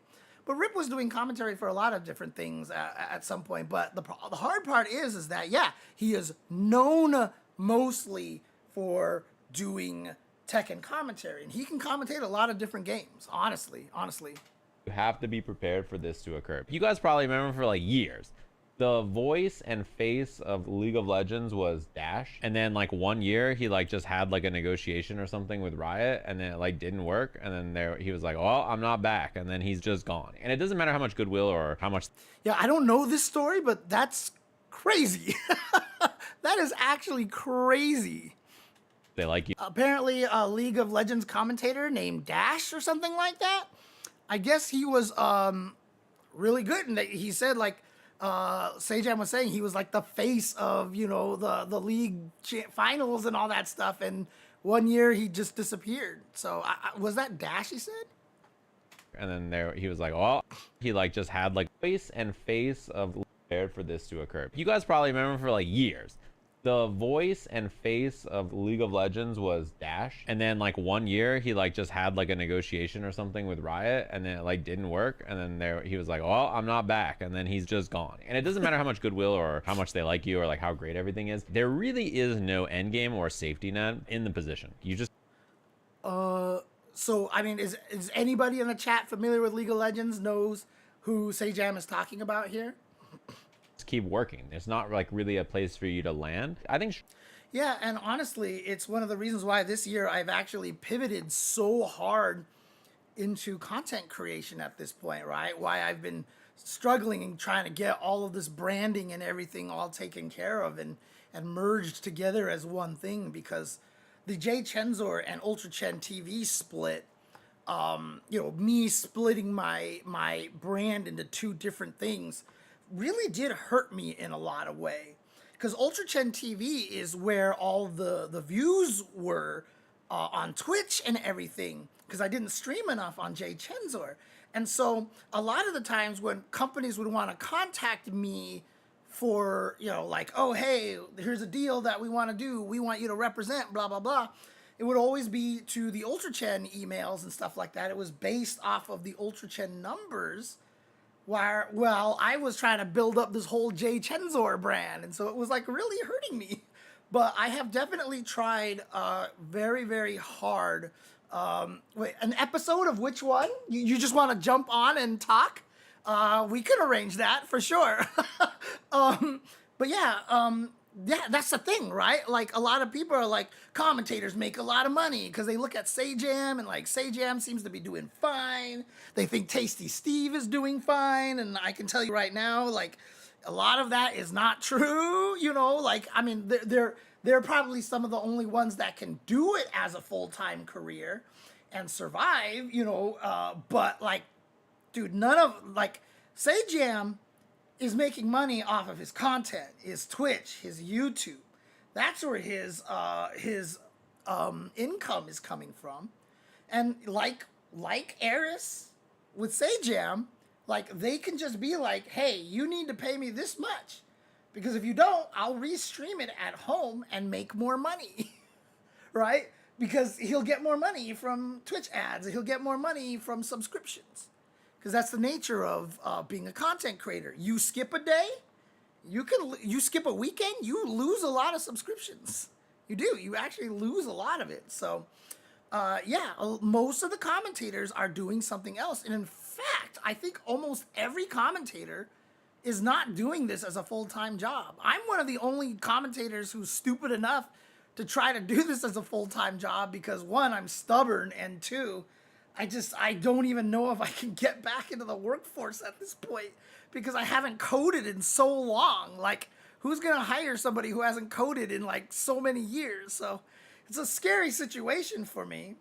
But I mean, again, like, I'm broke AF, right? I'm broke as fork right now. And again, a lot of that is also outside things. If you still want to help me donate to help me cover the costs for Jasmine's vet bill, like, I definitely would still appreciate that. Can I still even find that? Where's my link to that? Streamer is right. But if you want to help donate to me for that, I would appreciate that hugely as well.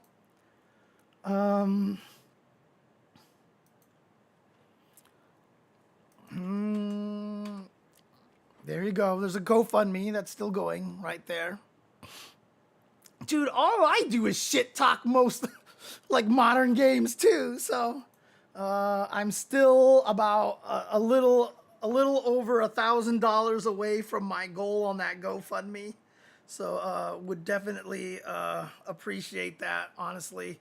Any help with that. You can read the whole story of Jasmine and stuff at that link. So yeah, but like, honestly, like, it's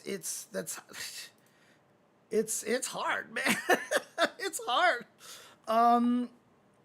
Trying to do this full time. David has been telling me for years, Ultra David's like, you can't do this as a full-time job. And I'm like, I know.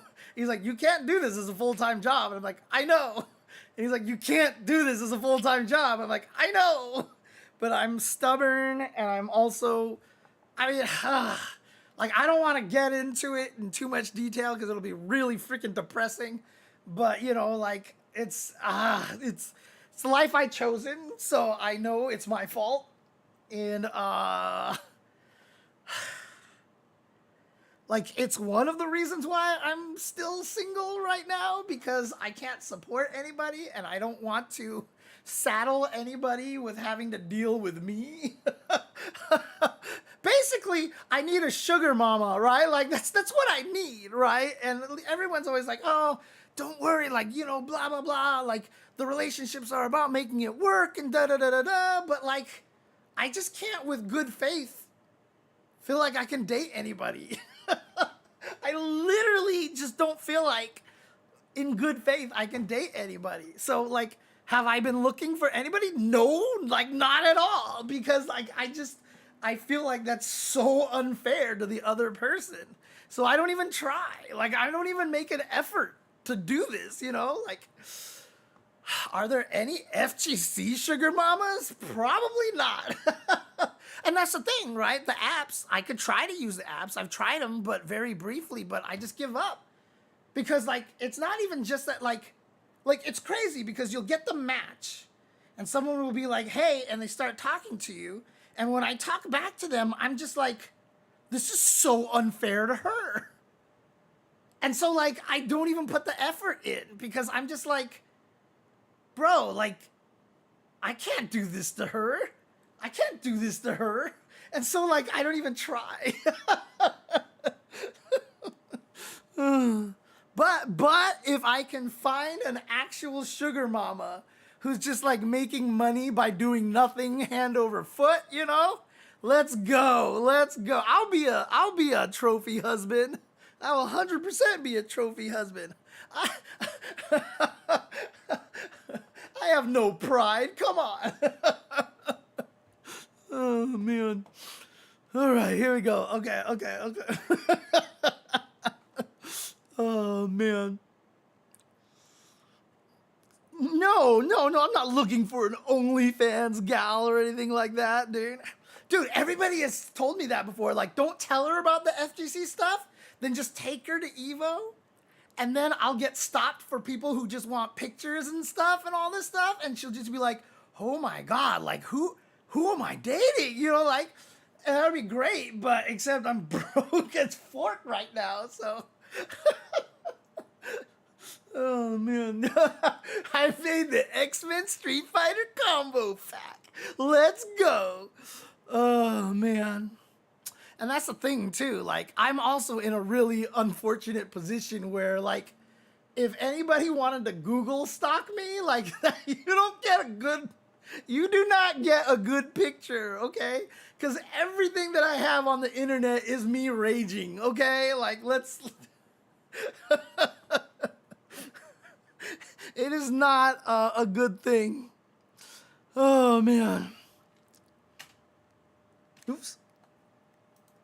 But a lot of commentators and stuff don't have big streams. I think this includes other games outside of. I think streamer safety net in the position. You just keep working. It's not like really a place for you to land. I think streamer is right, but a lot of commentators and stuff don't have big streams. I think this includes other games outside of fighting games too, from looking around. It's actually an exception for a commentator to have like a large audience or viewer base on their own stream. Because of that, like what ends up happening is if you don't have the gigs, then you just like can't work. And then because you can't work, you don't have a spotlight on you, and because you don't have a spotlight on you, you have no way to speak and like get out there and get gigs. And because you can't get gigs, you can't find more gigs because you need to be on air for people to see you so that they can put you in more stuff, right? Like this is just how this happens. It's something that I mean, I feel like, you know, I've been going through a lot of this, right? Because obviously, like I said, I haven't been doing a lot of the big stuff anymore, but you know, it's kind of a self-perpetuating thing, right? Like once you know, other people become, you know, more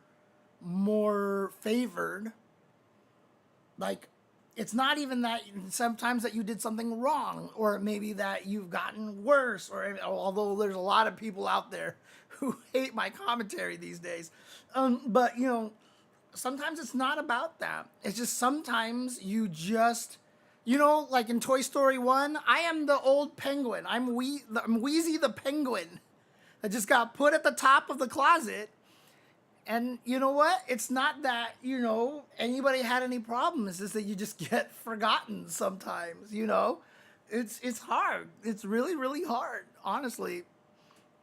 I try to change, and like I really worked on a lot to make sure that if I'm not commentating, I can just be here doing this and we're chilling. Yeah, exactly. And that's my goal this year. I'm trying to do that. It's been really, really slow. It's been very, very difficult. But I'm even working with other guys right now who are helping me. That's why I have like an editor and a guy who's like better at YouTube and stuff. But the YouTube growth hasn't really panned out too well so far, but you can't expect it to, right? Like I've been doing this right now or better, I should say, for what, like 4 months, right? Like unless you get lucky, you are not growing your YouTube audience significantly in 4 months. That takes a lot of work and consistency, and you just have to get the right videos. You just have to have the right things go viral. And once that happens, like, it doesn't matter who you are, as long as you're popular, you become popular. And when you're popular, everybody else hates not being in the know. So they check you out because other people are talking about you. It's crazy how that spirals, right? Like, I mean, again, I don't watch any of the content, so I don't know or anything, but I'm sure there are a lot of people out there who have been able to have the same kind of jokes, the same kind of personality, the same kind of antics as someone like I Show Speed, right? But he's like more famous than everybody on the planet right now. And I don't know if anybody could tell you why. Right? Like, I don't know if anybody out there can pinpoint exactly what makes him significant over everybody else.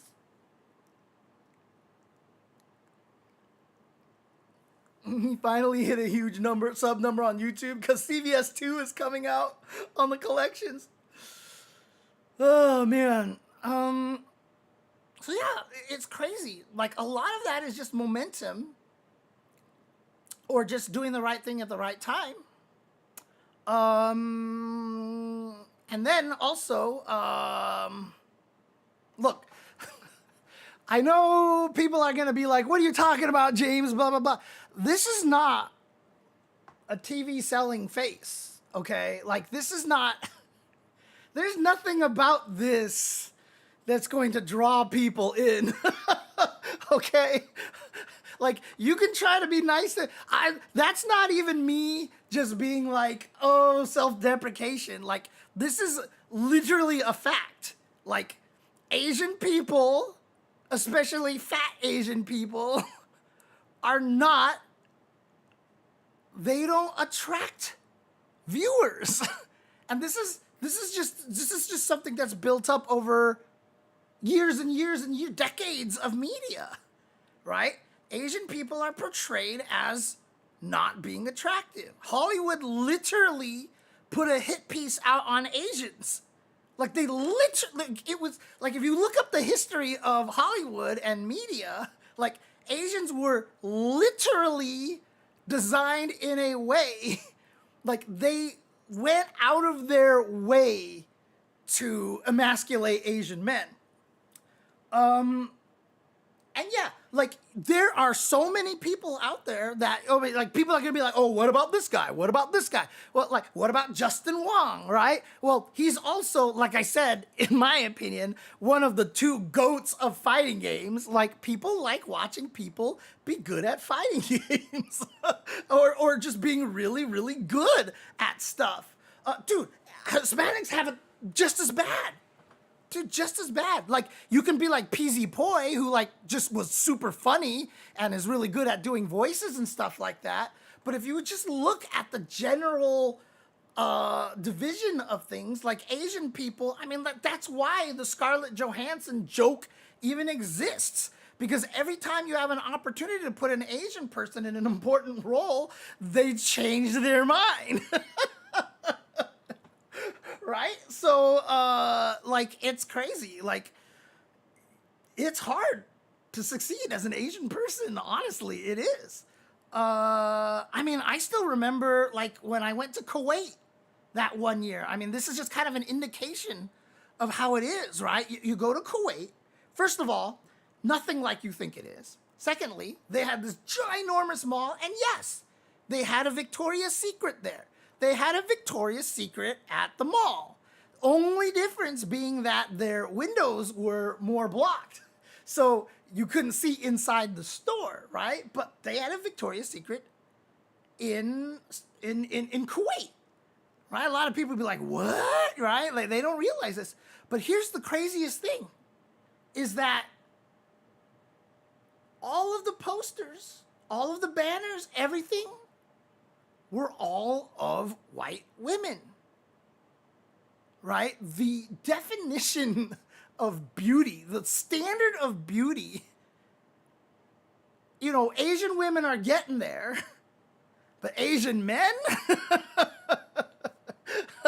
we're forked, dude. We're forked. Well, so Scarlett Johansson got a lot of flack because she ended up playing the main character in the Ghost in the Shell movie, right? We had Emma Stone, and trust me, I freaking love Emma Stone. Like, I am one of those people who's like, Emma Stone is just like the hottest thing ever. She played a half Chinese person in a movie. She played a half Chinese person in a movie, dude. Come on. Holy crap, dude. But so Scarlett Johansson just ends up being the poster child now for the Ghost in the Shell thing. So, yeah. And that's the thing, is because Hollywood media controls a lot of the standards because our movies are the most popular. Dude, one of the worst things I had heard was when Black Panther came out. So remember, yeah, I know everyone's going to be like, oh God, I don't want to know where this is going. Remember that a lot of the movies that are made in Hollywood, only a certain number of them can make it to a lot of the Asian countries, right? So they get a very selected view of what we're doing. And so when Black Panther went out, they started interviewing a bunch of people in Korea. And they're like, what'd you think of the movie? And they're like, oh my God, it was so good. It was so fun. We didn't know black people could be good. Like, we didn't know they could be good guys. Like, think about that sentence there. Think about that sentence. Like, seriously, think about that sentence, dude. That is fucked up. Sorry, that is forked up, man. Like, that's the reality that we're living in, right?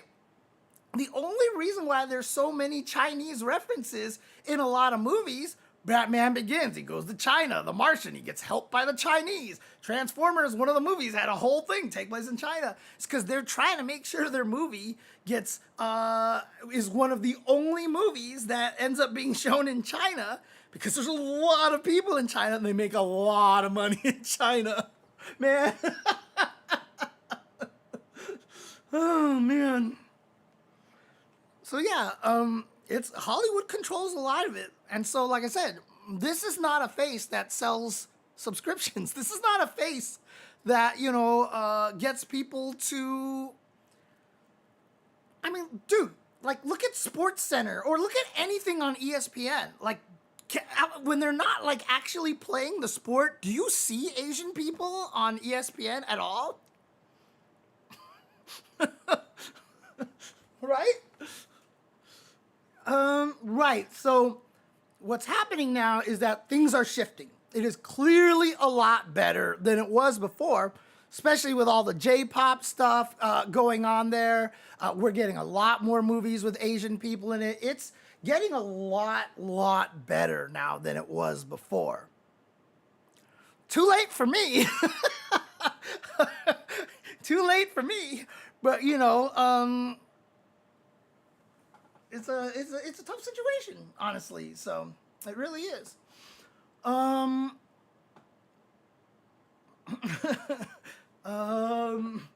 Yeah, middle part haircut with some wild colors. I know, right? I should just do that.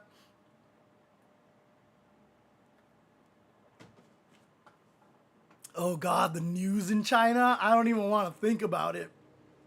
Yeah, dude, same thing with everybody who's from the Middle East, is that they're always the terrorists in movies. Like, honestly, like, are we ever gonna see a protagonist in a blockbuster Hollywood movie played by someone from the Middle East or Mexican, like we were talking about earlier? Someone in the chat was talking about that. Like, you look at a movie and Mexicans and Asians are, like, completely screwed. So that thing about the Daredevil thing, the crazy thing about that one, I mean, this is all part of this story again. I've talked about this many times. Like, this is actually what happened. So there was like 4 crime bosses. There was like the Chinese crime boss, Madame Gao. There was the Japanese crime boss. I forgot what his name was, but he's the guy who was played by Peter Shinkoda, who flew over here. There was like the Russian group, and there was another group I can't remember. They originally wrote the original Daredevil series, had backstories for all 4 groups, right? And the person in charge of the Netflix series were like, cut the Chinese and cut the Japanese backstories. Nobody cares about Asian people. Like, literally, that's what he said.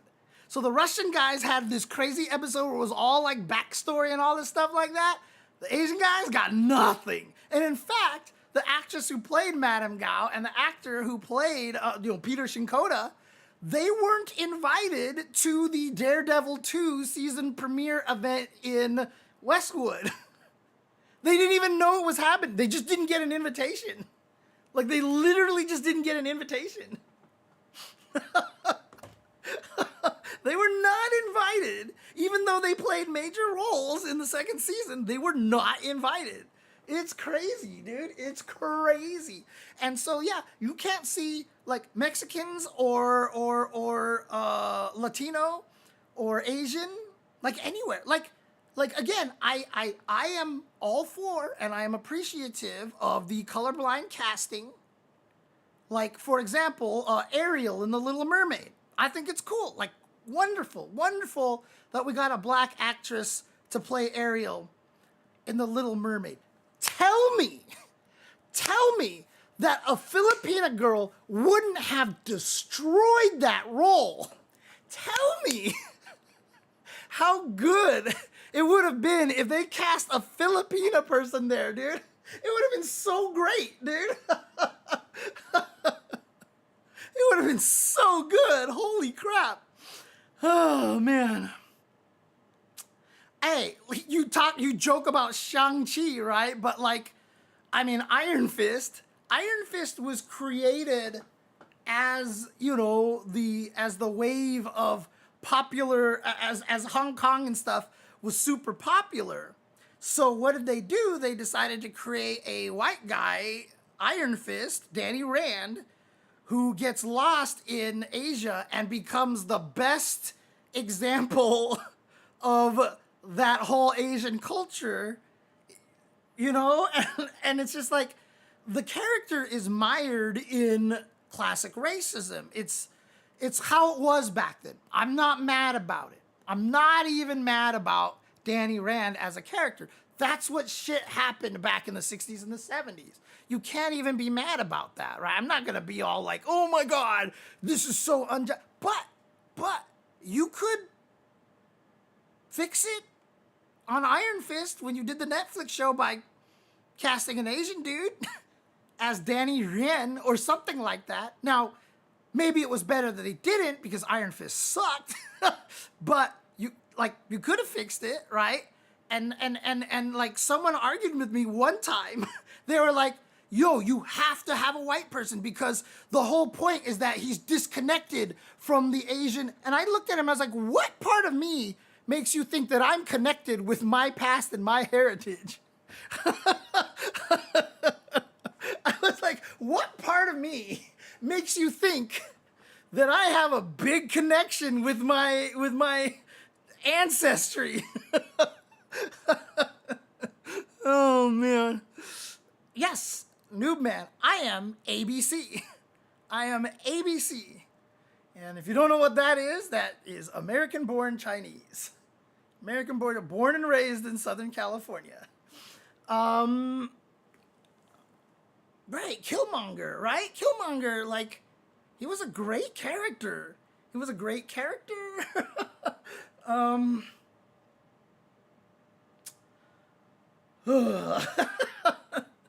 Anyways, that's a whole different story. Again, like, it's tough because I know that that's not the reason why I'm not doing well in content. The main reason why I'm not doing well in content is because I had ADHD and I never streamed. my forking fault, okay? 100% my fault. Nothing to do with a lot of that other stuff. But I'll tell you, it is harder. It is harder, honestly. So, and again, the new kid Juro Style was in that Netflix show called American Born Chinese. He was actually the main character. That was based on a book by a person named Jin Yuan, which I've actually seen. Jin Yuan was also one of the earliest writers for all of the Avatar, The Last Airbender comics. So if you actually look at the first few Avatar Airbender comics, they were written by Jin Yuan. He also wrote a book called American Born Chinese, which the Netflix adaptation really took liberties on because I don't think you could do it anymore the way they had it in the original book, the original graphic novel. So, but yeah, that kid played the main character there. He's also a lot older than he looks, too. You'd be surprised. Like in that new Karate Kid movie, he looks like a kid. He's a lot older than he looks. It's crazy.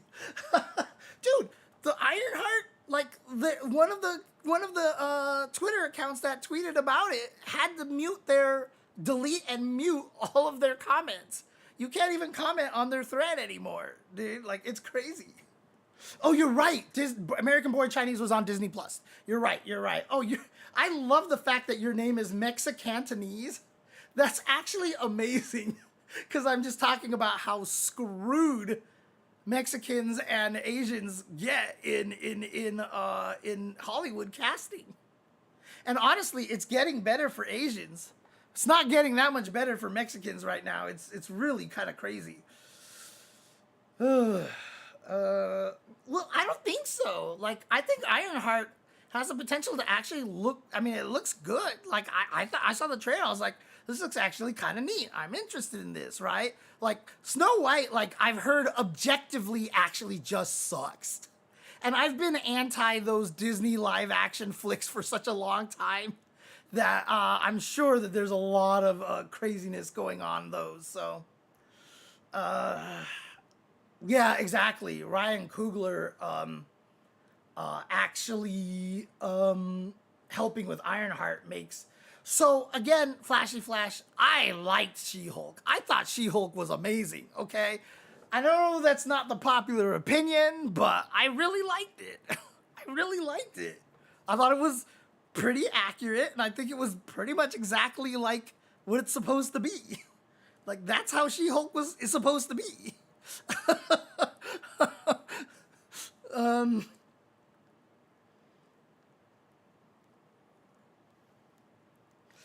I don't know. See, that's the thing, non-factor FGC. I don't know. Because, remember, and I always tell the story, and I don't want to be that bitter guy who's just like blaming it all on other things, right? But when me and Seth were doing commentary for every Evo, the first year we got on ESPN, they put Seth and Mike Ross on the ESPN broadcast. They put me and Sajam on the Twitch broadcast, which honestly made sense because they wanted to make sure we had one veteran on both sides. Made sense, and honestly, if that didn't happen, you know, that wonderful call with me and Sajam doing the whole Tokido Punk thing would not have happened. So that's great. Next year, we're on ESPN again, and Mike Ross was like, I don't want to do this anymore. And so I was like, cool, maybe this is my chance to get on TV. Because for my parents, if I could get on TV, that makes a difference. I can actually get my parents to be proud of me if I got on TV. Getting on Twitch or whatever doesn't mean shit to them.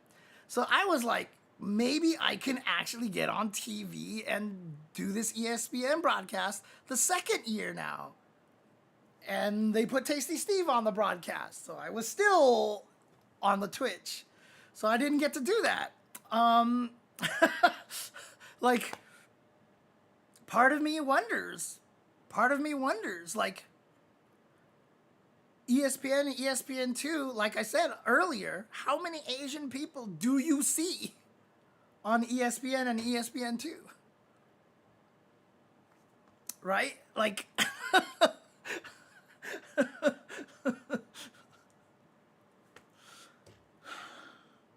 like I said, I tell the story all the time, Zen, for, I told, when I went home one time to see my parents, and I was like, oh, by the way, guess what? And they're like, what? I'm like, I'm in the Street Fighter 6 game. I am in the game. Like, there's a picture of me and everything. And they're like, how much did they pay you? And I was like, voice actors don't make a lot, but they actually gave me more than a normal voice actor would make. And they're like, okay. And the subject changed. And they started talking about something else. So, you know, if you're wondering why my self-esteem and I'm so self-deprecating, this is one of the reasons, okay? Let's just put it that way. So, anyways, let's continue with this. It's not supposed to turn into this big race thing over here. Because like I said, I don't want to use it as an excuse. I can succeed as an Asian person. I have not put in the full effort, and I'm trying harder this year. So, I'm trying harder this year, for sure, for sure. Commentary. I would prefer to do commentary at an event. And Okay, let's do this. more gigs because you need to be on air for people to see you so that they can put you in more stuff, right? Like, this is just how this happens. It's something that I try to change, and like I really worked on a lot to make sure that if I'm not commentating, I can just be here doing this and we're chilling. I like commentary. I would prefer to do commentary at an event in person, but being able to co-stream it in your own house for comparable money and viewership is like pretty nice. Isn't that kind of your responsibility as a commentator to build your brand outside of commentary? Well, you say that, right? But I got hired and worked like 40 plus weekends a year for Street Fighter in like... Which is crazy, because I have never done 40 weekends in a year for commentary. It's like, when I heard that, I was like, that can happen? That can happen? But remember, he was on a lot of things. He was doing E-League, he was doing Street Fighter League, like Sejam was everywhere at that 2017 and 2018. 2018. And I was working the weeks as well. So when I'm on air like 250, 300 days a year or something, you don't really have a lot of time to build your brand outside of that. And then like one day you go from doing that many gigs to zero or pretty close to zero. There's not a lot of time there between doing like everything and doing nothing. For my stream to get to the size that it did, I had to do less events, right? Because I was so active that it was... And this is important too, because what Sejam did is what most people don't do. Like, he streamed consistently at the same time every day and really worked on the content stuff. And he studied a lot about the YouTube algorithms and all these things like that. He watched a lot of videos from other content creators, like, here's your secret on how to make good content. Like, he did a lot of work, and he was so consistent. And consistency is key because, you know, unlike people who keep putting Tuesday shows on Thursday, like, it makes it a lot easier for people when they can rely on when you are going to be on the air. So like people can plan for that, right? Oh, it's 11 o'clock. Sejam's about to start. You know, like they're ready for that and stuff. And when you don't have that consistency, it's hard. And when you have ADHD and when you have low self-esteem and all these other things, and you're an introvert in general, streaming is hard. And I'm not going to say that Sejam isn't an introvert, because he's an introvert as well. But he had a lot of the motivation and the willpower and a lot of the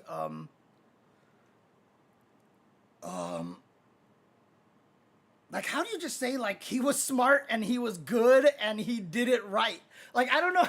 What is the word that describes that? You know, he had the wherewithal. He had the he had the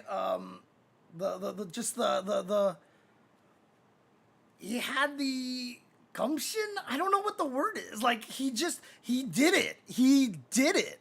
And it was really, really good, honestly. So It was impossible to like build a brand and do something to create a stream and YouTube content without purposely choosing to do less of the gigs. If you're actually a traveling commentator, like how do you expect Tasty Steve to do that? It's like not possible. Like he just literally is not home. Like it's like physically not possible for him to do that. He'd have to like turn down jobs to like try to focus on streaming and like building that. And then there's not even a necessary guarantee that the stream will grow. Rip streamed 365 days straight. He streamed more than that actually. He streamed like 400 something days straight, and his stream is not thousands of viewers or something. it's like I said, a lot of times you have to just do the right thing and get kind of fortunate in a lot of ways, or you just have to have the ability. I mean, again, hard thing for me is that a lot of my brand is built off of, you know, trying to discuss things maturely, not getting caught up in the drama, trying to be intelligent about things. That's not what people want to watch. That's not what people want to watch. When I had that Tekken Rage clip, the next time I streamed Tekken, there was like 1,000 people in my Twitch. They all wanted to watch me get mad again, and I made the mistake of not getting mad. I should have just got mad again. Right? You can put in the time, but that's not exactly just raw. Like you put in time, you get viewership, and it spits out. It has to be something that you think to do, and then you try to do, and then you have to also get lucky. This kind of thing happens quite consistently. This is another day in the office, to be honest with you. But these two are not on commentary for the game for TWT. TWT as an entity, or like whatever the Pro Tours are, tend to not be the only kinds of events they do. Like that's why they both said like, hey, I'm down for other gigs. Like if there's other stuff, you know, I'm super down to work it. It's possible that even the non-TWT events, if they wanted to, Bandai Namco could say, hey, we're not going to give you the green light to like do this at their events. Now, that would probably be like a step that would make everybody get really, really, really pissed. Everybody would be beating Bandai Namco's ass even harder than they already are. But yeah, I also think it's weird because, to be honest with you, I think the way TWT handles commentary in general is a little light. Like they hire 3 people per event. That's just not enough people. When you're working events, they're like 12-hour days, right? You're like, Dude, like, I always see, like, people in chat being like, oh my god, why are there so many breaks? Oh my god, there's so many breaks. And when you're a commentator, bro, you feel like there's not enough breaks, man. Every time we get a break, we're like, oh, thank God, break. Oh my god, thank God, break. It's crazy, dude. It's crazy. Holy crap, dude. Like, sometimes, like, okay, we got a break, and you, like, oh, you put your head down, like breaks over, and you're like, oh crap. It feels like it's so fast, and it's so few. Dude, and the thing about it is, nobody realizes how tiring doing commentary is. The way that I have described it to people so that they can best understand is, have you ever taken like one of those 2.5-hour car trips where you're just driving the whole entire time? And when you're done, you are like the most tired you have ever been, even though you are sitting in a car for 2.5 hours and the car has been doing all of the work. That is what doing commentary is like, because it's similar in a way that you both are focused so much. Like you are paying attention to the road and you are focused on driving. When you're commentating, you are watching. And you are like trying to pick up on things and make sure that you have informative stuff to talk about, etc., etc. Your brain is like super laser focused on this, which is why you always hear commentators be like, yeah, we saw a Cammy fight a Zangief earlier on stream. I can't remember who it was, but like we have no memory of anything. Because seriously, when you're in that moment and you are just, I mean, you are watching something and the entire time you're like, what can I find to talk about? What can I find to talk about? What can I find to talk about? Like, you are trying your hardest to do that. So a lot of times commentary kind of goes off the rails or whatever like that. And it's because, like, a lot of times we're tired. And two, sometimes there's really just nothing significant to point out, dude. Like, it's crazy. You drive for a living 9 hours a day on the road? Jesus Christ, dude. Like, and like, it's tiring. I don't know how they did that for the TWT for a lot of events, that they would literally only have 3 people commentating like a whole day. It's wild, dude. It's crazy. Dude, Vicious and Ringe talking for like 30 minutes, 35 minutes of dead air, and then everyone's in chat is like, why don't they just show matches? Why do these commentators like to hear themselves talk all the time? And I'm just like, bro, really? Really? You think the commentators are doing this because they want the airtime and they like hearing themselves talk? I can guarantee you right now that every commentator hates that shit the most. I have always said that is the, oh, shout outs to 100 for the subscription. Thank you, sir. Man, thank you, person. Thank you. Thank you. You are like, it's the worst. Like, the real skill of a commentator is how well you can do that. Me and David got a lot of the gigs early on because it didn't matter what was going on. We could talk forever. Like, a lot of times they would just be like, oh God, stall, stall, stall. We need like 10 minutes of stalling. And so me and Dave would just, I was on blah, blah, blah. So what do you think of the way this is a situation? Oh, well, this matchup is really interesting. Like, we could just actually we could do this forever. Like, you give us a chance, we can talk forever about stuff, you know? And that's honestly where a lot of the skill really comes from. Like, everyone thinks like, I can do commentary. I could just yell, let's go, and scream and get hype into the microphone all the time. But a lot of the best commentators are the best commentators because they are good at understanding the flow of the broadcast, understand what they're trying to get across to the people, and when it's time to get hype, and when, I mean, I've heard commentators who don't get hype, and it's miserable. I've said this before, and apologize to commentators out there who don't get hype, but that's also why you pair them better. Don't put 2 commentators who both don't get hype together. Don't put 2 commentators who both get hype together. You know, like, you have to be careful about that. Dude, seriously, Smack Dave, I yell, let's go all the time because someone tagged me in one of those tweets. They're like, oh, is that all it takes to be a commentator? Is just to yell, let's go all the time, you know, whenever. So now I say it all the time because I'm like, fork you, dude. Yeah, all right, I'll do it all the time then. So it's actually a conscious effort on my part to yell, let's go all over the place.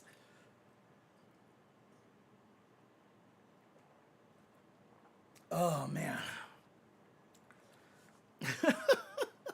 Dude, it's hard, Zip, right? You know, 25 minutes of nothing with no comms from production, that's brutal, dude. Worse is brutal. Dude, I had one person who was like a top player. They jumped on commentary one time, and afterwards they're like, holy crap, I have so much more respect for like what James and David do because I didn't even know what to talk about, dude. And like the worst is the commentators when there's downtime and they're just like,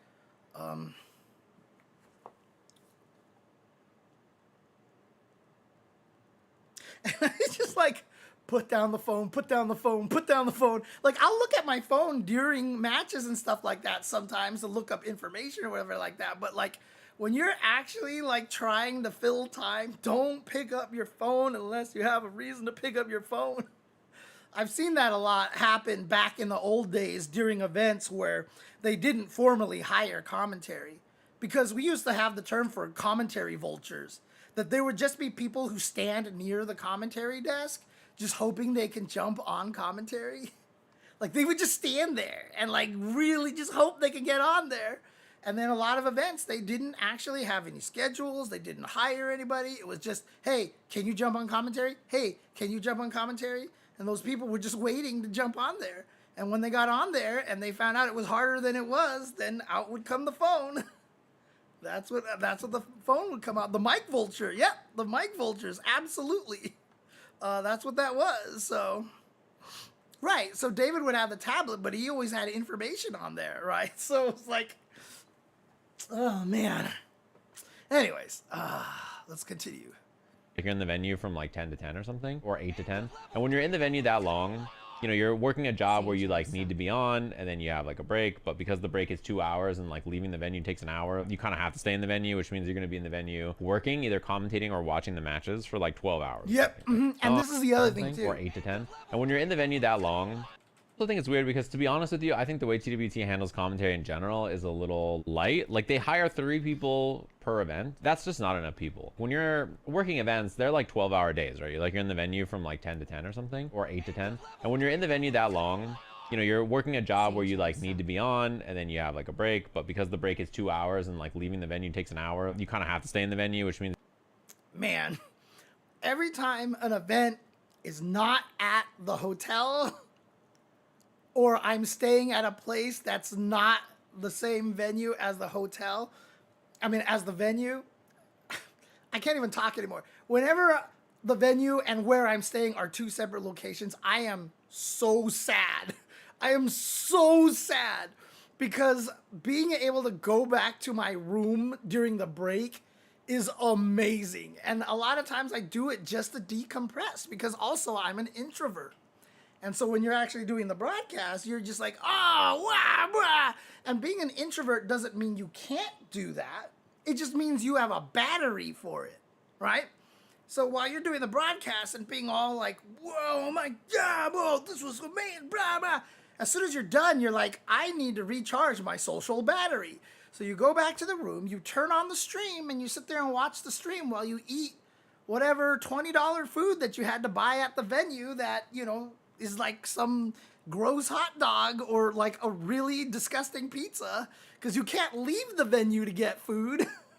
So like, it's crazy, dude. Like, it's crazy, man. Like, and like a lot of times I just go back to my hotel and I disappear. Like, I hide from people because I need to recharge that social battery. Or like you said, like Stagejam was saying, you stay in the venue and you just sit there and you just watch the matches. Because, and I'll admit it, at a lot of tournaments that are, you know, like not as big and stuff like that, like sometimes I'll miss a lot of stuff. But when you're at something that's like really big, like at an Evo or a Combo Breaker or a CEO, like you gotta like keep watching all this shit because you need to know the storyline of how the person got there. Like, you'd be like, whoa, man, that's crazy. They almost lost in this one game against this guy, but they had the crazy upset, and now here they are, and and you know, if he wins this match, he's going to run into a rematch against the guy who sent him to losers. Like, if you don't pay attention, you're just going to be like, here comes the next guy. And that's the end, right? I mean, seriously. Oh, man. You're going to be in the venue working, either commentating or watching the matches for like 12 hours or something, right? Mm-hmm. And if you only have 3 people, you're already going to be pretty down. So like, who the hell is going to do the job now if Rip and Rip are banned? Who are they even going to put in front of it? I don't even know. People say this, oh man, how can they have the TWT without Steve and Rip on commentary? And the answer is they're just gonna. Like, it's just going to happen. Like, they're just going to put another body in the chair and the show will continue. Yeah, I talk about this. I mean, that's why I just recently tweeted that about Majin Obama. Majin Obama is one of the best storytellers that we have. And, you know, he's invested in the players. He knows the story behind all those Japanese players. He's like, yeah, he comes from the east side of this prefecture, and like he came in here and, you know, he plums and plays and he does all this stuff, and, you know, what he's known for is doing this, and yeah, he grinded here, but, you know, as a day job, he works at a blog, you know, and like, dude, it's crazy how much Majin Obama knows about like all the players, and then he'll be like, yeah, and the interesting thing is right now the community is like going through a renaissance because this game is doing this and blah blah. Like, he is so tapped in to the pulse, and like, so whenever he does commentary, like I was just sitting there listening to him do the commentary for Evo Japan, and I'm just like, God, this guy's good. God, he's so good. And my biggest problem is I can't remember names and faces. So I'm like, yeah, this guy's a Marvel player, and he's never played Marvel in his life. And I'm like, fuck. I'm sorry. He's like he looks exactly like somebody else that oh God, it's terrible, dude. I hate it. I hate it. I hate it when I get the stories wrong. And, it's interesting because I was talking to Tong recently, and he was like, yeah, like the first time I was ever on stream, you commentated my match. And I was like, I think I remember that. I think I was talking about how you were like a video store owner and you would run events at your place and everybody was talking about you as this person who really helped the community. He's like, wow, you remembered. And I was like, yeah.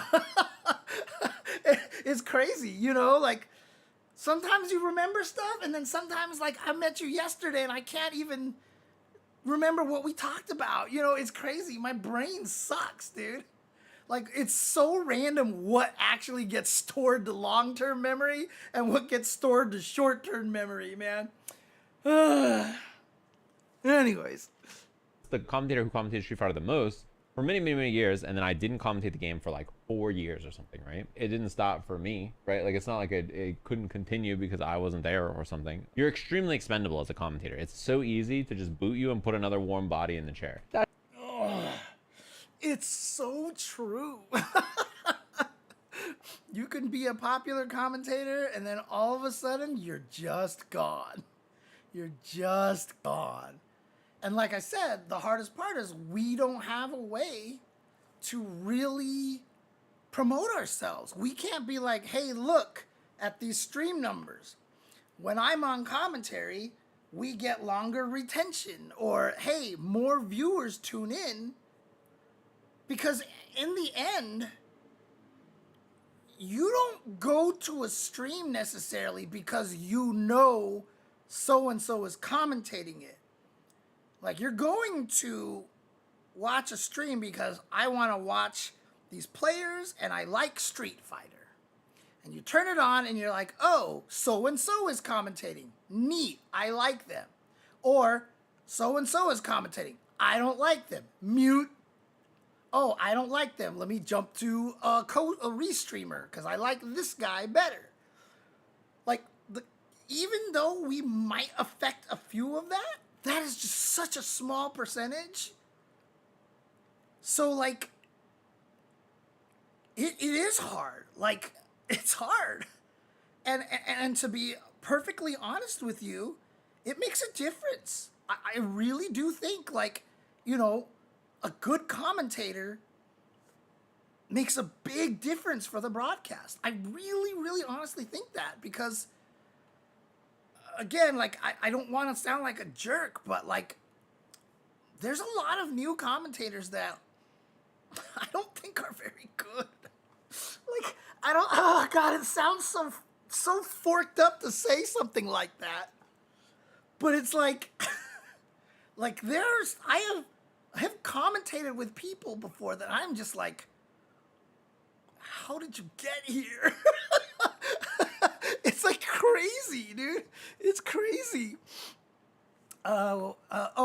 Unions? Yeah, a lot of people have talked about commentary unions. And, while on one hand, I'm like, yes. But on the second hand, like, it does make it really hard for up-and-comers, right? Like, you're just not going to get new faces. You're going to get the same old guys over and over and over and over and over and over and over again. So you better like us. The other way to do it is that I had thought, like, okay, so we become a package deal, right? Like, you have to if you hire these main commentators, you also have to hire these, B-list commentators, right? And that's just going to cause drama everywhere because who decides who is an A-list commentator and who is a B-list commentator? Do you know how many feelings you're going to hurt if you're like, okay, you're a B-list commentator? Like, that's just going to fucking hurt, dude.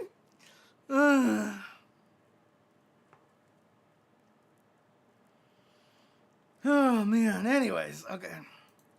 That's just how it is, and everything's gonna keep moving. The big thing is, you know what I've been thinking about? Imagine being whoever is hired to do EVO Japan. Whoever's the Tekken commentator for EVO Japan is just sitting there right now like, oh, fuck. fuck. And I imagine that whoever they hired literally had no clue that this was happening until they saw this tweet. Imagine just being hyped to like go there and work, seeing all this and just being like, oh fuck. Did they ban Steve? No.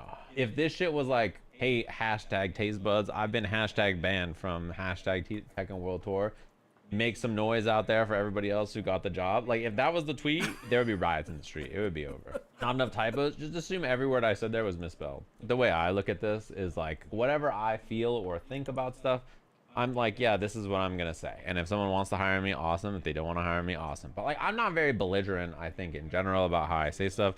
I'm like pretty straightforward. I would much rather just like say the things I want to say rather than be like, oh shit, if I say something, I might get banned, and that would suck. But for some people, I mean, one thing that I will say about this is that this actually is what makes this job so scary and so stressful. Like he was saying, like Sejam was saying, Spaghetti Rip is accused of being a shill for Tekken 8, or for Tekken in general. People call me a shill all the time. And yet, like, we're always in a position that we're scared if we say the wrong thing, like, that could be it, right? Like, honestly, it's a scary situation. I've talked to, long time ago, back during, like, early Street Fighter V days, like when people like Carolyn were working at Capcom, Mama Dao was working at Capcom and stuff like that. I would actually say to them, I would like, hey, like, I hope you understand that I'm going to be critical of the game, and I hope that doesn't, be a problem or anything. And they're like, no, that's fine. You're like, we don't expect you to, always be positive or blah, blah, blah, blah, kind of stuff like that. And that's cool. But as it's gotten bigger, like, we don't have that same kind of open, like, communication with a lot of, the guys in charge anymore. It's interesting. It's very, very difficult to handle. And so, like, I try to be as real as I can, right? Like, if you guys know, like, I really genuinely think Street Fighter 6 is really good, but I will also be like, yeah, they need to change this. Here's my suggestion on how to change this. I get murdered by drive impacts. I think you should get rid of throw loops, blah, blah, blah. Like, I will talk about, yes, I think drive rushes might be a little too strong. Here's how we should fix it. The hardest part about it is that, like, the main reason why we say these things is it's from a place of love. Like, we're saying it because we really like the game. And so, like, when Spaghetti Rip and Rip are like, yo, Season 2 patch, combat, like, they're not, like, trying to actively be like, go play Virtua Fighter, go play DOA. They're like, guys, like, we need to fix this. We need to fix this now. Because they love the game and they want it to be better. That's just always where it comes from. That's where a lot of that comes from, especially from, like, commentators who have spent years with the game. And it makes it difficult. It really makes it difficult for us to navigate a lot of the times. Because now we're just scared, like, I really want to say something, but I can't say anything about it, so I'm just not going to say anything. Like, I don't know. It's like, it's hard. It kind of sucks. And so it's very difficult to it's like I said, it's stressful because, like Sejam said, like, someone didn't like the way you flipped your hair on a stream one time. That could be it. Like, that could be it. That could just be the end of your commentary. It's hard, man. It's crazy. And so, like, we're living in fear a lot of the times that we did something wrong. Right? Like, it's hard. It's hard. Like, so, like, I'll give an example for me. Like, I haven't done Evo Top 8 in, like, 3 years, right? And I wondered to myself, I'm like, did I do anything wrong? Do they hate me now?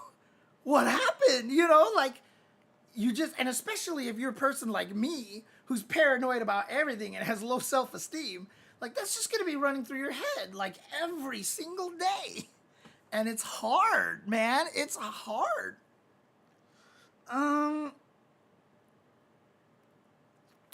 So up, down, down, left, right, BA. Yeah, oh, that's such a, you know what? I'm not gonna talk about it. I'm not gonna talk about that situation because, unfortunately, there was a lot of misunderstanding in that situation. So, and that's the thing, right? Like, that's the hardest. That's the other part about commentary that sucks, right? So let's say I'm pushing super hard right now. I'm talking to the Evo guys. I'm like, bro, I cried at Evo. I get people to stick around. People love, you know, seeing my passion. I've brought so many people in the FGC. Every time I go to Evo, like, I talk to like, all these people come up to me and they're like, dude, you're the only reason why I stuck around. Or my girlfriend will only watch if you're commentating, or people will be like, yo, like, my girlfriend, like, understands fighting games because of you, you know? I get so many of that. And so if I go around and telling Evo, like, dude, you gotta put me back on because look at all this testimonials, look at what I do, blah, blah, blah, blah. Essentially what you're doing is you should not hire that guy. And so, like, every time you fight for your job, you're forking over somebody else. And we're all friends. We all like each other. And we have to actively screw over each other for these gigs. And so, like, there's not much we can do about lobbying. You just kind of leave it to, well, I hope they pick me, you know, kind of thing. Because if you fight for yourself, you're kind of screwing over your friends. Now, again, maybe everybody has been doing that, and I'm not. And so that's maybe something that I've just got to start doing. Maybe I have to do it, and maybe that's one of the reasons why I haven't been doing as many big stuff. I don't know, right? And that's the thing. Is like the whole thing is like really, really, like whenever I hear people go like, "Hey, James, like, what advice can you give me about becoming a commentator?" And my reaction is, "Why?" Like, I think I, like, really disappointed one guy one time because I was just in such a foul mood. And they're like, "I really want to get into commentary." And I was like, dude, why? Like, it sucks, dude. Like, it's clearly not the answer he was looking for. But I was not in a good mood at that time. And, you know, it's just like, oh, God, like, this shit beats you down, man. Like, I have had days where I'm just, like, questioning everything about myself, my existence. You know, it's hard, man.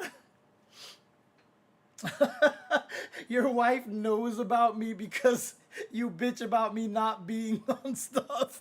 Thank you, Zip. I appreciate that, man. Yeah, I mean, honestly, like, this job, this path, this career is hard. It will beat you down. And, like, the problem with it is that, you know, for the people who are out there, who are legit chasing clout, who want to be, you know, like, I want to be famous so I can do this, blah, blah, blah, blah. Like, everybody already knows how hard it is to be a top player in the FGC. Now that people are aware of the fact that being a TO sucks, and you lose money, and it's stressful, and it's hard, a lot of people aren't trying to look to run their own events anymore. So what's the path they're going to go with? I'll become a commentator because this shit looks easy, and they get paid a lot of money. Still don't know where that came from.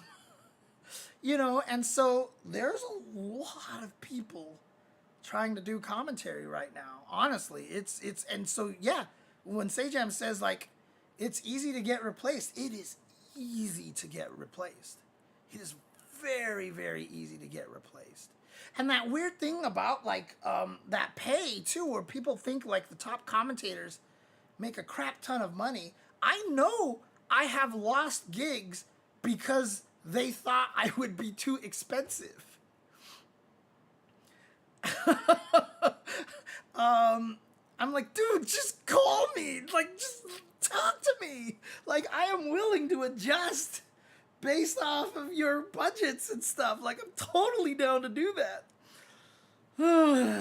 No, some people are still in that phase, Smack Dave, where they're like, TOs are ripping everybody off, dude. Still there a lot of the time, so. Oh, man. But in any case, I mean, a lot of people, you know, the funny thing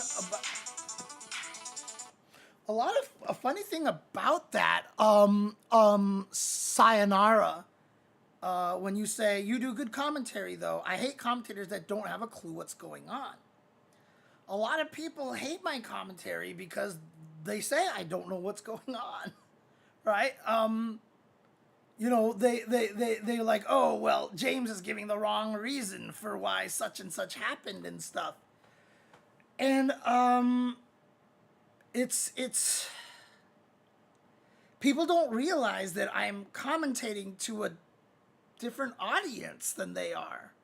Like, I'm not trying to commentate necessarily to the highest level of stuff. I'm trying to commentate more towards the casual viewers because they're the ones that we need to get to stick around.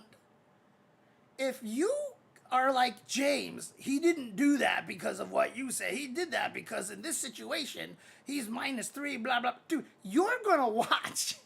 I don't need to get you to keep watching. Right? Like, you're already one of us. Like, you've been assimilated. I'm trying to assimilate other people here. So no, a lot of the times I'm not going to be going into the super detail. And a lot of people are always like, God, Jay, you just do that because you're bad or you're not good at the game.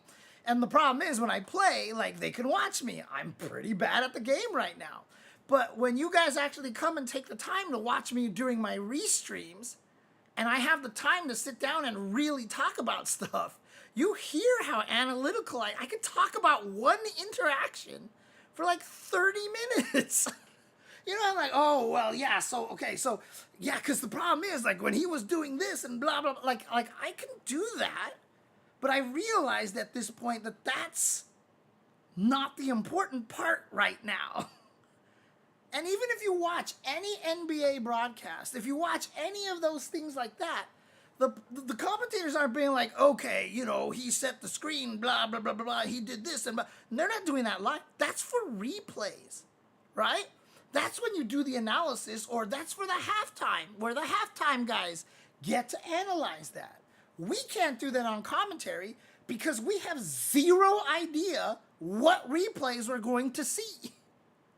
Do you notice that every time the replay comes up, we're like, God, I hope they show that one part on the replay because I really want to talk about that. We have zero idea what's showing up in the replay package. So we can't even prepare. We can't even decide what to say about that segment beforehand. Like, it's just crazy. And so you got people sitting there watching on stream like, God, why aren't they saying it? We have no idea what is coming up on the replay pack. We have literally zero idea what's showing up on the replay package. Most TOs let you do whatever you want. Most TOs will not say much. However, there have been situations where certain groups that are running tournaments or being in charge will be like, can't do this, you can't do this, you can't do this. Early on, when me and David were doing a lot of Street Fighter 4 commentary and Street Fighter 5 commentary early on, we were always told, like, don't mention other fighting games. You can't talk about other fighting games. And there was a couple of times you can actually hear us say like, oh yeah, like Kazunoko actually came from other fighting games. He's really strong. And me and David at one point were like, you know what, fork this. And we just started mentioning other fighting games. We just stopped caring. And nothing happened. So, you know, like, we got away with it. But it was just like, come on. Like, if I mentioned Virtua Fighter, that's not going to make other people play Virtua Fighter, right? Like, or Sega's not going to come and sue you for being like, your commentators mentioned Virtua Fighter on stream. Like, it's not going to happen, dude. Like, because if word got out on that, you would burn so much goodwill. Sega would be inundated with a hate if people found out Sega sued Capcom for their commentators mentioning it. Like, nothing's going to happen, dude. Come on.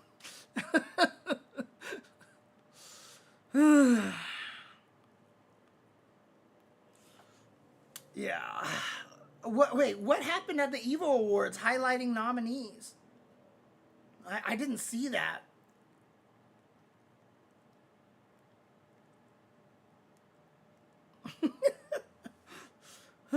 Anyways, let's finish up here. Well, it's like you need the gig. It's easier if you have a safety net.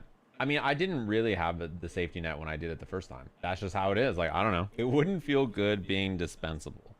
Yeah. I mean, it doesn't. But what can you do? That is the saddest way to end that video. Holy crap. Holy crap. That is the most depressing way to end that video humanly possible.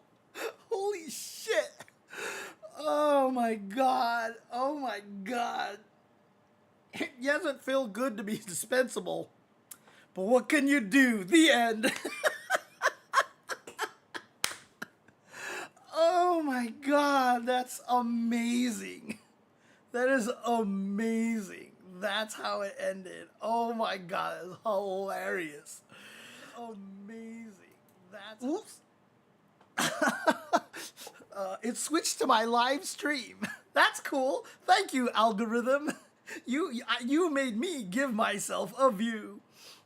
But yeah, I mean, honestly, like, commentary is hard. And you know, like, a lot of people don't realize how difficult it is. You see Zip in the chat, and he's like, oh my god, that's exactly, oh my god, yes, I know. Dude, it's hard. Because a lot of people think that the commentary gig is the easy way in the FGC to find fame and fortune and success. Like, I didn't become a commentator because I was trying to become famous.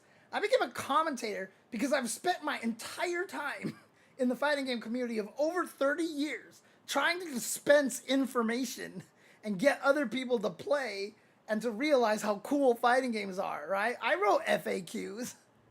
I didn't make any money off of those FAQs. I made combo videos. I didn't make any money. We didn't have YouTube to make money off of that stuff. I was doing it because I want to make fighting games cool. Like, that's just all it is. And so, like, going into commentary was just a natural path for me. I ended up becoming a commentator because I really want to get people in there. And it's hard because if you're like, hey, I should do Evo top 8. Like, it sounds like you're being egotistical. It's like, oh, I want to do this because I want to be seen.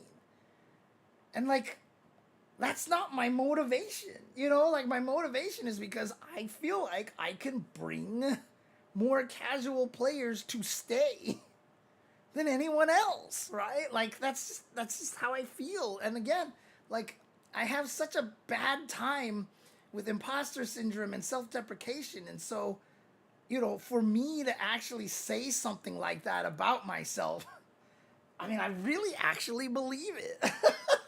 I really actually believe it, honestly. So, I mean, there's a lot of undercutting that happens in our scene. It happens. It's definitely happened in the past, so. Anyways, enough about that. I tried to keep it short, but it's so hard because I have a lot to say about it. But yeah, again, like, it sucks because the thing about it is, and this is what that other thing that I did talk about, when we had the horrible dive kick situation, my God, the vitriol that came out of the woodwork.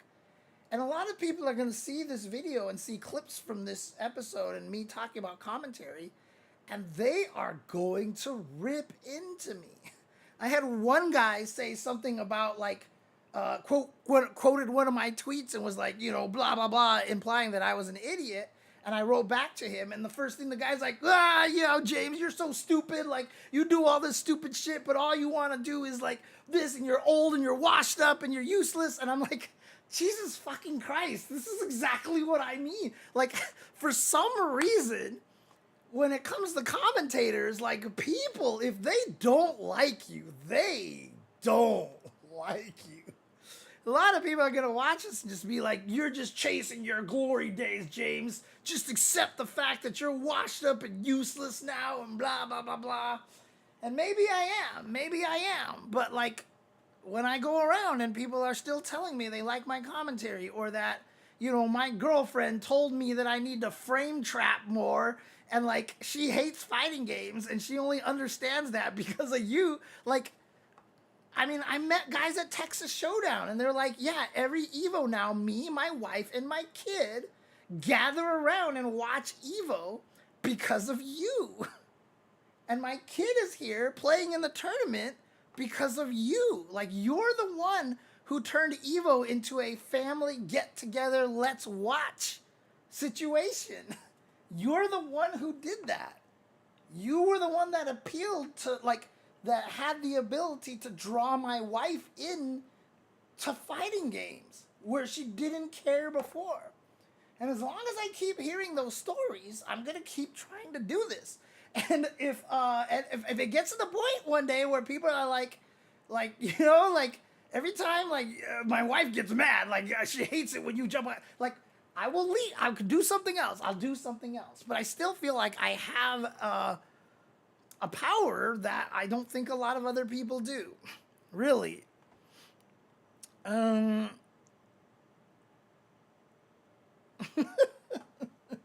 Be like me if someone told you you're washed up, call them hella scrub man and go win Evo. Look, I'm saying that commentary is hard, but being a top player is still a lot harder. It's so hard to be a top player. Holy crap. Oh, man. Any case, it's already Friday here. I know I have these topics up here. Fighting game woes, Evo Japan's Elena, Street Fighter. You know what? I will save this for another day. And in fact, if I have a chance tomorrow or maybe even on the weekend, I'm just going to pull up a stream and just do like a follow-up Tuesday thing where I just hang out and talk with you guys. Okay? Let's do that, okay? I'm not gonna limit to these conversations to just Tuesday shows from this point forward. I'll just bring it up and stuff, but I really need to stop because I'm tired and I need to get food. I'm hungry. So again, appreciate you guys supporting me, and I'm happy that you enjoy listening to me rant about this and talk about these topics forever like this. I'm glad that you are entertained. And I'm glad that you are choosing to spend your day listening to me like this. I appreciate you guys very much. Can't lie, would appreciate it if you guys also supported through subbing and donations and stuff.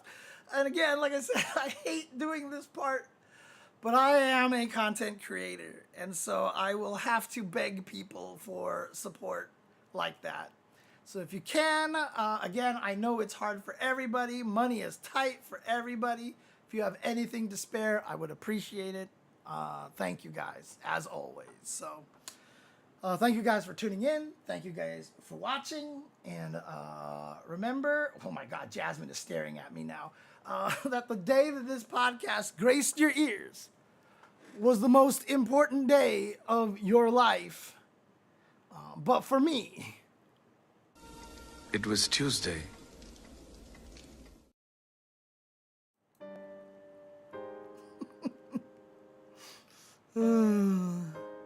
It's not begging, it's asking something in return for all your work. Appreciate it, Sencho. Appreciate that. Yeah, I mean, the thing about it is, if people think I'm like some sort of like rich commentator, they'll probably can see it as like begging, but like when you realize that that's not what the case is, Oh man. Okay. Sorry also that I keep biting my thumb, but my skin is still really dry.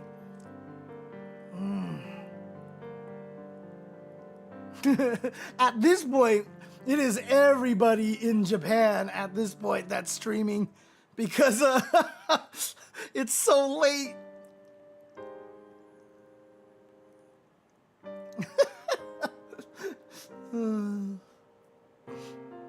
You know, I always like Liston. Let's just go hang out with them. Liston's got like 9 viewers right now, so let's go and hang out with him.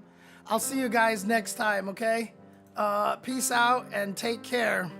And tell Liston I said hi. I am definitely not gonna stick around for this one because I gotta run. But peace out, guys. Take care, and I'll see you guys next time. Oh my god, my cat is meowing. They recognize my ending speeches. My cats are crazy.